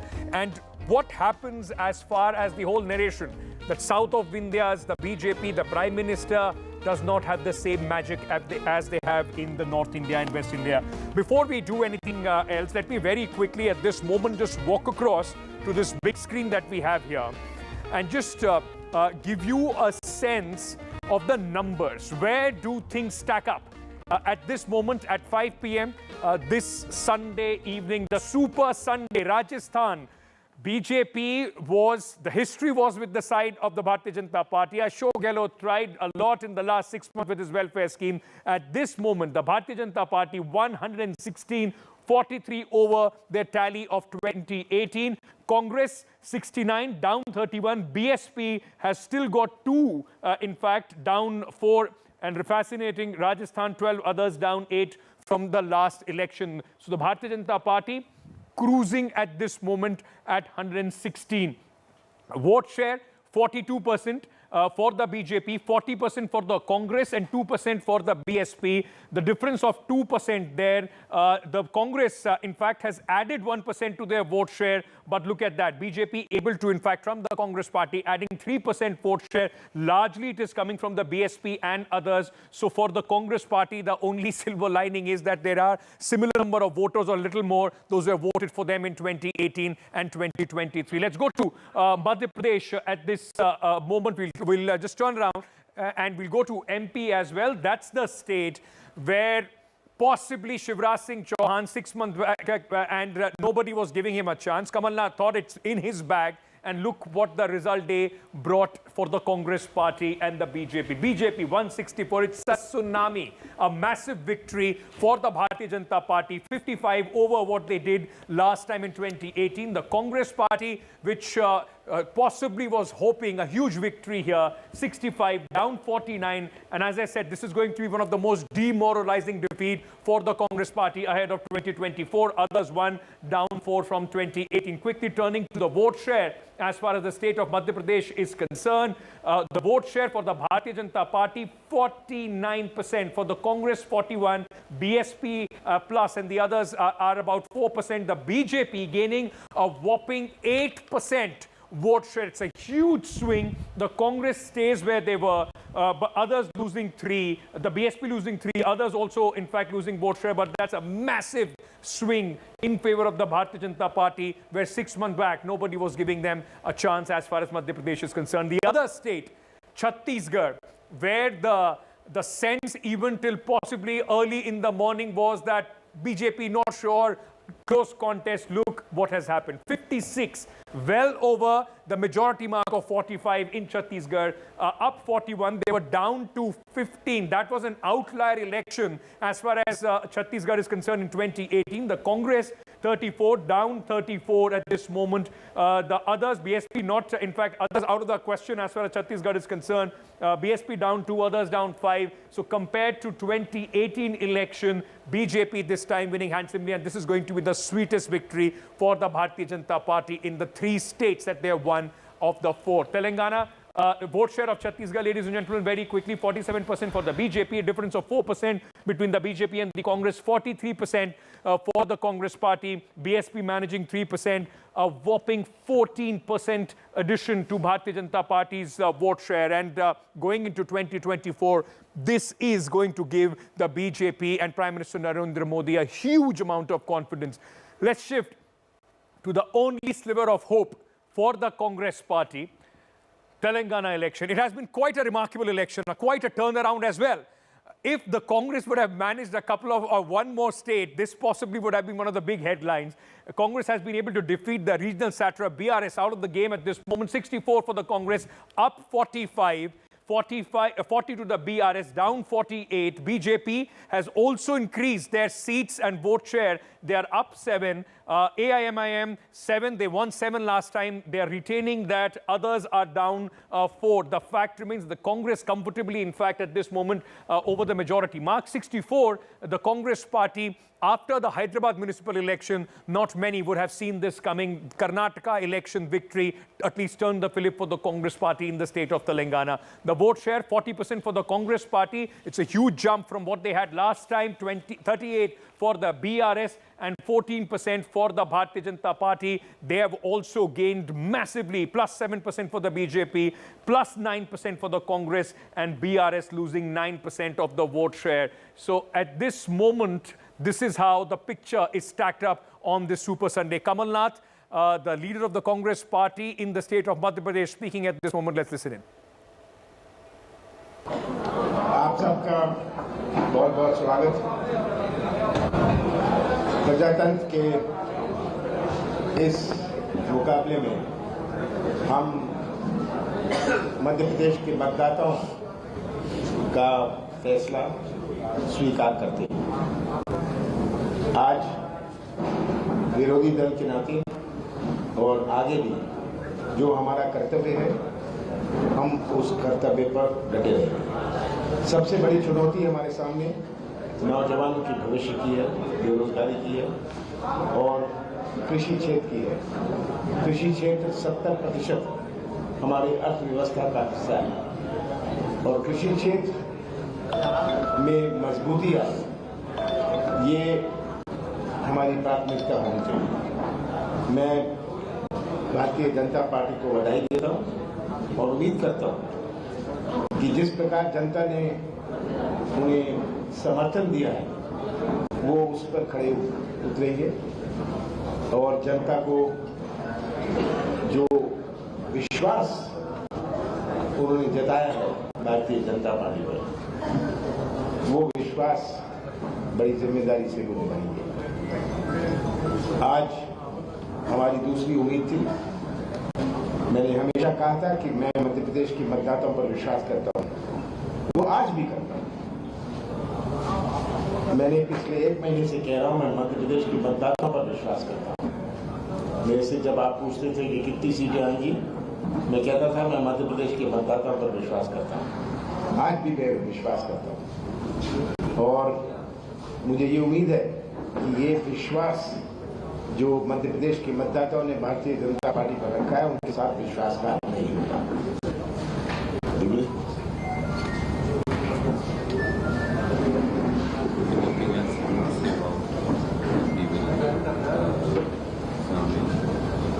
हम इस पर विचार करेंगे कि क्या हमें कमियां थी,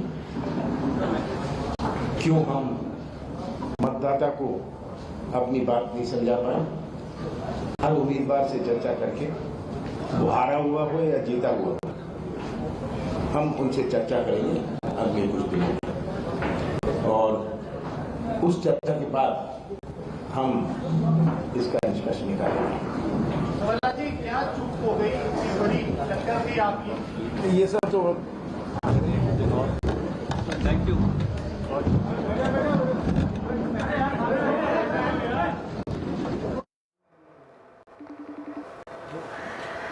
So that was Mr. Kamal Nath saying that he concedes defeat, and just look at that gap between the two parties. A vote share swing of 8% has converted into 99 seat advantage for the BJP. It's a state that they have not won with this number, Ankit, ever in the past. So it's very clear that that the BJP leadership did everything right, and the Congress got everything wrong. What? Yes. Maria, but let me ask you this.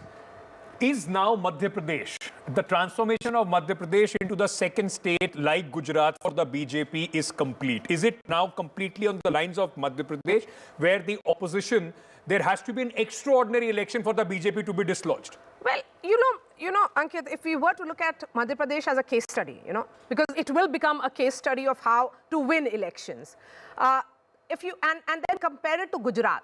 Gujarat has the two Gujaratis on the top, Prime Minister Narendra Modi and Home Minister Amit Shah. So there is that great sense of regional pride that Gujarati is, governing the country. In case of Madhya Pradesh, there is no Madhya Pradesh pride per se. But I think here it is about Prime Minister Modi who has become acceptable in a state of Gujarat. So completely different story. But just look at this Vidhan Sabha now, which has a different picture. Here is the BJP, which is returning with its biggest mandate ever, and this is coming at a time which is about the larger pro-incumbency which has worked for the BJP. Ma'am, I'm emphasizing on the fact that there is a woman voter, and this woman voter perhaps believes in Narendra Modi more than it believes in the Congress leadership. Absolutely. I think this is what the BJP needed the most, because after Gujarat, there was no such decisive victory for the BJP. And while I said in the morning also, the women vote share, around 4% of the women vote share actually is more towards the BJP, and it makes a very significant impact on the election results. See, what BJP has done is it has delivered on the ground. In the last 9 years, it has been delivering, whether the central schemes or with respect to the state government schemes, and this is something which they have worked to deliver, and that is where it is creating an impact. There have been people from the Congress who have been giving promises, but I'm not sure how much impact it is having on the ground, because what they are doing is they are trying to compete. If somebody is giving 1,000 rupees, okay, we'll give 2,000 rupees. So this kind of buying of a woman vote share is not possible. Just to add to one point, Ankit, if in all these states, Ankit, the Congress went with one theme of caste census. Is it a rejection of that, Anuragji? Yes. This is a complete rejection of caste census, because it has no sense also. I don't know why Rahul Gandhi is making so much noise on caste census. And I would like to add one more thing. When Shivraj ji announced this Ladli Behna Yojana, Kamal Nath was the person who criticized this scheme initially by saying this will spoil our economy, state economy. But later when he realized this is going to change fate of BJP, then he also announces Nari Samman. There's a difference. The scheme that the Congress, that's where the Congress also got it wrong. The Congress announced their 6 guarantees before Mr. Shivraj Singh Chouhan. And then Mr. Shivraj Singh Chouhan was able to supplement it. And the question also then becomes that there was delivery for the women. 1 rupee in your pocket with the promise of 3 rupees tomorrow is much better than somebody who is delivering at this moment than somebody who will. And the other big question, like we were talking about caste censorship, Mr. Kala, if I can get you in, because that seemed to be one of the things that the Congress possibly wanted, at least the Congress leadership wanted as a theme for all the state elections. In Madhya Pradesh and also in Rajasthan. Tell me, apart from Rahul Gandhi, which other local leader was talking about this? So even the Congress party did not have a cohesive narrative to go into this election. If the party had decided they want to go with caste census, apart from Rahul Gandhi, not a single local leader, including Kamal Nath, was speaking and projecting it as their trump card. You are absolutely right on this, Ankit. The Chief Minister just said this caste census word a couple of times, not more than that. So they were not at all in a mood to go and talk about it, and there was no cohesion. The issues about which Rahul Gandhi would talk in rallies were completely different and alienated from what the situation was on the ground. They made a hue and cry about ERCP project, but they were least bothered about it. It was just a speech to be given from a podium and tweets to be put out, nothing on the ground. So they missed out. May I ask you a corresponding question now? Yes. Sachin Pilot waiting in the wings forever now for the Congress party in Rajasthan. Yes. Was hoping even in the dying months of this government that, and everybody was talking about why would he want to become the chief minister right now? The history is against the Congress party in this state. One man apart, it's not that Sachin Pilot has said that, but how does Sachin Pilot look at these results right now? Is this possibly the moment? What happens to Mr. Gehlot from here on? He's possibly lost our favor with the central leadership.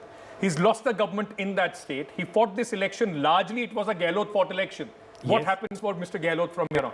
See, well, we saw Mr. Gehlot saying everything but taking the blame himself. He was saying we had good policies, everything. So he, with these number of 69, will not be in a mood day after when all the MLAs meet to call it a day. It's for the Congress High Command to take a call and say, okay, we pass it on to generation next. You will take questions. I think let's listen to Arun Singh of the BJP. He is addressing the press in Rajasthan, and then I'll bring in Congress MP Manikam Tagore. जवाब देने का काम किया। इन राज्यों के तमाम नेता जो इस बात का सपना देख रहे थे कि सनातन विरोध पे वो खामोश किया। हम प्रधानमंत्री जी का अभिनंदन करते हैं।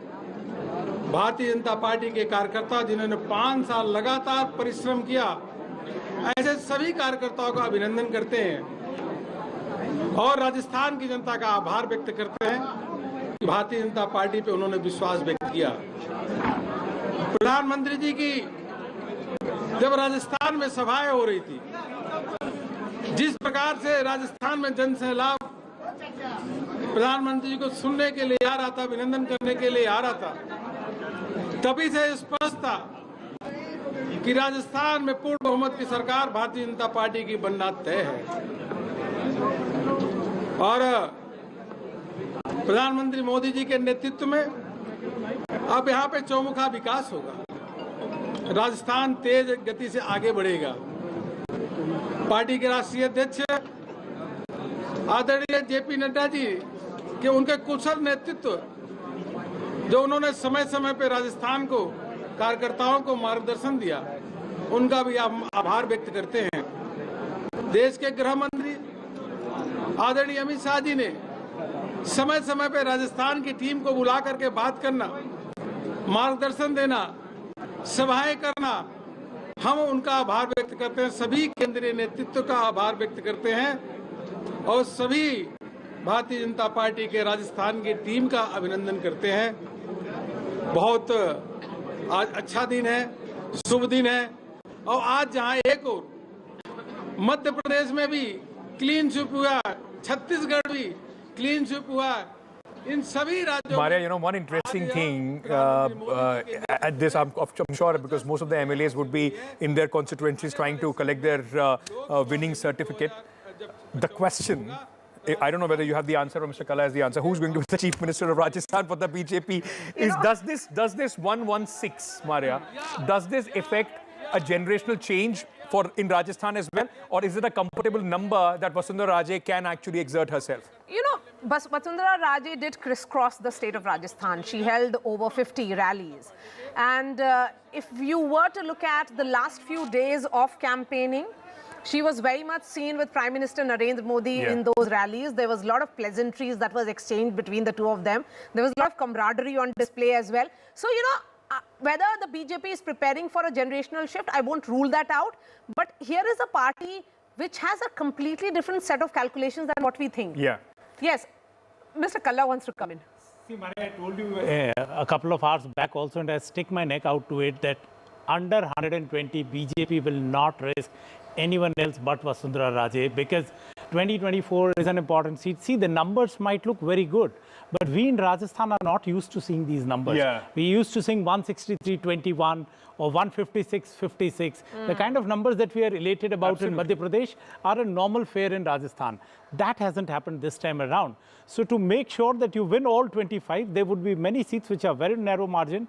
So you need somebody who could bring everyone together, and that at the moment is only Vasundhara Raje. Okay.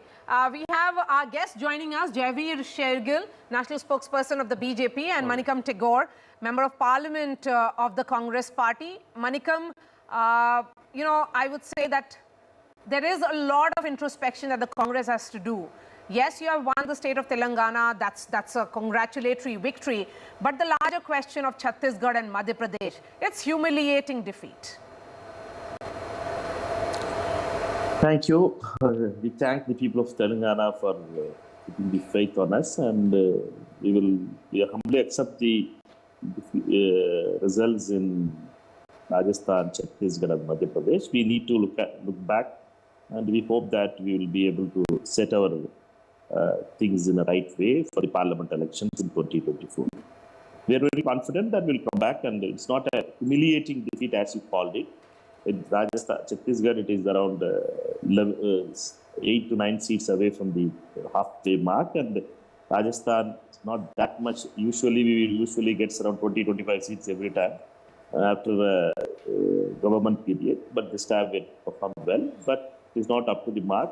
We need to work on it, and we will be able to work on it, I suppose, and we will be able to build a better structure, better narrative to win in 2024.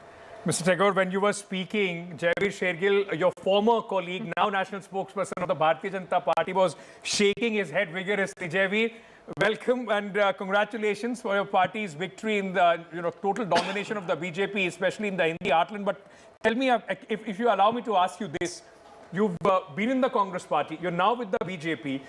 What is so different in the election management of the BJP that many pollsters, that you've experienced, that many pollsters, those who are not giving the BJP a chance in Chhattisgarh, they've been able to turn it around and have won Madhya Pradesh handsomely? Thank you, Ankit and Maria, for having me on your show. I will give that answer in just 1 second, but I'm going to say, being a Punjabi, and I have to say, it is balle balle for the Bharatiya Janata Party in these 3 states. The voters have chosen the politics of progress, prosperity, vikas and vishwas of Prime Minister Narendra Modi, and rejected Congress's politics of appeasement and negativity. Let's not forget, Mr. Rahul Gandhi conducted a Bharat Jodo Yatra in Madhya Pradesh and Rajasthan, which has clearly proven to be a voter todo yatra. The Bharat Jodo Yatra of Congress has proven to be a voter todo yatra, and the voters have broken away from them. And now let me come to your question. What is the difference? I was smiling and smirking when Mr. Manikam Tagore was speaking. The difference is this. Congress fights the elections on Twitter. Congress fights the election on the feedback of darbaris and sycophants. Congress fights the election on the heads of the George Soros and the BBCs and hollow echo chambers.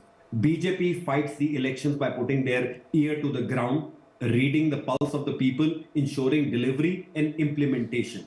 The difference is that the Bharatiya Janata Party never gets lost in celebrations, neither takes any win for granted, but prepares, hunker downs, analyzes, assesses. When Mr. Manikam Tagore was speaking, it reminded me of my days. We will go back to the drawing room, we will learn, it is not humiliating, the margin is closed, the vote share is this.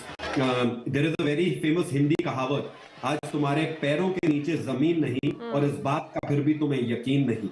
The point is, Manikam, you know, while the point that has been made by Jayaveer, you know, there is a lot of, valid argument that he can make against his political opponent in the Congress party. Is there a degree of complacency with which the Congress approached both Chhattisgarh and Madhya Pradesh elections? कि ये तो हमारा जीता हुआ चुनाव है. We know that people actually defeat what people speak and others. We had been practiced with it, but we had won Telangana also, where BJP is not able to touch the single digit also, or double digit also. For these kind of things, we had known it, and those people who speak up about BJP's Chahat and others, we know their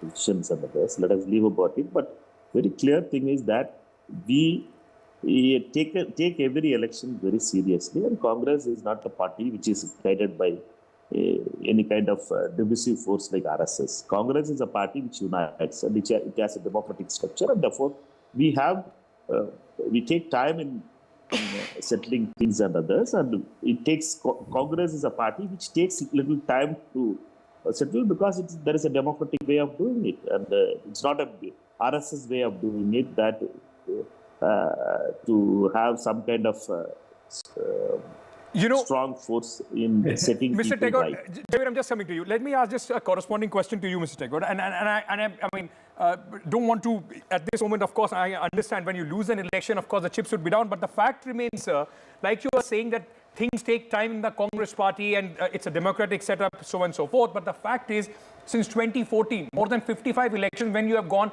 head-to-head with the Bharatiya Janata Party, you've not been able to overcome that. The fact remains that out of these 4 states, only one state has been able to save its government. That is Madhya Pradesh, where the BJP has been in power for more than 18.5 years. You've not been able to convert that anti-incumbency. You've not been able to hold states more than 5 years.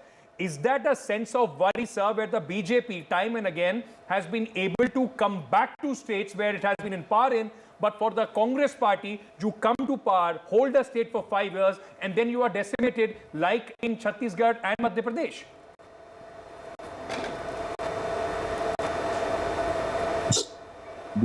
The problem with the present equilibrium is that you people come to conclusions so quickly about the democratic processes, and the Congress party just before 6 months has defeated BJP and your Modi in a very handsome way in Karnataka.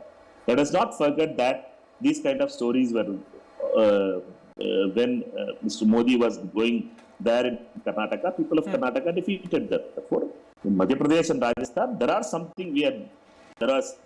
kind of missteps we have taken it, and we will get back that and we will correct it. We are in Chhattisgarh also, it is only 8-9 seats. We are down with the majority mark. How it went, what are the reasons, mistakes in the local level it has been committed, we will be working about it. But Mr. The BJP spokesperson was speaking about Bharat Jodo Yatra and others. Well, he will not be knowing it, but because newly converts always become more loyal to the master, therefore they will be speaking like this. The reality is that Bharat Jodo United people gave hope to people, gave some kind of hope to people that Manikam, will you accept that your bargaining power within the India bloc has also gone down? You had put all the interactions, all the conversations on hold because you were hoping that of these 5 states, one, of course, the results will be coming tomorrow, you'll be able to win at least 3. But you won only 1. So, the India bloc will have reasons to say that the Congress really doesn't have that fire in the belly to lead the opposition anymore. You cannot be the fulcrum of opposition unity.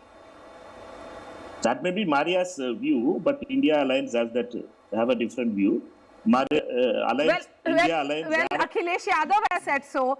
Nitish Kumar has said so. Mamata Banerjee has said so. Sharad Pawar has said so. So it's hardly Maria's view. It's your alliance partners' views.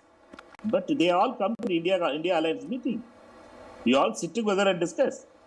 Therefore, in this chat, it is Maria's view. I take it as Maria's view, but we fight these battles very clearly, and we fight RSS, and we will fight those big corporates also. We will continue to fight this kind of thinking. But we are very clear that we will fight these battles, and people of India will one day be convinced. That's the view of us. But okay, we'll talk more about, just hoping that people will, in fact, get your message. Possibly it's time for a new narration as well, and the election machinery that we keep talking about. But Jayaveer, there is one question that I wanted to ask you, and please respond to it quickly. The fact remains that while the BJP is dominating the north of India, the west of India, we are seeing a complete domination as far as the Hindi heartland is concerned.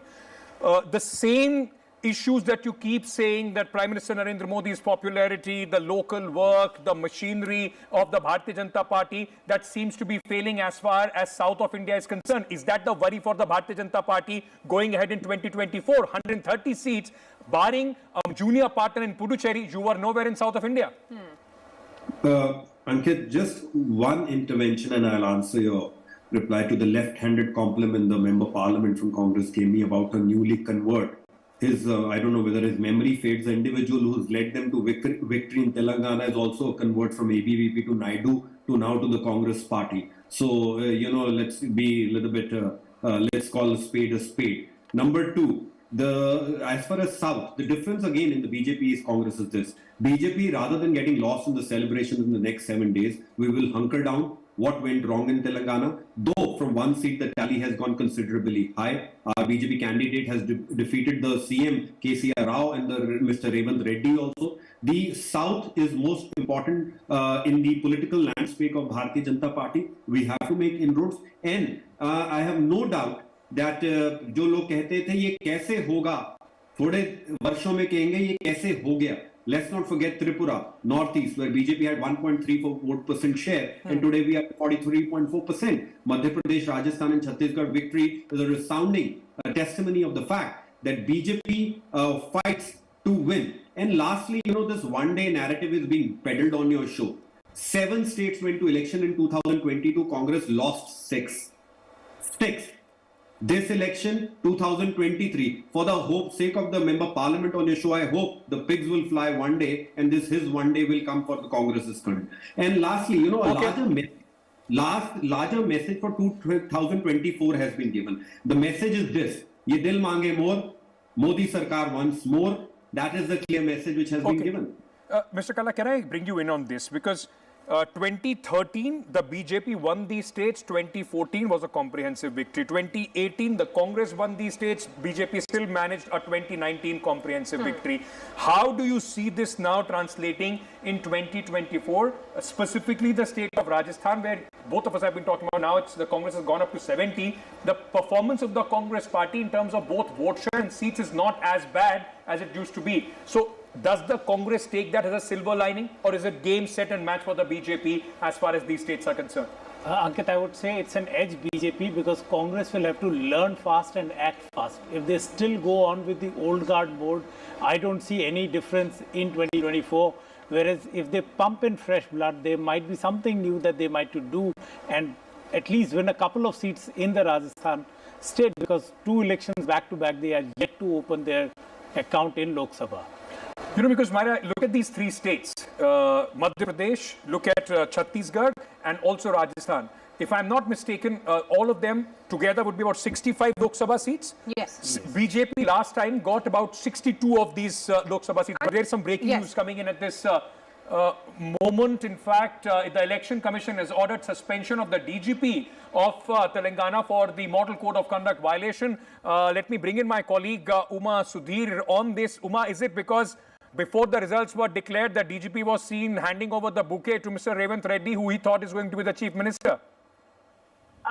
It is because the Model Code of Conduct is still in place, and during the Model Code of Conduct being in place, officers, in fact, are not expected to go and meet any political representatives. So even while the results were coming out, the DGP, not just the DGP, in fact, along with him, it's DGP Anjani Kumar, additional DGP Law and Order Sanjay Jain, and additional DGP CID Mahesh Bhagwat have reached the Congress President Revanth Reddy's home, and they congratulated him. And that is something that is seen as a violation of the Model Code of Conduct, and that's the reason why the Election Commission, we understand, has suspended Mr. Anjani Kumar and has asked Mr. Sanjay Jain, who is additional DGP, and also additional DGP Law and Order, and also Mahesh Bhagwat, who is additional DGP CID, to give an explanation by 8 p.m. today on why they did this and an explanation for how they violated the Model Code of Conduct. Umasudi, thank you for joining us. This also tells you, Maria, lesson to be learned. Before the chickens are completely hatched, there is no point putting your money somewhere. It can prove dangerous. The man thought that the power is shifting, went there to meet him, and now is facing suspension. But the point that I was making, and Maria, come in on that, and of course we can take it to our guest as well. The fact remains that in all these states, the BJP maximized it. Yes. In the Lok Sabha, in the last Lok Sabha, 62 if I'm not mistaken, out of 65. What else can the Bharatiya Janata Party do? So does the Congress take still hope from that there is still a fight left as far as Lok Sabha is concerned, while they are bolstering their chances as far as Southern India is concerned? No, I would say that it gives fillip to the BJP's narrative now. And it certainly adds to, a great degree of setback to the Congress's campaign of caste census. Caste census was seen as this big wild card that India group has found, particularly after Nitish Kumar releasing it. But caste census is not an answer in several states. And if anything, BJP's victory in 3 states, in 2 of which nobody gave them a chance, and in Madhya Pradesh, they have, Ankit, they have reached that mark of 50%, an ambitious number which the BJP usually wins in the Lok Sabha election. Absolutely. They have managed to win in assembly elections. It's remarkable. Yeah, I mean, it's you can't remarkable. take that Anuragji, I have, we keep talking about assembly. But I've been told that our colleague Arvind is joining us at this moment to explain to us what are the violation of the MCC as far as the DGP of Telangana is concerned. Arvind, go ahead. Right. As soon as I went to him, we have lost that line. With Arvind, the fact remains that 2 senior officers, the DGP has been suspended, the additional DGP has been asked to explain by 8 p.m. and this is in terms of the Model Code of violations. Arvind, go ahead, just explain to our viewers why has this strict action been taken against the DGP? Ankit, ECA sources have told NDTV that they have taken a toughest decision today by placing the Telangana DGP Anjani Kumar under suspension for meeting Telangana Congress President Revanth Reddy at around 12:15 p.m. when the counting process was underway. So according to EC sources, this was a clear case of violation of Model Code of Conduct, and that's why the Election Commission of India has taken this toughest decision. This is the exact word that was used by the senior most officer in the Election Commission of India. They told us that they have taken this toughest decision to suspend the DGP of a state, that is the Telangana, for allegedly violating Model Code of Conduct by meeting a political party leader who is also a contesting candidate even when the counting process was away. And that's where the Election Commission sources say, because as head of the force, the DGP could not have gone ahead and met a contesting candidate, because that would give a completely wrong picture. And if the SPs, all the subordinate officers right under him, even if they had started deserting the counting centers, and even if they had started meeting the political leaders, that would have created a huge impact on the counting process. And that's where the Election Commission has taken this strong action against Telangana DGP Anjani Kumar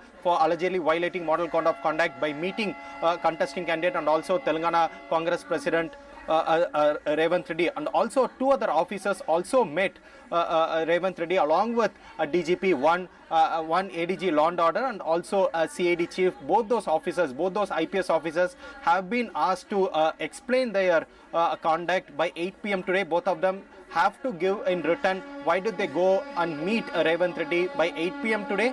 But the Election Commission has taken a strong action against DGP for going ahead and meeting one of the contesting candidates. So DGP has been suspended.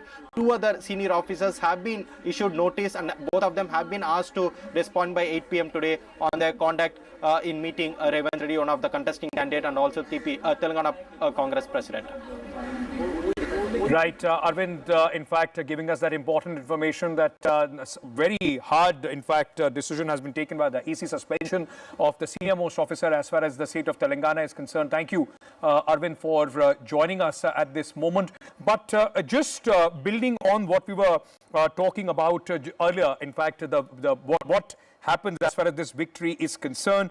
Can I, in fact, at this moment, Mr. Anurag Verma, what is happening in south of India, should that be a worry for the Bharatiya Janata Party? Is there a different way for them now to approach before the 2024 elections? They maximize these states. 65 out of 62 seats were won by the BJP.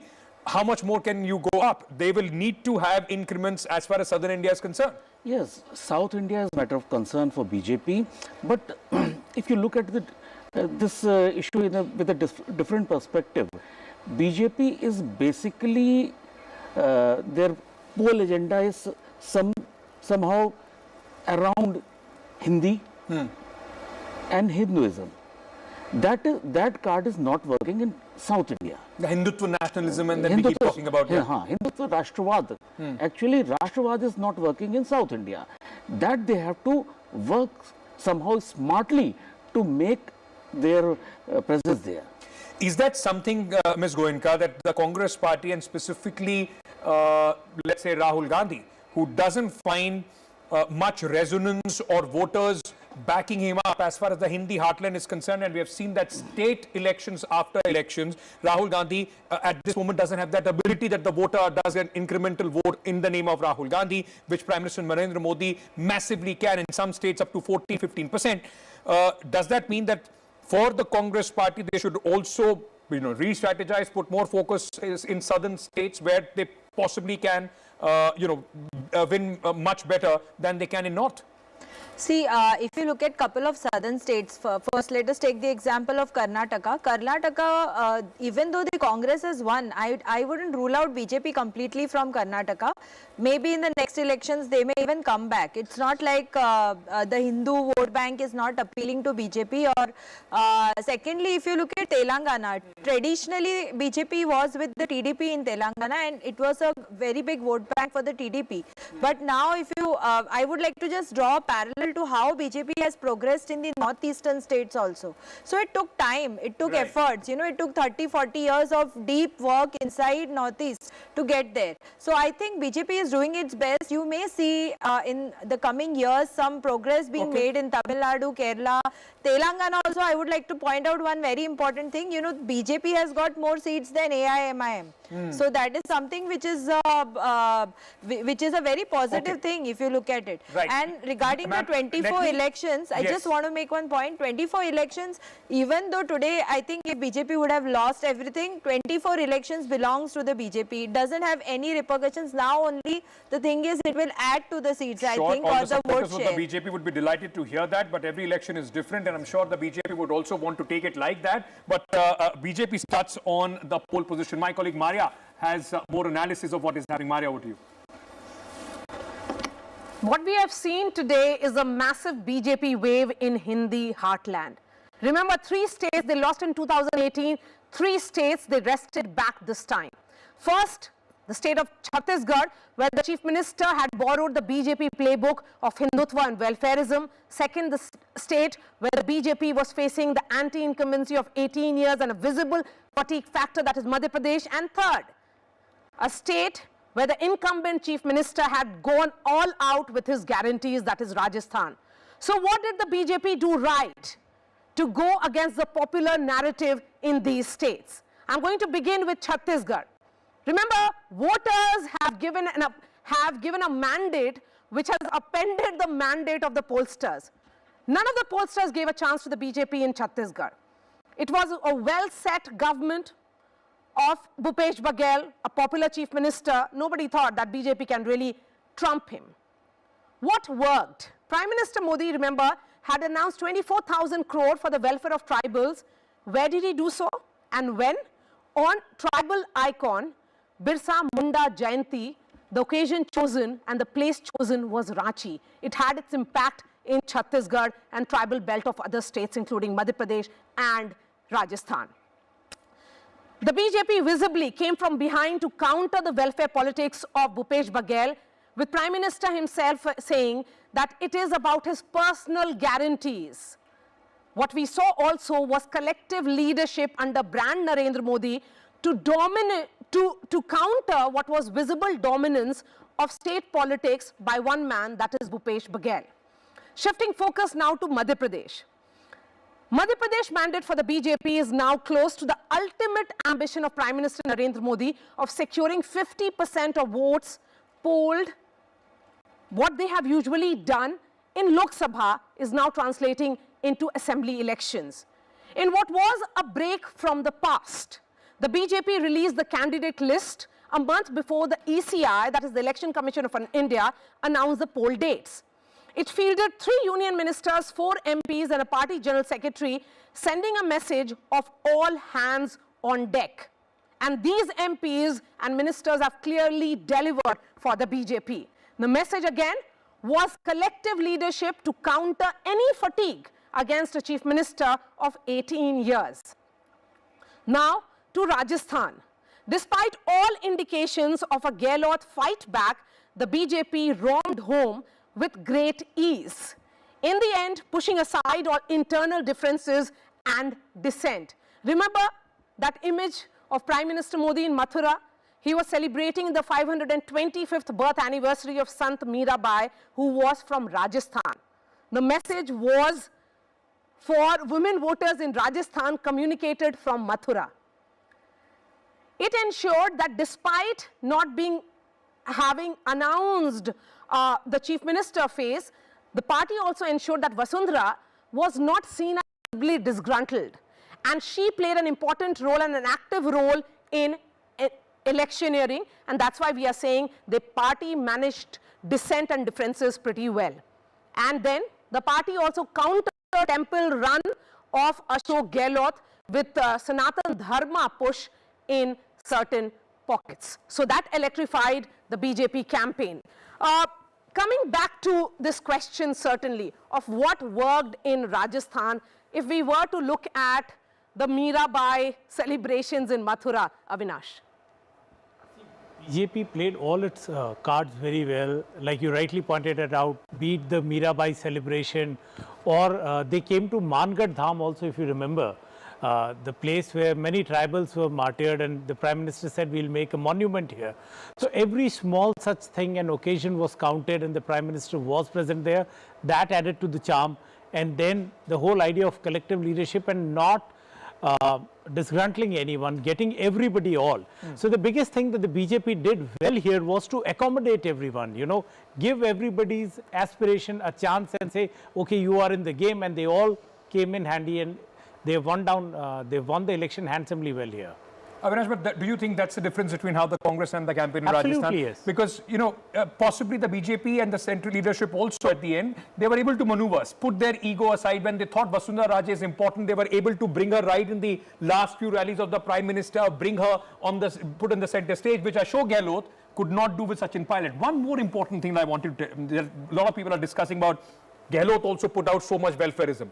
Shivraj Singh Chouhan put out welfareism. Why is it that his worked and his did not? I think one important factor of all the schemes that Mr. Ashok Gehlot put out, there was no direct cash benefit scheme that went in anybody's pocket. Money going in your pocket trumps everything. Yes, Chiranjeevi scheme was great, but people thought, jab main bimar hoonga, tab fayda hoga. Cylinder jab khatam hoga, tab milega. But what Shivraj Singh Chouhan started putting money in their pocket, was that a big difference in the welfare schemes?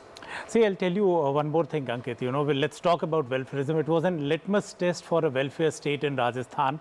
But the Rajasthanis have one thing which I've always said, that they look at, and it goes with what you're saying, what we have got from this government is done, what is it that the new one will give? So we look at two Bahi Khatas, you know, the Rajasthanis look at their Bahi Khatas very well. They said whatever we have got from this government would continue because none of the people-friendly schemes have ever been stopped. They have just been renamed and going ahead. So that was clear, and so the Congress whole idea that you lose out on this or that didn't work. Secondly, you talked about Sachin Pilot. Yeah. You know, I'll tell you one more thing. There was a divided house in the BJP. There were 10 to 12 people out, but they always did their optics. Sir, I'm sorry I'm interrupting you here. BJP President JP Nadda, the man who would be, as Javeer was saying, doing balle balle today, the president of the BJP has arrived at the party headquarters. This Maria has also, I mean, it has a significance. The way the BJP, and it has now become a routine as far as the BJP is concerned. And the new party office. The new party, that's what I'm IPO saying. office. They win the election. And then it will be a protocol. What will happen is, here is the BJP president who has just arrived. He'll be followed by the arrival of the Home Minister Amit Shah, and then the Prime Minister arrives. So, and the Prime Minister will be welcomed by BJP President. The message is that Prime Minister in BJP office is a BJP Karyakarta, and that the BJP President is supreme in the party headquarters. So I think in terms of imagery, this is the party which has managed it extremely well. You know, you may say whatever, but Ankit, let's not forget that there is this triangle that's working. Yeah. And all these three leaders, be it Mr. Nadda, Home Minister Amit Shah and Prime Minister, they have different roles. Absolutely. Mr. Nadda, with his with his amicable temperament, actually has ensured that the organization functions in a different way. Right. Home Minister Amit Shah is the nuts and bolts man, and of course the overarching image of the Prime Minister. So every leader has a role to play. And he'll also say that all these victories are coming under his leadership as the party president. Record will be, the history will say that it was the BJP president, JP Nadda, one victory after another. Eventually, that's what the records will say. But as I said, when things are working, when there is a team which is winning, you see all these nuts and bolts working perfectly. Yes, there is a lot of work that goes behind it. And that work behind making sure that you cross that finishing line is something that Congress possibly can now take a leaf out of BJP's book. I have to slip into a very short break. It will be very hectic after the break when the celebration started at the BJP office. So our commercial, commitments at this moment. Coming back, stay tuned. NDTV has a 360-degree view of this election season. Stay tuned.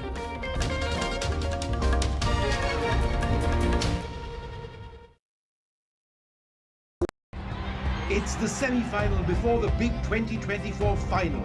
The high-stakes battles in the 5 states. Can Gehlot stop the Rajasthan revolving door this time? Or will the Modi magic trump Gehlot ka jadoo? Is this the toughest political battle for Shivraj Singh Chouhan in 2 decades in MP? Will Kamal Nath turn the electoral tables this time decisively? This time, the BRS is facing a tough fight from the Congress, and the BJP's high-pitch campaign is making this a triangular contest in India's youngest state. Baghel Banks on Welfare is keen to retain Raipur for Congress. Which way Chhattisgarh will swing? There is a tough triangular fight between the MNF, ZPM and the Congress in Mizoram. The big question is, who will romp home? The fastest results, data crunching, accurate analysis and newsmakers. The battle for states. 6 a.m. onwards, all day, on December 3rd on NDTV. This show isn't just about news from the southern states. It's one that looks at the rest of India and the world from a diverse South India point of view, because NDTV has always taken the southern view seriously. The Southern View with Veera Raghav, only on NDTV 24/7.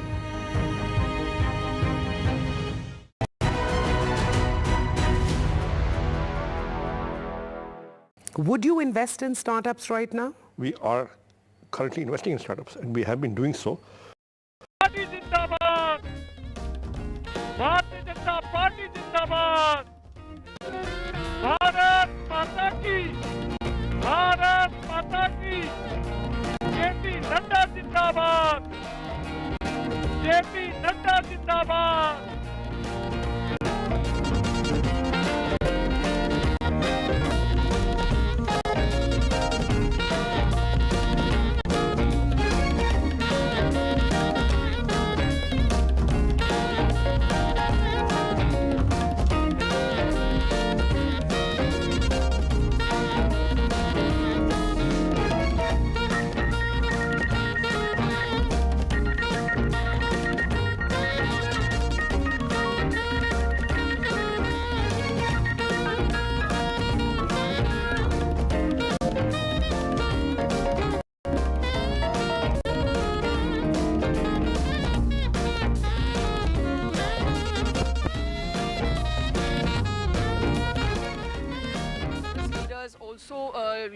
for Delhi. Amrita Dhawan ji there getting ready to go to Delhi. And so Amrita ji, what would you like to say about the Congress's in performance in Rajasthan? देखिए, राजस्थान के इस सभी परिणामों का स्वागत भी करते हैं और एक्सेप्ट भी करते हैं. पब्लिक का जो निर्णय है वो सर माथे पर है. क्या कमियां रही उसका विश्लेषण होगा.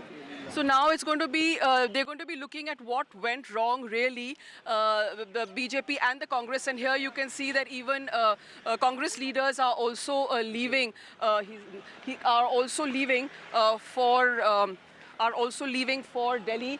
Gajendra Singh Shekhawat there, about to leave for Delhi. He's in the car getting ready to go to Delhi. There'll be charter flight accompanied by Mr. Arun Singh. So in little 2 minutes if we can just have with you. Gajendra जी, बहुत बहुत बधाई. बहुत ही ऐतिहासिक जीत रही है और आपने पूरी तरह से बीजेपी की, आपने सीपी जोशी ने और अरुण सिंह ने पूरी तरह से बीजेपी की कमान संभाली थी. You were the backroom boys. देखिए, भारतीय जनता पार्टी के सभी ज्येष्ठ कार्यकर्ताओं ने मिलकर के भारतीय जनता पार्टी की इस प्रचंड बहुमत से विजयश्री जो माननीय नरेंद्र मोदी जी के नेतृत्व में उनके चेहरे पर जो चुनाव लड़ करके हमने हासिल किए, उनके द्वारा धरातल पर किए गए कामों के आधार पर, उनके द्वारा सामान्य मानवीय के जीवन में लाए गए परिवर्तन के आधार पर जो जनता ने मतदान किया है, ये जीत माननीय नरेंद्र मोदी जी को और भारतीय जनता पार्टी के देवतुल्य कार्यकर्ताओं को हम सब लोग समर्पित करते हैं. पर आपको क्या लगता है, क्या खास रहा आपके कैंपेन में जो आपने अलग किया? देखिए, इस गारंटी फॉर गारंटी था, चुनाव में गारंटी और ये सब चीज़ें जो है ये नीजक रिएक्शन से आई थी. भारतीय जनता पार्टी पहले ही दिन से इस वर्तमान की कांग्रेस सरकार के विफलता को लेकर के और माननीय मोदी जी की सरकार की योजनाओं को धरातल पर उतारने में जिस तरह से कोताही गहलोत साहब की सरकार ने की थी, उसको लेकर के लड़ रही थी और जनता ने उसको शुरुआत से ही एंडोर्स भी किया था. जनता ने उसको जो है उस पर मोहर भी लगाई थी. 1 साल पहले जब हमने जनाक्रोश यात्राएं की थी, तब भी इस बात का भरोसा और विश्वास हो गया था कि राजस्थान की जनता ने कांग्रेस की वर्तमान सरकार को उखाड़ फेंकने का मानस बना लिया. गजेंद्र जी, you managed to do a very cohesive leadership. देखिए, आप खुद देख सकते हैं कि भारतीय जनता पार्टी को न केवल राजस्थान में अपितु मध्य प्रदेश में, छत्तीसगढ़ में, सभी जगह नरेंद्र मोदी जी के नेतृत्व में, क्योंकि तीनों ही प्रांतों में हम नरेंद्र मोदी जी के चेहरे पर चुनाव लड़ रहे थे, लैंडस्लाइड विक्ट्री मिली है. और ये इस बात का द्योतक है कि नरेंद्र मोदी जी का तिलिस्म, उनका जादू अभी भी चल रहा है. लोग उनमें अपने लिए किसी न किसी तरह से एक हमसाये की तरह उनको देखते हैं. युवा लोग उनको अपने मेंटर की तरह देखते हैं. महिलाएं उन्हें अपने भाई की तरह देखती हैं जो गरीब के कल्याण के लिए काम करते हैं. देश का सामान्य मानवीय उनको उनके जीवन को सुधारने की गारंटी देने वाले व्यक्ति की तरह समझते हैं. देश के सैनिक उनको अपने सहयोगी और सखा की तरह समझते हैं. इसलिए देश का हर एक तबका उनसे जिस तरह का जुड़ाव रखता है, ये उसी के चलते हम जो है ये 3 राज्यों में प्रचंड बहुमत से जीत पाए हैं. आप कहीं ना कहीं सीएम कौन बनेगा, सीएम कौन रहेंगे, कांग्रेस क्या कहेंगे? देखिए, मैंने शुरू से कहा था कि जब सरकार आखिरी 6 महीने में इस तरह की योजनाओं को लाने का प्रयास करती है, तब वो विफल होती है, क्योंकि वो ये जानते हुए ये योजनाएं लेकर के आती हैं कि उनकी धरातल खिसक चुकी है, उनकी जमीन समाप्त हो गई है और एक बार फिर वही सिद्ध हुआ है. Who will be CM is the big question, Gajendra. ये तो अभी समय बताएगा. Thank you. So Gajendra Singh Shekhawat, एक खास मुलाकात NDTV से जाते जाते उन्होंने कहा कि हु विल बी सीएम के लिए $1 बिलियन क्वेश्चन, उन्होंने कहा कि समय बताएगा. लेकिन गजेंद्र सिंह शेखावत जी गए हैं दिल्ली और हम देख रहे हैं कि अरुण सिंह जी भी उनके साथ गए हैं. तो यहाँ यानी कि जो बीजेपी के सब रणनीतिकार हैं अब जो है वो दिल्ली रहेंगे और आगे की चर्चा वहाँ पर होगी. What is the next plan? So now the BJP has very clearly done Operation Desert Storm in Rajasthan. They had a huge challenge from the Congress, from Chief Minister Ashok Gehlot and his social welfare schemes. But somewhere, like you heard Gajendra Singh Shekhawat saying, a guarantee for guarantee. And of course, the fact that, the BJP did come up with an experiment and they went ahead. उन्होंने Prime Minister Narendra Modi के चेहरे पे चुनाव लड़ा और वो जीत गई. इसका मतलब कहीं न कहीं जो लीडरशिप है बीजेपी की, जो रीजनल लीडरशिप है, उसमें भी कहीं ना कहीं फेरबदल या उठापटक हम देख सकते हैं. So some expect some kind of leadership change. Also the fact that this experiment of the BJP, despite challenges, has succeeded. Jaipur se Harsha Kumari Singh, NDTV.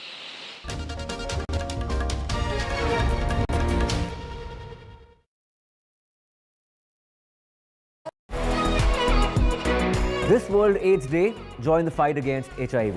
I'm Ayushman Khurana.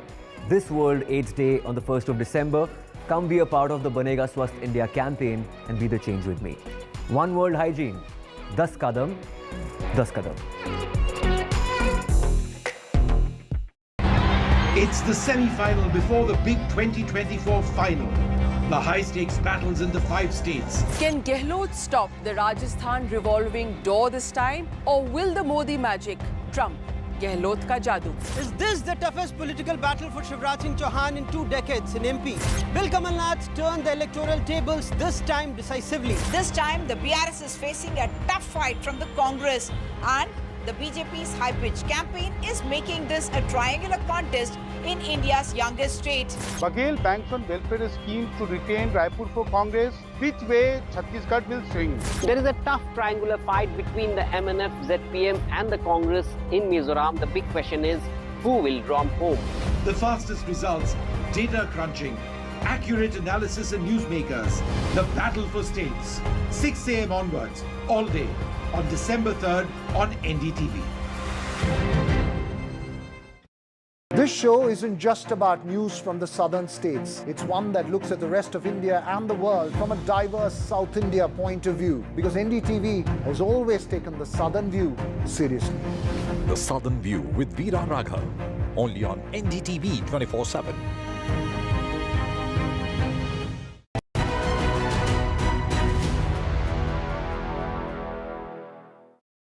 Give us a sort of profile without disclosing too much of its, but you know, the kind of startups that excite you today.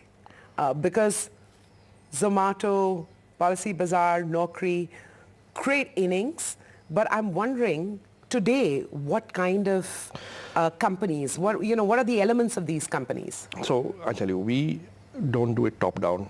We don't say, hey, this is a good sector, let's go.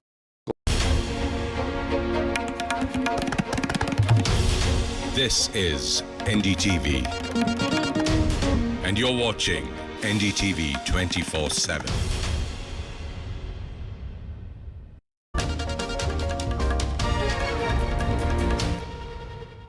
Welcome back. All the action continuing to unfold. In fact, all the action's only unfolding now. So far, it was just the numbers that were unfolding. All the political action on who's going to be Chief Minister, holding of the MLAs together, all happening from Jaipur to Hyderabad. All this action. I believe we can go across live to Uma Sudhir, who's there outside the Taj Krishna, where the Congress's MLAs, at least the ones who have won so far, are there. Uma, the DGP of Telangana has been suspended for model code of violation, we believe, because he went and met Kishan Reddy. The Congress MLAs are out there. Early in the morning, we discussed a number of about 70, 72, but it now seems to be settling around 64, 65. Is there a sense of anxiety in the Congress, given the kind of horse trading we've seen in other states? Yeah, first the news on the DGP, Mr. Anjani Kumar, then Sanjay Jain, who is the additional DGP Law and Order, and additional DGP CID, Mr. Mahesh Bhagwat. All three of them went to the residence of Revant Reddy this morning around noon and handed over a bouquet and greeted him. And that was seen as a violation of the Model Code of Conduct by the Election Commission, who are quoting the fact that the officials are not meant to meet with politicians when the Model Code of Conduct is in place, and that's the reason why Mr. Anjani Kumar has been suspended, and the other two officers, Mr. Bhagwat and Mr. Jain, Sanjay Jain, have been asked to give their explanation before 8 p.m. today.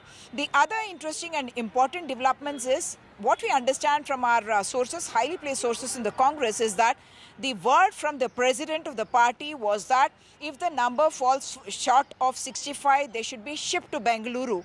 And if they are between 65 and 70, they can be kept in a hotel, in a place, in a 5-star hotel in Hyderabad.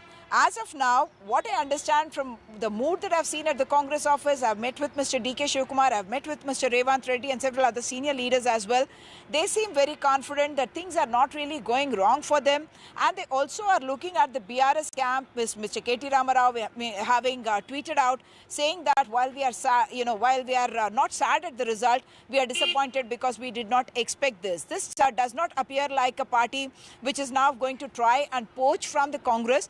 Anyhow, the Congress does not want to take any chances, so all the MLAs were asked to come to Taj Krishna. We have now arrived at Taj Krishna, but we are being told that the MLAs are going to be shifted to another resort, which actually belongs to the relative of Ponguleti Srinivas Reddy, who happens to be a very strong man from Khammam, should I say, and someone who took care of many candidates. In fact, he is quite money bag and he took care of many candidates. So someone actually referred to him as the DK Shivkumar of the Congress here in Telangana. So that apart, one other development. What we also understand is that at least 2 ministers from the BRS government who have in fact won this election have already spoken to the Congress, and we are being told that as many as 15 people from the BRS other than these 2 have actually got in touch with the Congress and could be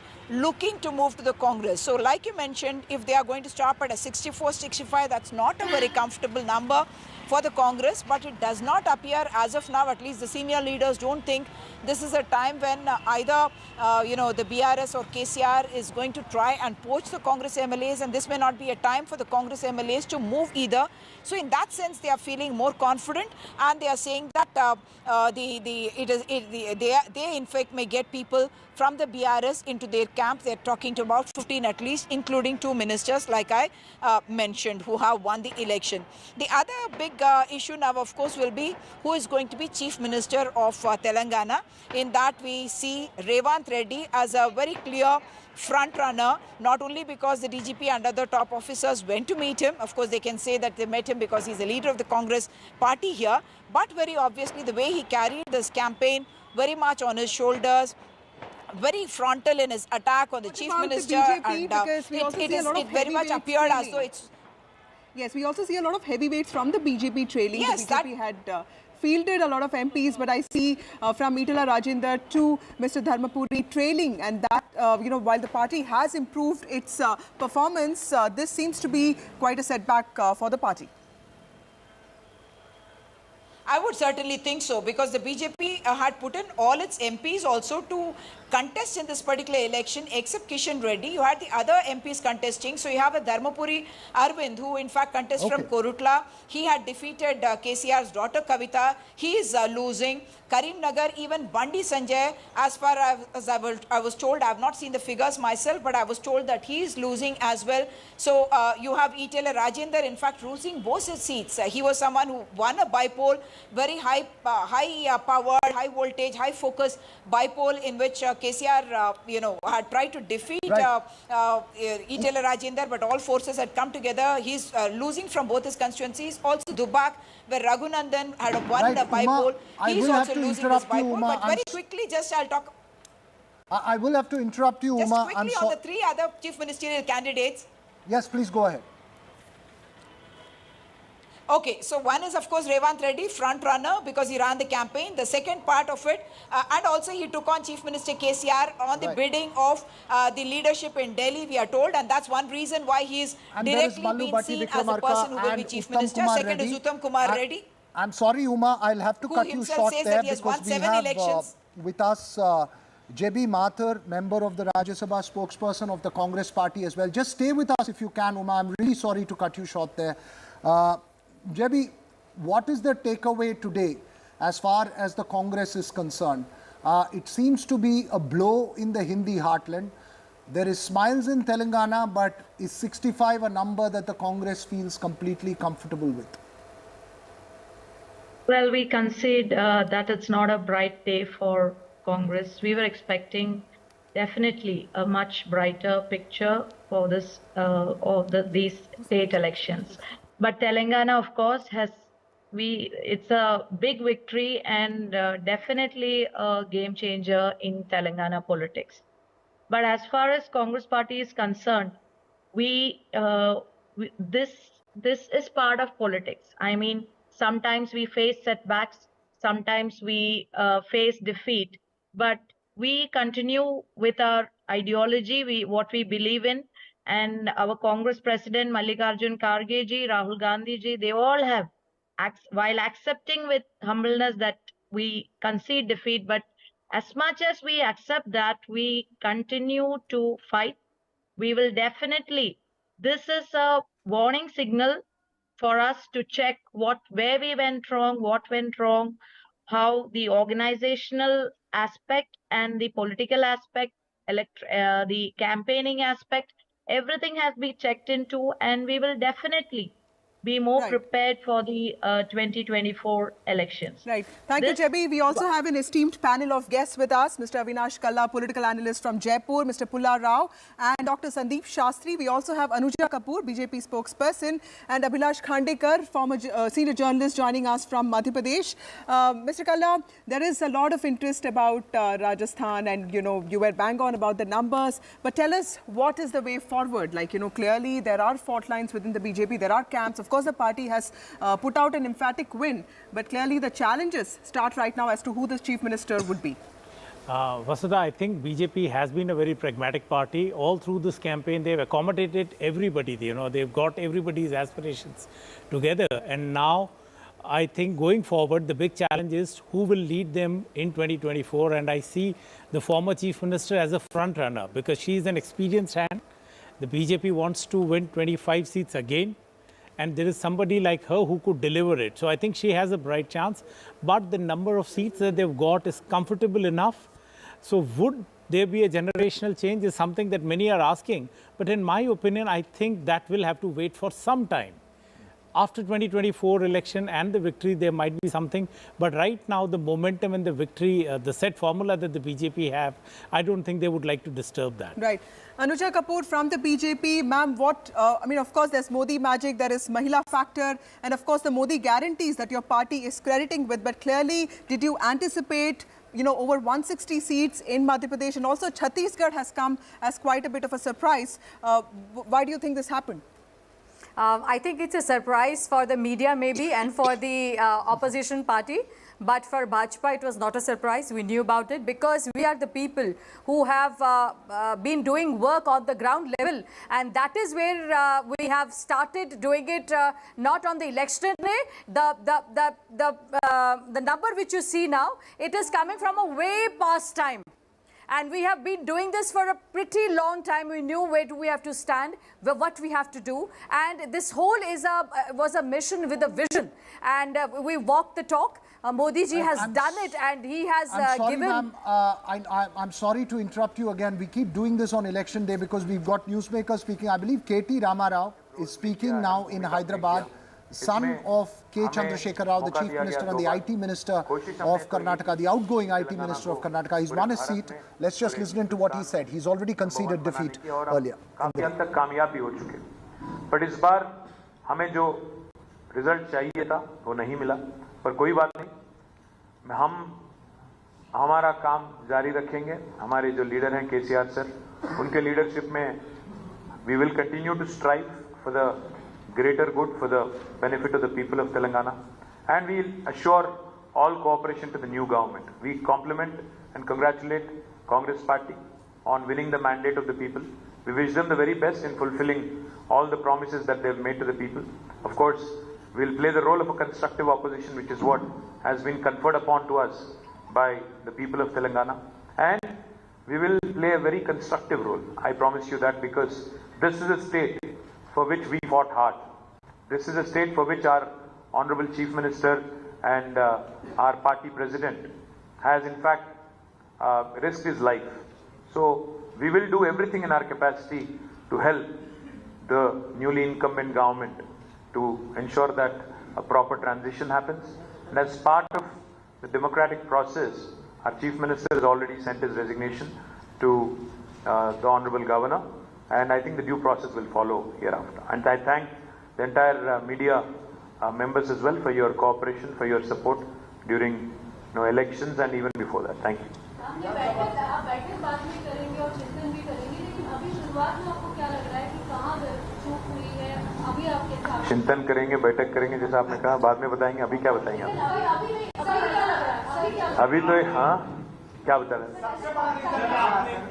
सबसे बड़ा reason क्या रहा हाल का? दो चार दिन तो रुक जाइए, क्या जल्दी है?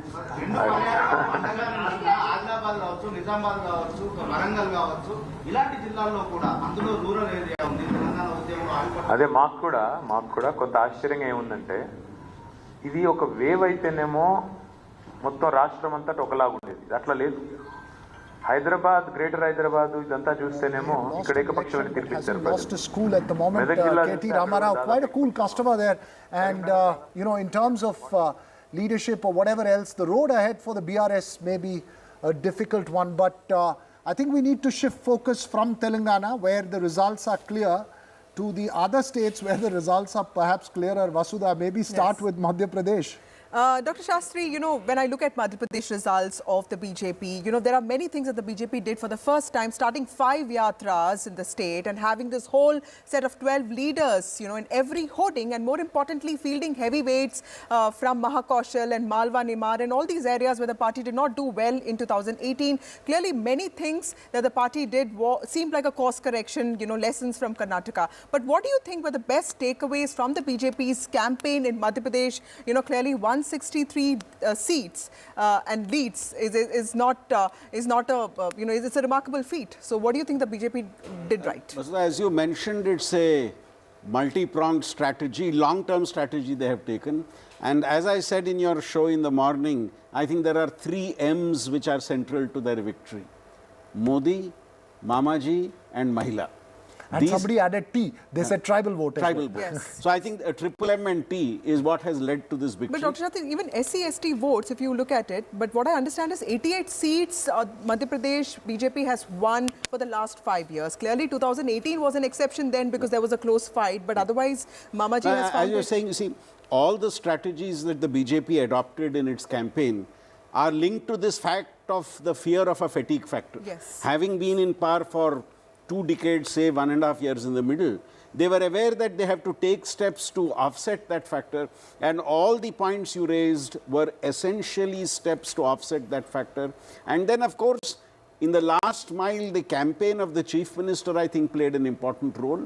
He was back in the campaign with the 3rd and 4th round of ticket distribution. And that campaign which he participated in went across the state.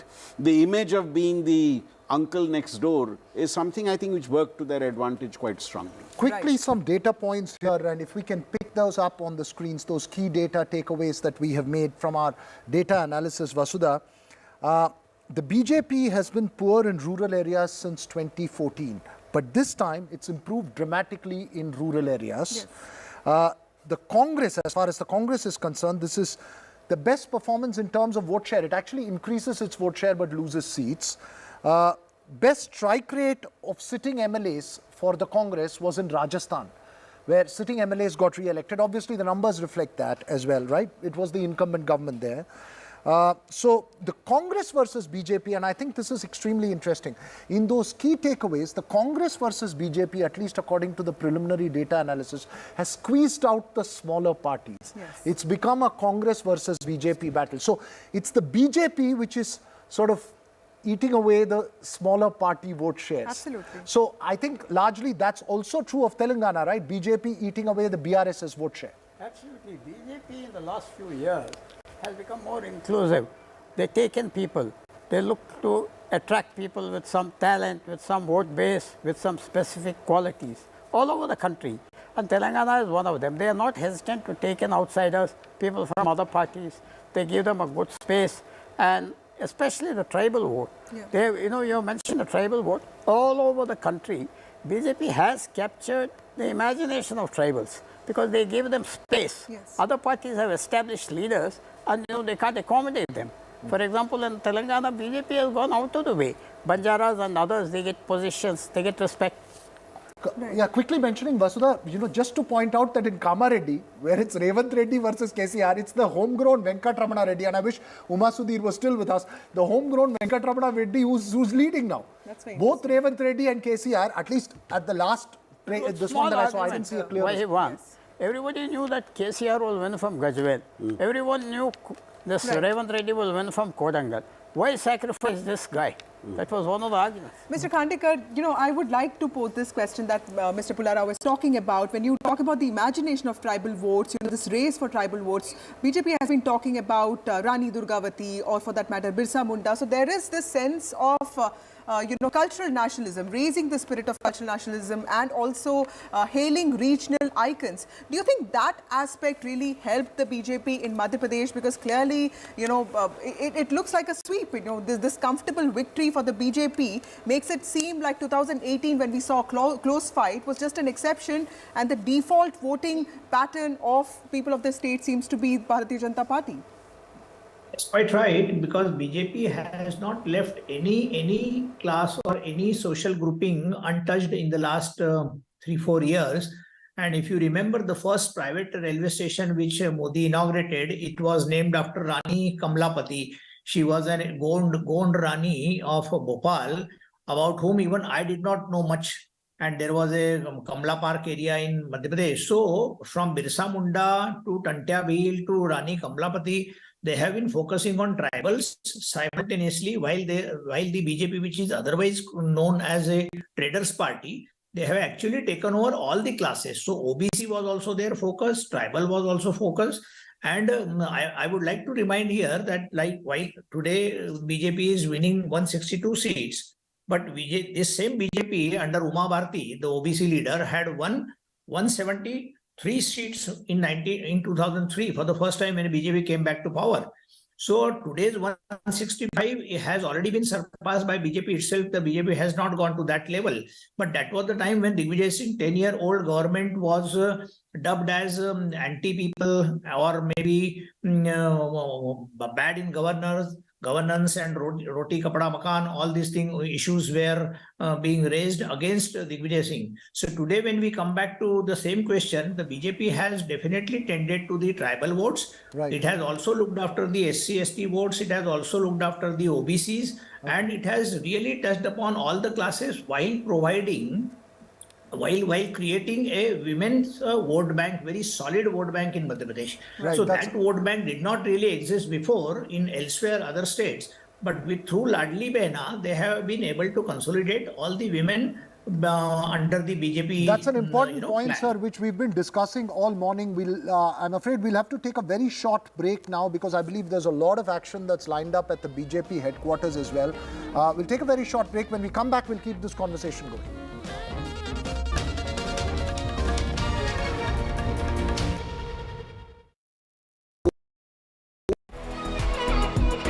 This World AIDS Day, join the fight against HIV. I'm Ayushman Khurrana. This World AIDS Day on the 1st of December, come be a part of the Banega Swasth India campaign and be the change with me.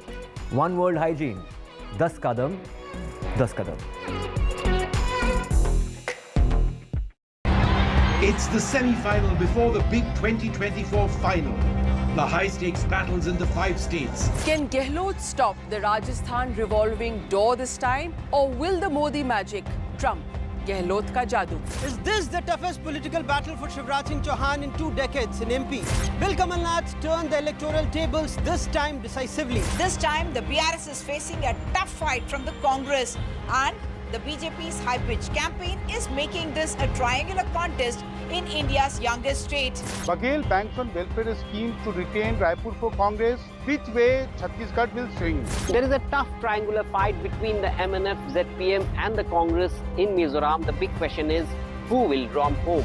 The fastest results, data crunching, accurate analysis and newsmakers. The battle for states. 6 a.m. onwards, all day, on December 3rd on NDTV. This show isn't just about news from the southern states. It's one that looks at the rest of India and the world from a diverse South India point of view. Because NDTV has always taken the southern view seriously. The Southern View with Veera Raghav, only on NDTV 24/7.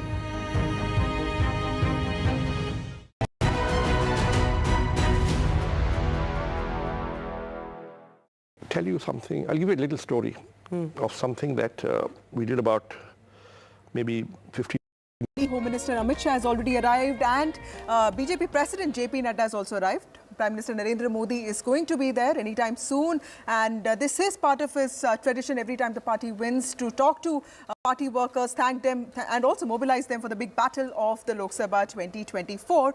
But clearly, a lot of action happening in poll-bound states. Anuja Kapoor, BJP spokesperson, I wanted to ask you, ma'am, every time I speak to a BJP leader these days, they say that they talk about a prayog. You know, this was, you know, be it Rajasthan or be it Madhya Pradesh or Chhattisgarh, collective leadership and the new things that you tried out is being seen as a strategy for 2024. But in Rajasthan specifically, are you looking at a generational shift? Because this is also an opportunity to do that.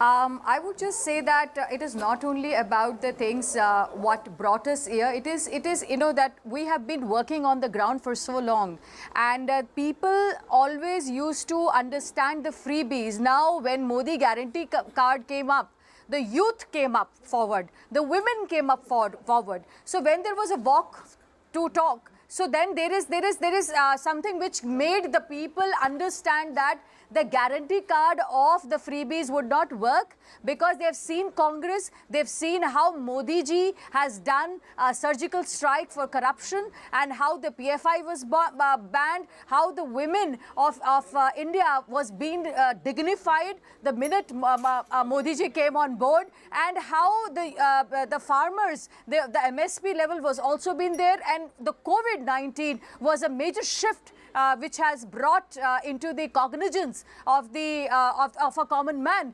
When we say that it is Antyodaya, it has been seen in our policies, it has been seen in our schemes, and that is where really people believe. Yes. We can see images from the BJP office of the Home Minister walking by. I think there's only one question between today and tomorrow. Who's going to be Chief Minister where?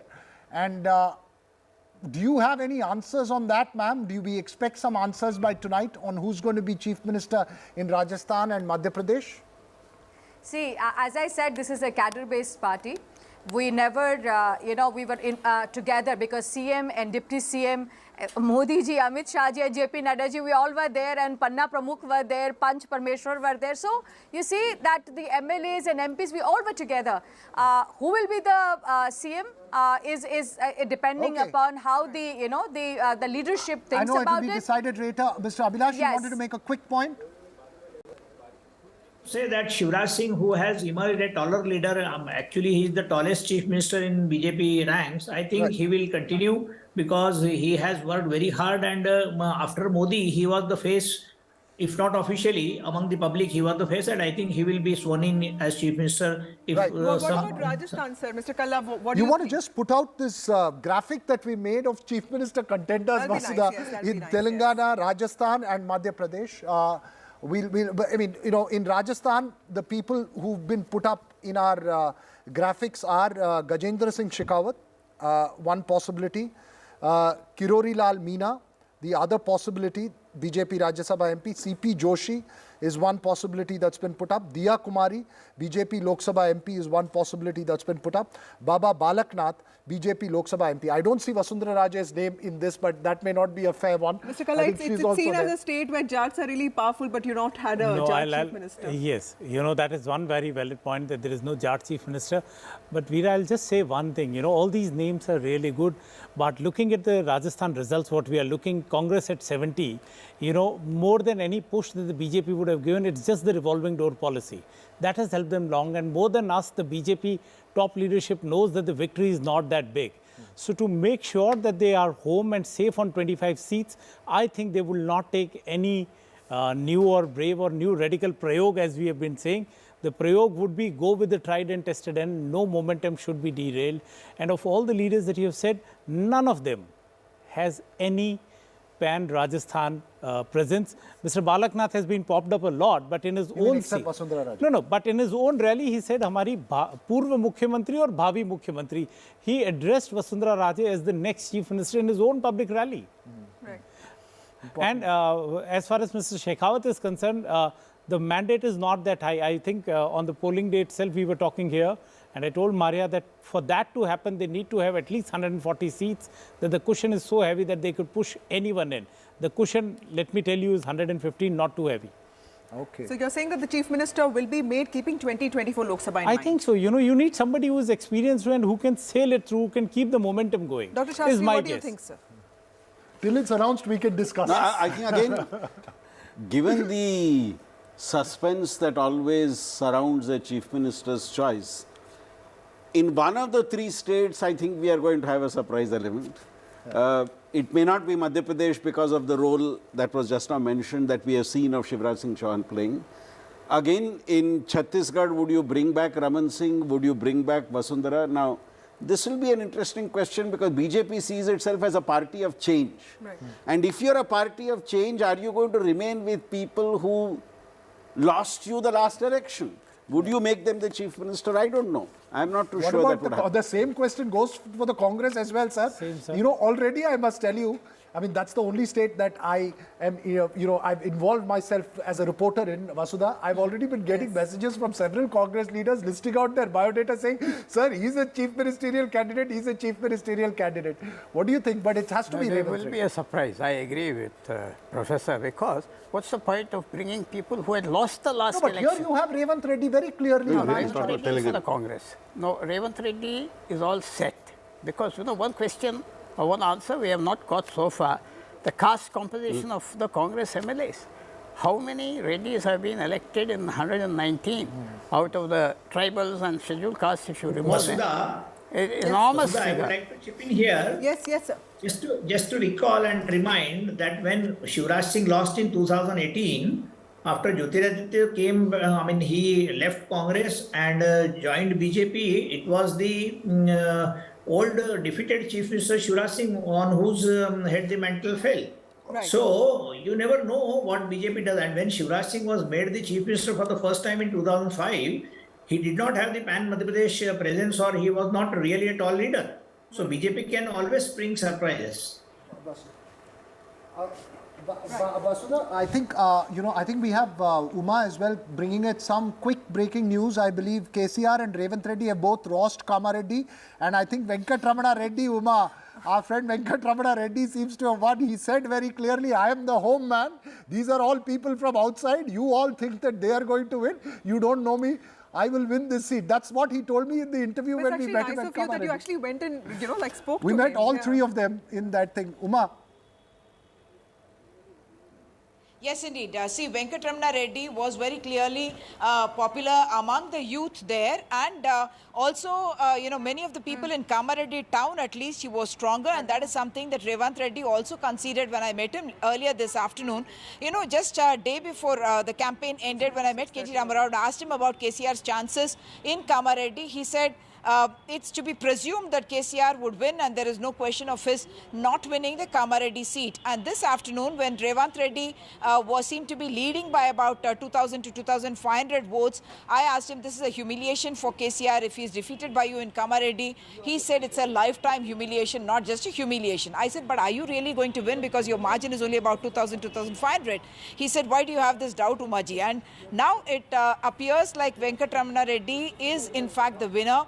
He is the local person, and I remember something very interesting that happened there, because one youth, in fact, he showed me SMSs, and he said, ever since the TSPSC leak thing happened, we have decided that we will change this government, and that's why the youth power voted against the KCR government, and that's why he said that, that the government has been voted out in that sense. In this case, of course, Venkatramana Reddy making it, and people in a sense should be thankful, because if it had been either KCR or Revanth Reddy, they would have probably had a bypoll, and that would have been just expenditure on the exchequer. Uma, I don't have the exact data right now. I'm sorry, Vasudha, but I just want to point this out.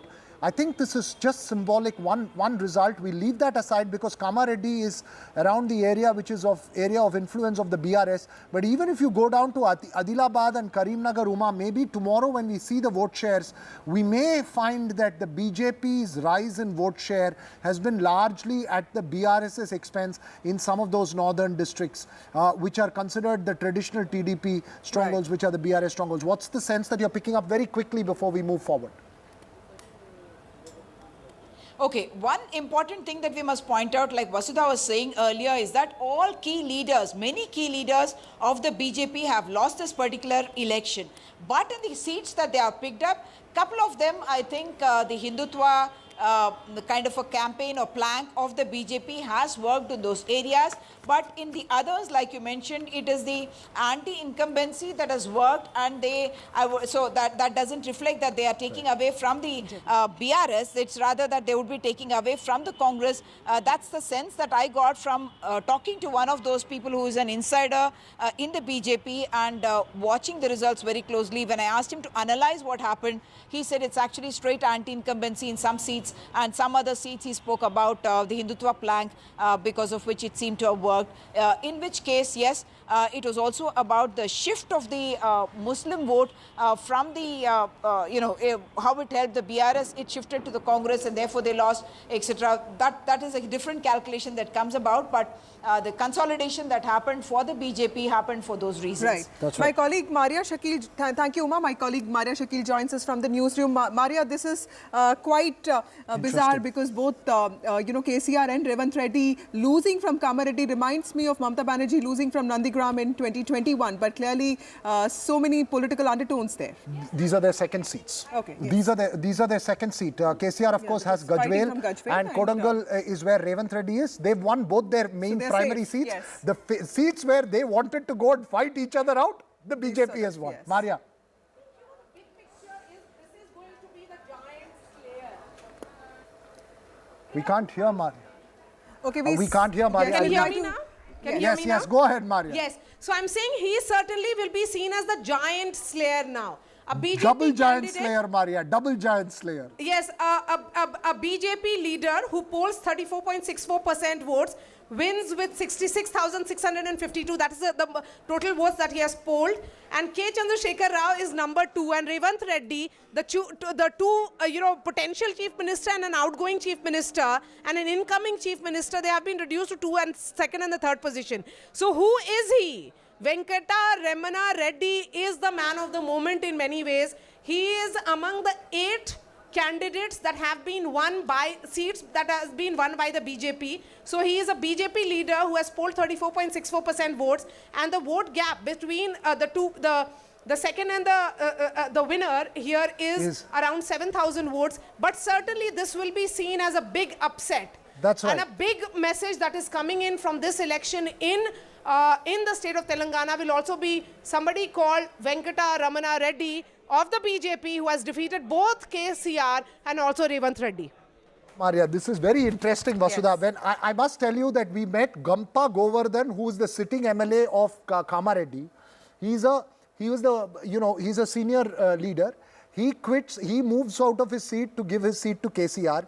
Shabbir Ali, the sitting candidate from Kamareddy, moves to Nizamabad. He lost to Gampa Govardhan last election by 3,000 votes. He moves, gives the seat to Revanth Reddy. When we met Venkatramana Reddy, he said, see, sir, so far we have only helped win, others win. This time we will win. People laughed around him, but he's made sure that he's defeated. That's what happens. I think that's the story of Telangana. Jebi, Mathur, I wanted to ask you, clearly there is a sense that the Congress may not, at least for now, have an answer to Narendra Modi in the Hindi heartland of sorts, because clearly it is getting difficult for you. South India is definitely a different game. But do you think that these election results are going to impact how India Alliance works and also the kind of power and negotiation that Congress hopes to have? State election and national election, we are on different platforms. It's a different game. So if I will, let me ask you back the same question. Let us look at 2018 assembly elections. What happened in 2018 elections? 2018 elections, Hindi heartland was swept by Congress, but what happened in 2019? So let us look at state elections and national election differently. The ideas, the campaign, the issues are all different in both state election and national election. So we would like to repeatedly say that in as much as we concede defeat in the Hindi heartland, but that's only a chapter. That's not the end of the book. It's only a chapter, which is a very dark chapter, but we are very hopeful with the India alliance and with the burning issues that's there in the country, definitely 2024 is going to be a different game. And we are very positive about it. So, otherwise, you can also look at 2018, we swept. And what happened in 2019? So this is not something like, okay, we lost the Hindi heartland and that's the end of it. That's not the end of it. We concede defeat for this assembly elections in Hindi heartland. But this one positive side I wish to say is that this will give us to look into the where we went wrong and correct ourselves and take more important steps to ensure wherever we went wrong, we'll correct it organizationally and in terms of campaign. But 2024, you will definitely see a different picture in Hindi heartland. We are not conceding defeat for that's an important 2024. point. So, Dr. Certainly Shastri, not. when we talk about this need for introspection and reflection, clearly caste census, OPS, or for that matter, even some of the other issues that Congress raised, farm loan waiver, doesn't seem to be having that kind of impact that Congress hoped for. Because the heartland states seem to be rejecting these parties. So, do you think if you look at the Hindi heartland, the issues which the Congress has tried to raise as part of the assembly election campaign does not seem to have cut ice with the voter. Now, it's not that the issues are not important, but maybe the way the Congress has packaged it in this election has not worked. Maybe the way its opponent, the BJP, has countered the alternative that they are putting forward has worked more effectively. Right. So I think the Congress has to seriously sit back and strategize as to why is it in a direct context with the BJP in the north, they are not able to break through and defeat the BJP in that contest, because this is not happening just one time, but it's happening time and again. Why do you think so, Vasudha? Before you ask the rest of them, since you cover the BJP very closely, what is it why is it this divide that's there? This north-south thing. Yes. Plus, what do you think strategically is the BJP's... Veera, I think this time the election, the results, the success has been this Chunav Prabandhan, poll management. BJP has been extremely careful, extremely meticulous in deciding, the corrections that need to be made. Karnataka was quite a jolt for them. And the way they corrected all their actions, the way they announced their party tickets, the way they fielded heavyweights from all those areas where they had lost earlier, and also sent biggest leaders from Amit Shah to Ashwini Vaishnav to Bhupendra Yadav, and they camped in these states for a very long time. So clearly, I think that is something that was missing in the Congress campaign. So you're saying that after the Karnataka lesson, I think the lesson that's been learned is that even if you want to move forward, make sure the optics are right, don't just move forward like that. Absolutely true. Look at the optics. There have been a lot of talks that the BJP is a divided house in the state of Rajasthan. But all throughout the 5 years, their leaders were seen together, smiling, posing together. They were all on the stage. Whereas to get Mr. Sachin Pilot and Mr. Ashok Gehlot together for a picture, you needed a K.C. Venugopal or a Mallikarjun Kharge or a Rahul Gandhi to come in. Right. Until unless these heavyweights came in, these two guys did not come together. And look at it, the 70 margin, Eastern Rajasthan, the stronghold of Sachin Pilot, where he got the votes. The Congress, I think, is deficit by 24. So add that to it, you are 94 seats. Okay. So I think the Gujar community, you think the Prime Minister raking that issue of Sachin Pilot and absolutely yes. And look at the way the Prime Minister brought it out. He recalled late Mr. Rajesh Pilot and said he and Sachin Pilot have been both marginalized. Yeah. That was just to make sure that whatever, if there is a sentiment of the Gujar saying that, okay, Pilot has got back into the fold, make sure that he punches that. And Mr. Pullarao, during our conversations on Telangana, as far as the BJP is concerned, you put one last word, which is, it will be impactful. I don't know if it will be consequential. Today, what would you say? It was impactful. You see, he has raised the profile of the party. He has gained goodwill. He has gained political capital. It was not immediately useful, but it is there. He has become a familiar face. He has been talking a little bit in Telugu.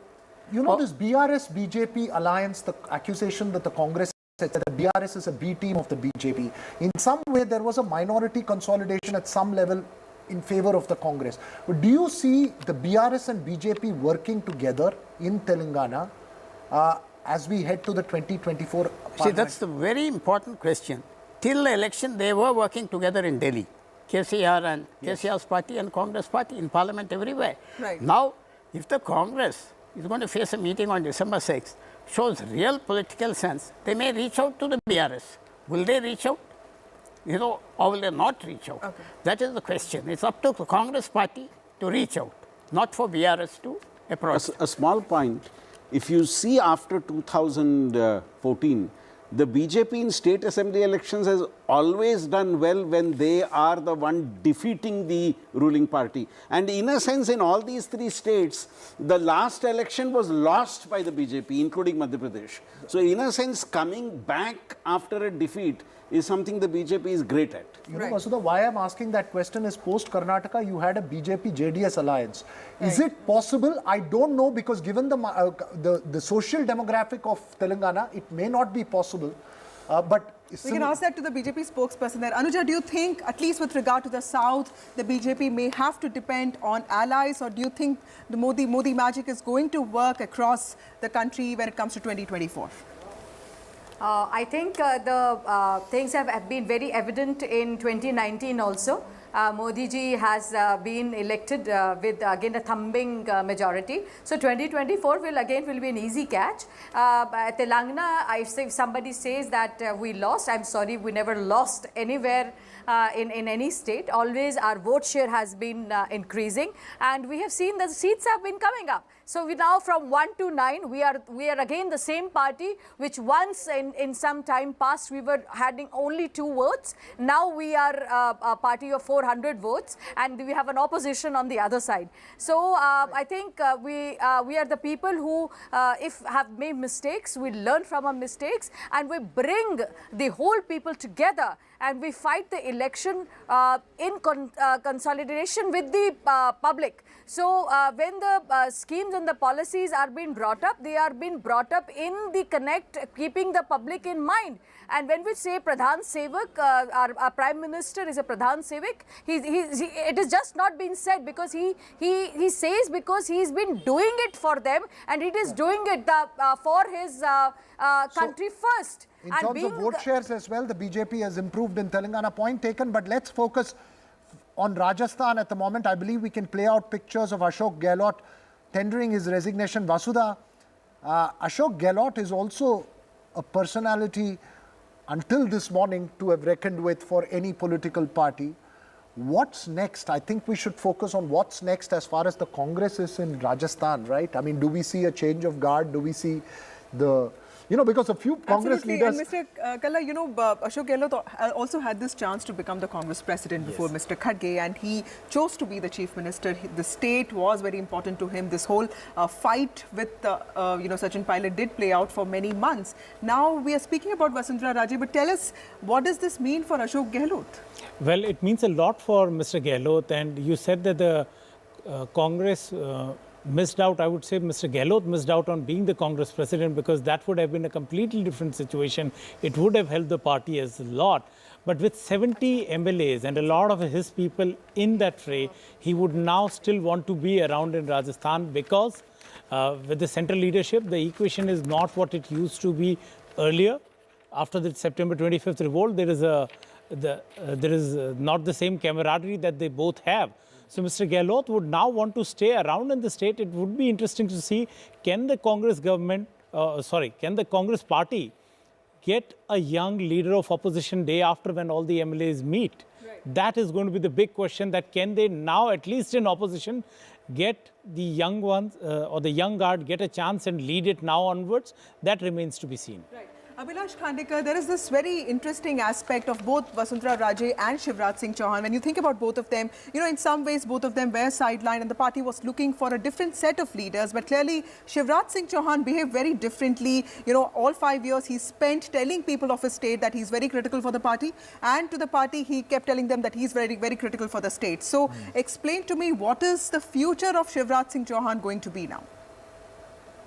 So, Vasundhara is also from Madhya Pradesh. She fought an election from Bhind in 1984. She lost, and she comes from the Gwalior royal family. And Shivraj Singh also is an MP wala. So, but there is no comparison between the two personalities, in the sense Shivraj is quite grounded person. And if today we see 162, 163 seats for BJP and Modi's guarantee everything, there is also one factor that Shivraj Singh despite being a long-serving chief minister, has actually no iota of arrogance touching him. So he is quite a popular person, and he has survived many BJP chiefs from Rajnath Singh to Gadkari to Venkaiah Naidu and to Amit Shah and Nadda and all that. So he knows how to play his cards well. Contrastingly, Vasundhara had strained relationship with the BJP High Command, but Shivraj Singh, after his loss, the BJP's loss in 2018, he was made the national vice president and made in charge of the membership drive. He took it very sportingly and went away to various states in Northeast and all other places. So the point I am trying to make is that Shivraj Singh is a very wily politician, and he knows what the BJP High Command wants, and he actually does exactly what they want. And when it appeared that he was being sidelined, you remember that he asked his own voters, should I fight the elections or not? So that was also his move in a way to show that he is still flexing his muscles, but he was not ready to fight with the High Command. So I think he still has a chance of becoming the chief minister, because the BJP tried to sideline him, and entire campaign revolved around Modi, because people knew that there was an anti-incumbency factor. Maybe take that question to JB as well. What next in terms of the fact that I think it's become clear that there is a south-north divide. Things are working in the south, but in the Hindi heartland, the Congress is not able to counter the BJP, or as observers put it, the Narendra Modi charisma. What's next for the Congress? Because you have, 6 months left for the Lok Sabha elections. What in terms of strategic thinking can the party change? Is it enough time to bring in a new guard or a leadership change in states like Rajasthan and Madhya Pradesh? It's not something about that we have to bring a change of guard overnight. Our party will definitely look into what went wrong, and only after that we will be able to devise what careful strategy should be made. But whatever it is, I repeat that you cannot compare a World Cup cricket with a World Cup football. A win in World Cup football does not mean a win in World Cup cricket. The rules are different, the game is different. So the assembly elections is different from national elections, and this is we have reached a point where we have to give serious thinking to making strategies pan-India, and I wouldn't want to differentiate between South-North divide or anything like that, but definitely we'll have to bring in strategies to connect with people, to bring the issues, what matters to the country will have to be taken to the ground. The reality, the price rise is a reality, unemployment is a reality, the corruption is reality, but how we connect it to the people matters. So I think we have to redraw our campaign strategies to make sure there are no loopholes to ensure victory in 2024. And I just have a question. I just have a question, please. A big role. Yes. Also. One small question. You know, in the last 2 years, there have been so many changes in the Congress. Many seniors have left or retired. Is there a deficit of advice?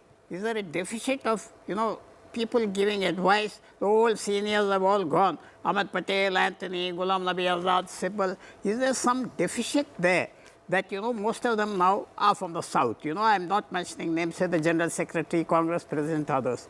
Is there some deficit? Do you feel that lack? It's a very interesting question. We won Himachal Pradesh, we won Karnataka, we won Telangana. So we admit that we lost the Hindi heartland, Hindi belt. But that doesn't mean that leadership, otherwise we should have lost everywhere. And also, what BJP has always been trying to portray is a Congress Mukt Bharat. And we have given a fight. It's not the case that we have miserably failed. When we compare to the previous elections of where there's anti-incumbency, we were less in number in most of the states when compared to what we have now. But that is no solace. But what I'm trying to convey is, when the game is different, let's face it differently. But this is a warning signal for us to be more more serious thinking to be given in strategic planning on how we convey what we want to convey to the people. Because if we look at UPA 1 and 2, where we went wrong in UPA 2 was that whatever good things we did, we were not able to convey to the people. So that is where the campaign strategy matters. But as far as we are concerned, 2024, the burning issues of the country continues. And what is now tomorrow Parliament session is beginning. We will raise it there, definitely the issues that matters, and we will definitely, I am telling you with confidence that 2024 is a different ball game and not the assembly election. Very quick question, Vasudha, and I think, how do you see this change or affect the dynamics of Congress's equations with allies as far as the INDIA alliance is concerned? And I think, just very quickly, do you see this affecting that dynamics in terms of the power equation between the Congress and the other allies? Because the Congress has been the glue trying to put this together. How do you see this playing out, and what do you see the... Ms. Mathe?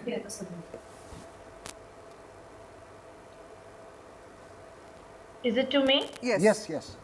Yeah, India Alliance, if you look at now for example, I mean your channel or other channels are all showing the Hindi heartland being the saffronized. But if you look at the pan-India now also, India Alliance have a great role.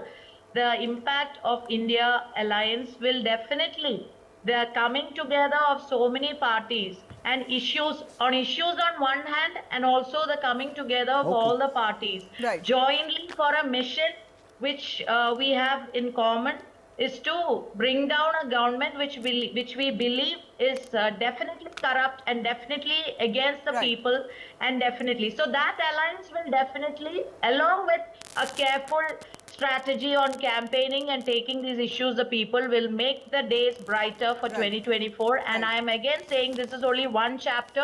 Many chapters, many pages are left for the book. Dr. Shastri, you know, we have not touched upon Chhattisgarh at all, and that was the most interesting and surprising aspect for me. Mr. Baghel did a lot of things to counter Hindutva, to counter BJP's welfare. Clearly, where do you think he went wrong?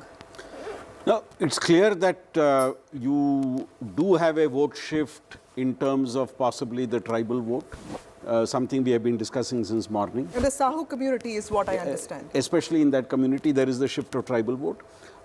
Secondly, I think the projections which the Congress was doing about its achievements in the state and the projections by Mr. Baghel do not seem to resonate at the ground if you look at how voters have expressed their view. So I think in some ways, while all of us talk about welfare... No, we're playing live pictures as you're speaking of the BJP headquarters where I think Mr. Rajnath Singh and Home Minister Amit Shah have already taken the stage. We expect the Prime Minister to reach there any minute now. You already see the cavalcade coming in. Go ahead. Yes, sir. As I said, while we have been talking about welfare and welfare schemes, at the end of the day, how those welfare schemes work on the ground is what Chhattisgarh demonstrates. You may have provided a lot of welfare schemes, but what happened on the ground and how do the voters perceive that, I think, is seen in the result that you find today projected in Chhattisgarh. So that's the cavalcade, that's the convoy of the Prime Minister coming in. This has been a tradition for him to address party Karyakarta every time the party wins, and he will start speaking soon. Remember, mobilizing the party cadre has been an important part of the BJP's work strategy, especially this time in Madhya Pradesh where the party was battling an 18-year-old anti-incumbency. Prime Minister Narendra Modi addressed 14 rallies in Madhya Pradesh in the last 1.5 months, and senior leaders Bhupendra Yadav, Amit Shah and Ashwini Vaishnav are also camping in the state. Same goes for Chhattisgarh and Rajasthan. The Prime Minister addressed about 12 and 15 rallies in Rajasthan. Clearly a lot of effort there that the Prime Minister put in to ensure that voters get the message that he was trying to give. BJP, government and of course the Prime Minister work in tandem, and today he is going to most likely talk to workers and mobilize them and also thank them for the party's victories. This would be, as we wait for the Prime Minister to come up, I mean, you know, every time there's been a bad result, like for instance in Karnataka, we say that an assembly election is different from a parliamentary election. Now this time it's been a good result for the BJP. So do we see this as an indication for a parliamentary election, or is that going to be very different? No, I think it is certainly going to be a validation for the BJP, and it's a boost for their 2024 prospects. There is no denying the fact. And it also gives, every time there has been a charge that the Prime Minister is unable to win you seats beyond Gujarat or a state beyond Gujarat, with this and no face in any of the states, the Prime Minister proves it that he can deliver you states in the Hindi heartland in assembly elections. Right. So the charge that was always against him, that he's not able to deliver you states on his own, this one around, he proves them wrong, and he says, I can deliver the states and it even after 10 years. I just want to ask one question to you as well as the rest of them. In Madhya Pradesh, there was a time when anti-incumbency was very strong. What was that one defining moment in this election campaign where things turned? There you see the Prime Minister walking up. As we wait for him to speak, what do you think was the defining moment in that election? Where was something... I think the Congress peaked a little too early. That peak came way too early, and that gave BJP and Shivraj Singh Chouhan all the time to course correct themselves and the schemes. How does this peaking early happen? I mean, because a lot of these psephologists and others talk about this, and one of the things that's been given credit to that campaign manager Sunil Kanugulu in Telangana and Karnataka is the fact that he ensures that the peak is at the right time. What has happened in Madhya Pradesh is the campaign started very early. And I think the Congress let out all its strategies too early, which gave time to the BJP to counter those strategies and come up with an alternative strategy, which the people seem to believe is a better strategy than what the Congress offers. Right.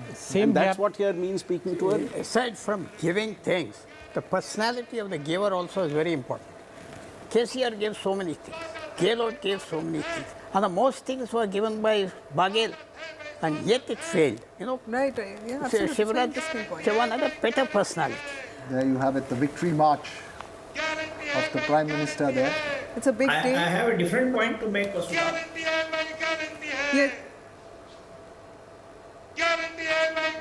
Yeah, quickly make the point, sir.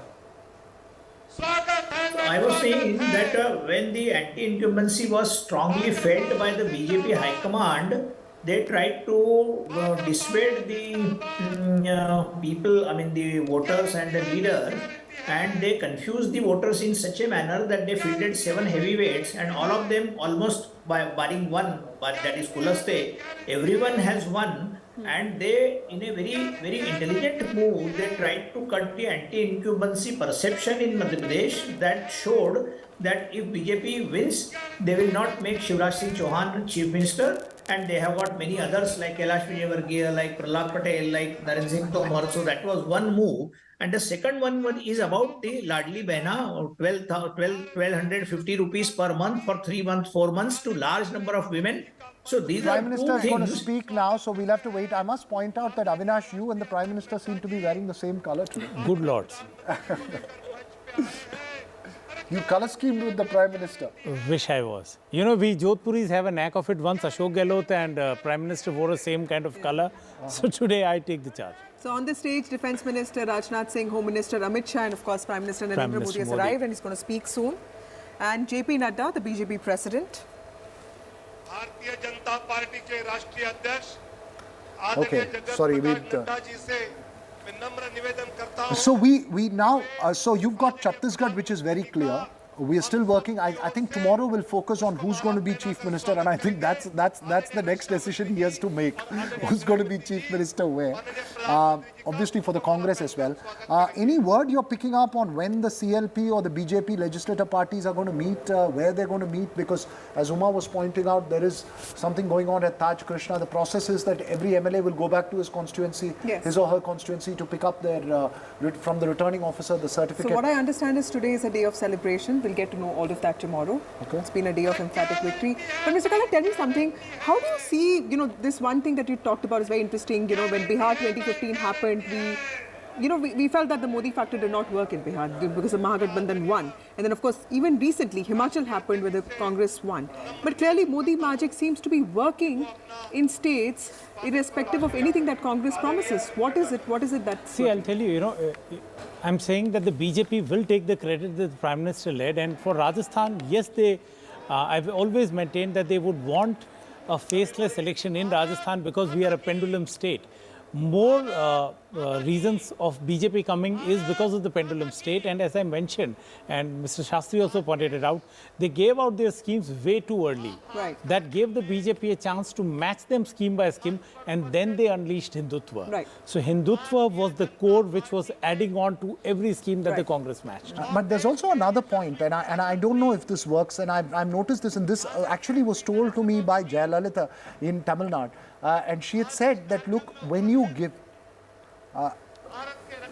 we've got the BJP president speaking there. What she said is that when you have, when there is a leader should not tom-tom about what you have given. I think there were lessons that they all learned.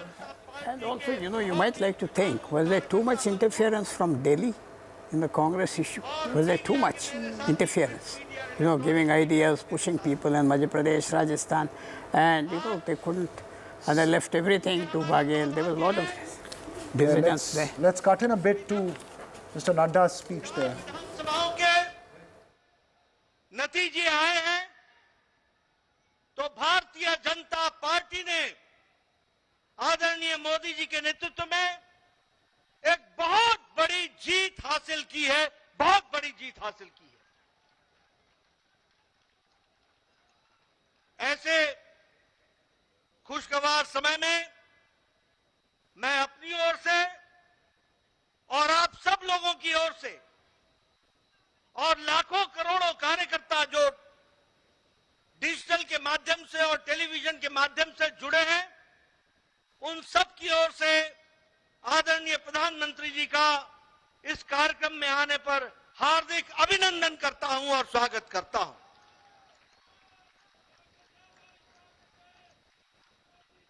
जब हम प्रधानमंत्री जी का अभिनंदन करते हैं तो दिल से उनको हम धन्यवाद भी देते हैं, और हम धन्यवाद इसलिए देते हैं कि भारतीय जनता पार्टी जब भी कोई चुनाव लड़ती है, चाहे वो प्रदेश का चुनाव हो, चाहे वो देश का चुनाव हो, चाहे काल कोई भी अनुकूल हो या प्रतिकूल हो, आदरणीय प्रधानमंत्री जी ने हमेशा सबसे आगे बढ़ करके नेतृत्व को संभाला है और हमेशा उस चैलेंज को पूरा किया है। He has always led the campaign from the front, और उन्होंने अथक प्रयास, अथक मेहनत और संगठन और चुनाव के राजनीति और रणनीति की छोटी छोटी बारीकियों से लेकर उससे निकलने वाले नतीजे तक का खुद ध्यान रखते हुए चुनाव को इस मुकाम तक पहुंचाया है, और एक नहीं अनेकों चुनाव को पहुंचाया है। ऐसे हमारे यशस्वी प्रधानमंत्री जी हैं। मित्रों, ये जो संदेश इस चुनाव के नतीजों ने दिया है, वो स्पष्ट बताता है कि देश ने समझ लिया है कि अगर कोई गांव को मजबूती दे सकता है तो वो प्रधानमंत्री नरेंद्र मोदी जी दे सकते हैं। चुनाव के नतीजों ने स्पष्ट संदेश दे दिया है कि अगर कोई गांव, गरीब, वंचित, पीड़ित, शोषित, आदिवासी भाई, अनुसूचित जाति का भाई, इनको कोई सम्मान के साथ मुख्य धारा में ला सकता है तो वो और कोई नहीं, भारत के यशस्वी प्रधानमंत्री मोदी जी हैं। और इसीलिए चाहे महिलाओं का सशक्तिकरण हो, चाहे किसान को सम्मान देने की बात हो, चाहे युवाओं की आकांक्षाओं और आशाओं को आगे बढ़ाने का उनके सपनों को साकार Mr. Pullara stays with us, but we have a new set of guests, including Amitabh Tiwari. Let me start with you. Defining moment in these elections, we were just discussing, there was a time when one felt, as far as Madhya Pradesh was concerned, that things were going the Congress way. And somebody just pointed out, maybe Congress peaked a little early in that election. What do you think was the defining change? Because if there was a wave of this nature and a sweep that was there of this nature, it should have been picked up earlier by everyone. What was it that people missed, A, and B, was there a decisive turning moment? I'll come to you next, but first. No, see, when you go in a war, you have to first do a SWOT analysis.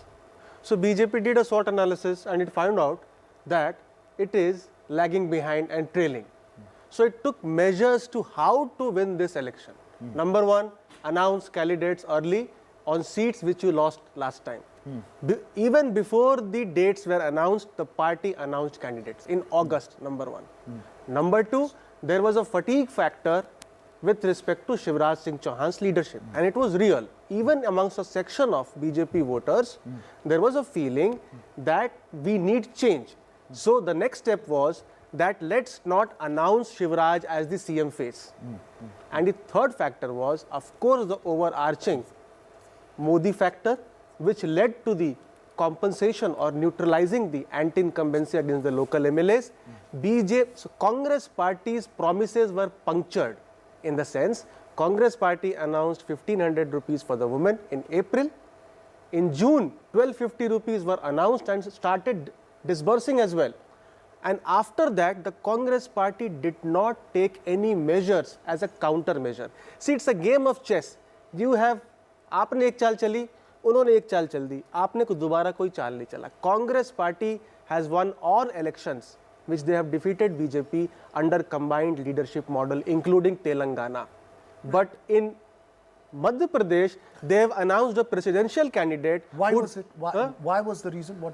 Reason was probably because he had the resources and he was funding the election, so he got the leadership. Right. That's probably the only reason, and they don't have any other leader because Scindia already had moved to the BJP camp. Rajat, when we look at Chhattisgarh, that was quite surprising for me because Bhupesh Baghel, he countered BJP's Hindutva, he countered BJP's welfare. Clearly, there is something that he did not get right. What was it? See, Vasudha, I think if you were to analyze Chhattisgarh, you cannot do that without talking about 80% population, which is a farming population. We've talked about how Dhan MSP procurement wasn't up to the mark, especially in the last couple of years. But forget Dhan, it was Dalhan for which MSPs were just not implemented in the entire state. A lot of farmers were increasingly getting dependent on rice alone. And that became, that was, BJP saw very early signs of, rice and farmers dependent on rice quite early on in the election. In fact, they went out and promised far better sort of rate for MSP procurement for greater number of even areas. As opposed to the Congress. Exactly. So these small things. So BJP played a very plain vanilla campaign. Right. In fact, it was one state which was a which was like stuck in a fait accompli scenario, wherein BJP thought that it doesn't have the leadership to be able to pose challenge to him, whereas Congress was too overconfident. So much so that Bhupesh Baghel was a warrior for Congress party, roaming around in all other states and trying to be the championing ideologue of the Congress party, but just didn't understand what's going on in his own state. He just didn't have the ears to the ground. Let me be counterintuitive and ask, what could the Congress have done differently? I mean, is there something that the Congress could have done differently in Madhya Pradesh? What the one thing that three things. There were clear sentiments around PSC exam fraud in the state. The rumblings did not start just in this year. It has been going on for the past specifically of Chhattisgarh, very specific micro issues. They did not see the writing on the wall. Perhaps they were just too overconfident. It just became such they were just too overconfident. That there is just because the sheer amount of demolition that they had done for the BJP, that the entire leadership was purged by the Congress in the previous election. So they were confident that who is going to pose a challenge to me? I am this almighty Bhupesh Baghel, who not just in my own home state, but I'm parading myself in the rest of the state. Similar to what KCR felt in everybody, whosoever has been arrogant has bitten the dust this time. One more thing is there. I think Rajat has made very valid points regarding farming. Yes. I mean, it was Baghel believed that he was the champion of the farmer. That's number one. Number two, revise his promises. So see, that's not. But later, even when he got one more point, even when he got the whiff of defeat. 2 days before the final polling, he said every woman I'll give 15,000 rupees. So these are like you're trying to bait voters. Voters have understood. By that time, the slippage and avalanche had happened. BJP also promised the Matri. All of that happened retrospective. What I'm saying is that Bhupesh Baghel was seeing his avalanche happening before him, just was not accepting it. As opposition parties, you need to promise only. Yeah. The government has to deliver. Right. And some of the things which Rajat has mentioned have not been delivered. But one more thing is very important. Congress won 26 out of 29 ST reserved seats. But they did not give the ST community the due representation in cabinet and in power. You installed the OBC chief minister and you made a Thakur the deputy chief minister. And then there was polarization within tribals as well, Christians and the Hindu tribals. So that further split Congress's game plan into Chhattisgarh. I think we should also put up graphics as we wait for the Prime Minister to speak about, we had these graphics made for each of the state in terms of the key factors, the swings that happen, the vote shares, and it's all very interesting in terms of that. Mr. Pullarao, just weigh into this conversation in terms of what the big takeaways are, what would be the defining feature for you in these elections? And let's not stick to Telangana. Basically, with respect to Telangana, they had a good advantage from the beginning. KCR was demolished by the BJP largely. For 4.5 years, the BJP demolished KCR. Congress was not that much of an opposition. It had sunk, it was demoralized. After Karnataka election, then they felt more confident, resource-wise, other things, they started building up. And people say the BJP went back. Is it part of the strategy, or was it because you see what the argument that was made, even whether it was with JDS, again you had personal attacks, you had vicious campaign, you had Yogi Adityanath campaigning in Mandya, the BJP invested heavily in Mandya. Here BRS also, it was a personal, in fact, I may tend to argue that the BJP was more aggressive on KCR as well as the Congress. Congress was equally aggressive on KCR. But the BJP's aggression, one felt that BRS is the pole. This would split the anti-BRS vote. Was it part of a calculated strategy, or is it a strategy that misfired? I think the moment in Telangana where KCR lost his edge was a liquor scam. Oh, okay. Delhi liquor scam had a very big impact in the minds of people. Corruption mixed with family. Corruption and mixed with arrogance. Liquor scam. Because look at, even after anecdote, after resigning, he didn't have the courtesy to go and submit his resignation personally to the governor. He sent his OSD to submit the resignation. This is his farmhouse politics, because he did not step out of his farmhouse for these 5 years. No, he sent his OSD, he just sent it. And Rama Rao, KTR is actually, tweeting that yes, he has sent his resignation. No, he's not held a press this conference. is the style, this is where, he did not used to go and receive the Prime Minister. MLAs have become inaccessible. They have started following This is the root cause of where KCR was finished. And BJP, I think, strategically feels comfortable of tackling Congress than regional parties. So BJP went in there and said that no matter Congress wins, no problem, we have to demolish KCR and a regional party. I don't think so, because they were almost at the verge of defeating KCR What is the themselves. mistake that the BJP made? Because this seems like a lost opportunity for the BJP. I think this is one state where they would be repenting. We are coming across to the Prime Minister's speech there. Bharat माता की, भारत माता की। आज की विजय ऐतिहासिक है, अभूतपूर्व है। आज सबका साथ, सबका विकास की भावना जीती है। आज विकसित भारत के आह्वान की जीत हुई है। आज आत्मनिर्भर भारत के संकल्प की जीत हुई है। आज वंचितों को वरीयता के विचार की जीत हुई है। आज भारत के विकास के लिए राज्यों का विकास, इस सोच की जीत हुई है। आज ईमानदारी, और सुशासन की जीत हुई है।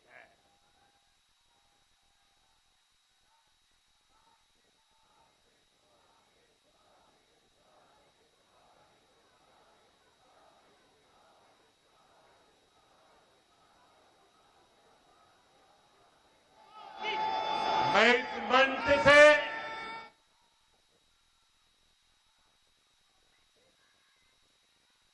सभी मतदाताओं को आदरपूर्वक नमन करता हूं। मध्य प्रदेश, राजस्थान और छत्तीसगढ़ के लोगों ने भाजपा पर भरपूर स्नेह दिखाया है। तेलंगाना में भी बीजेपी के प्रति समर्थन लगातार बढ़ रहा है।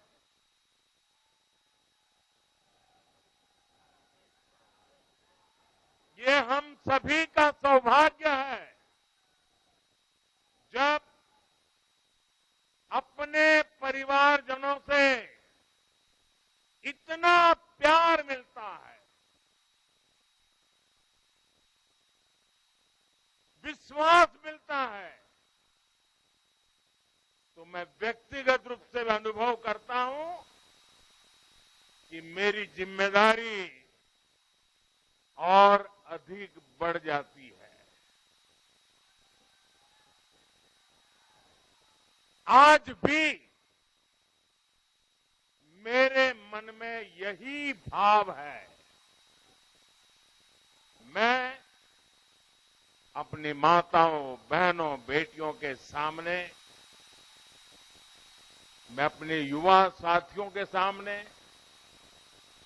मैं अपने किसान भाई बहनों के सामने, मैं अपने गरीब परिवारों के सामने उन्होंने जो निर्णय, जो बढ़ चढ़ करके समर्थन दिया है, इसके लिए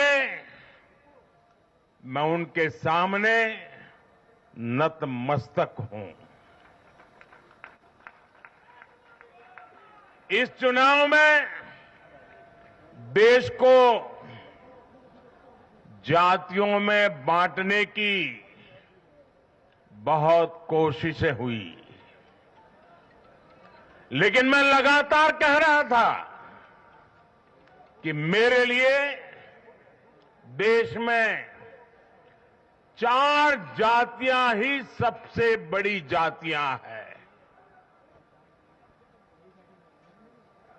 और जब मैं इन 4 जातियों की बात करता हूं, हमारी नारी शक्ति, हमारी युवा शक्ति, हमारे किसान और हमारे गरीब परिवार, इन 4 जातियों को सशक्त करने से ही देश सशक्त होने वाला है। आज बड़ी संख्या में हमारे ओबीसी साथी इसी वर्ग से आते हैं। आज बड़ी संख्या में हमारे आदिवासी साथी इसी वर्ग में आते हैं। और इन चुनावों में इन चारों जातियों ने भाजपा की योजनाओं और भाजपा के रोड मैप को लेकर बहुत उत्साह दिखाया है। आज हर गरीब कह रहा है वो खुद जीता है। आज हर वंचित के मन में भावना है कि चुनाव वह खुद जीता है। आज हर किसान यही कहता है, ये चुनाव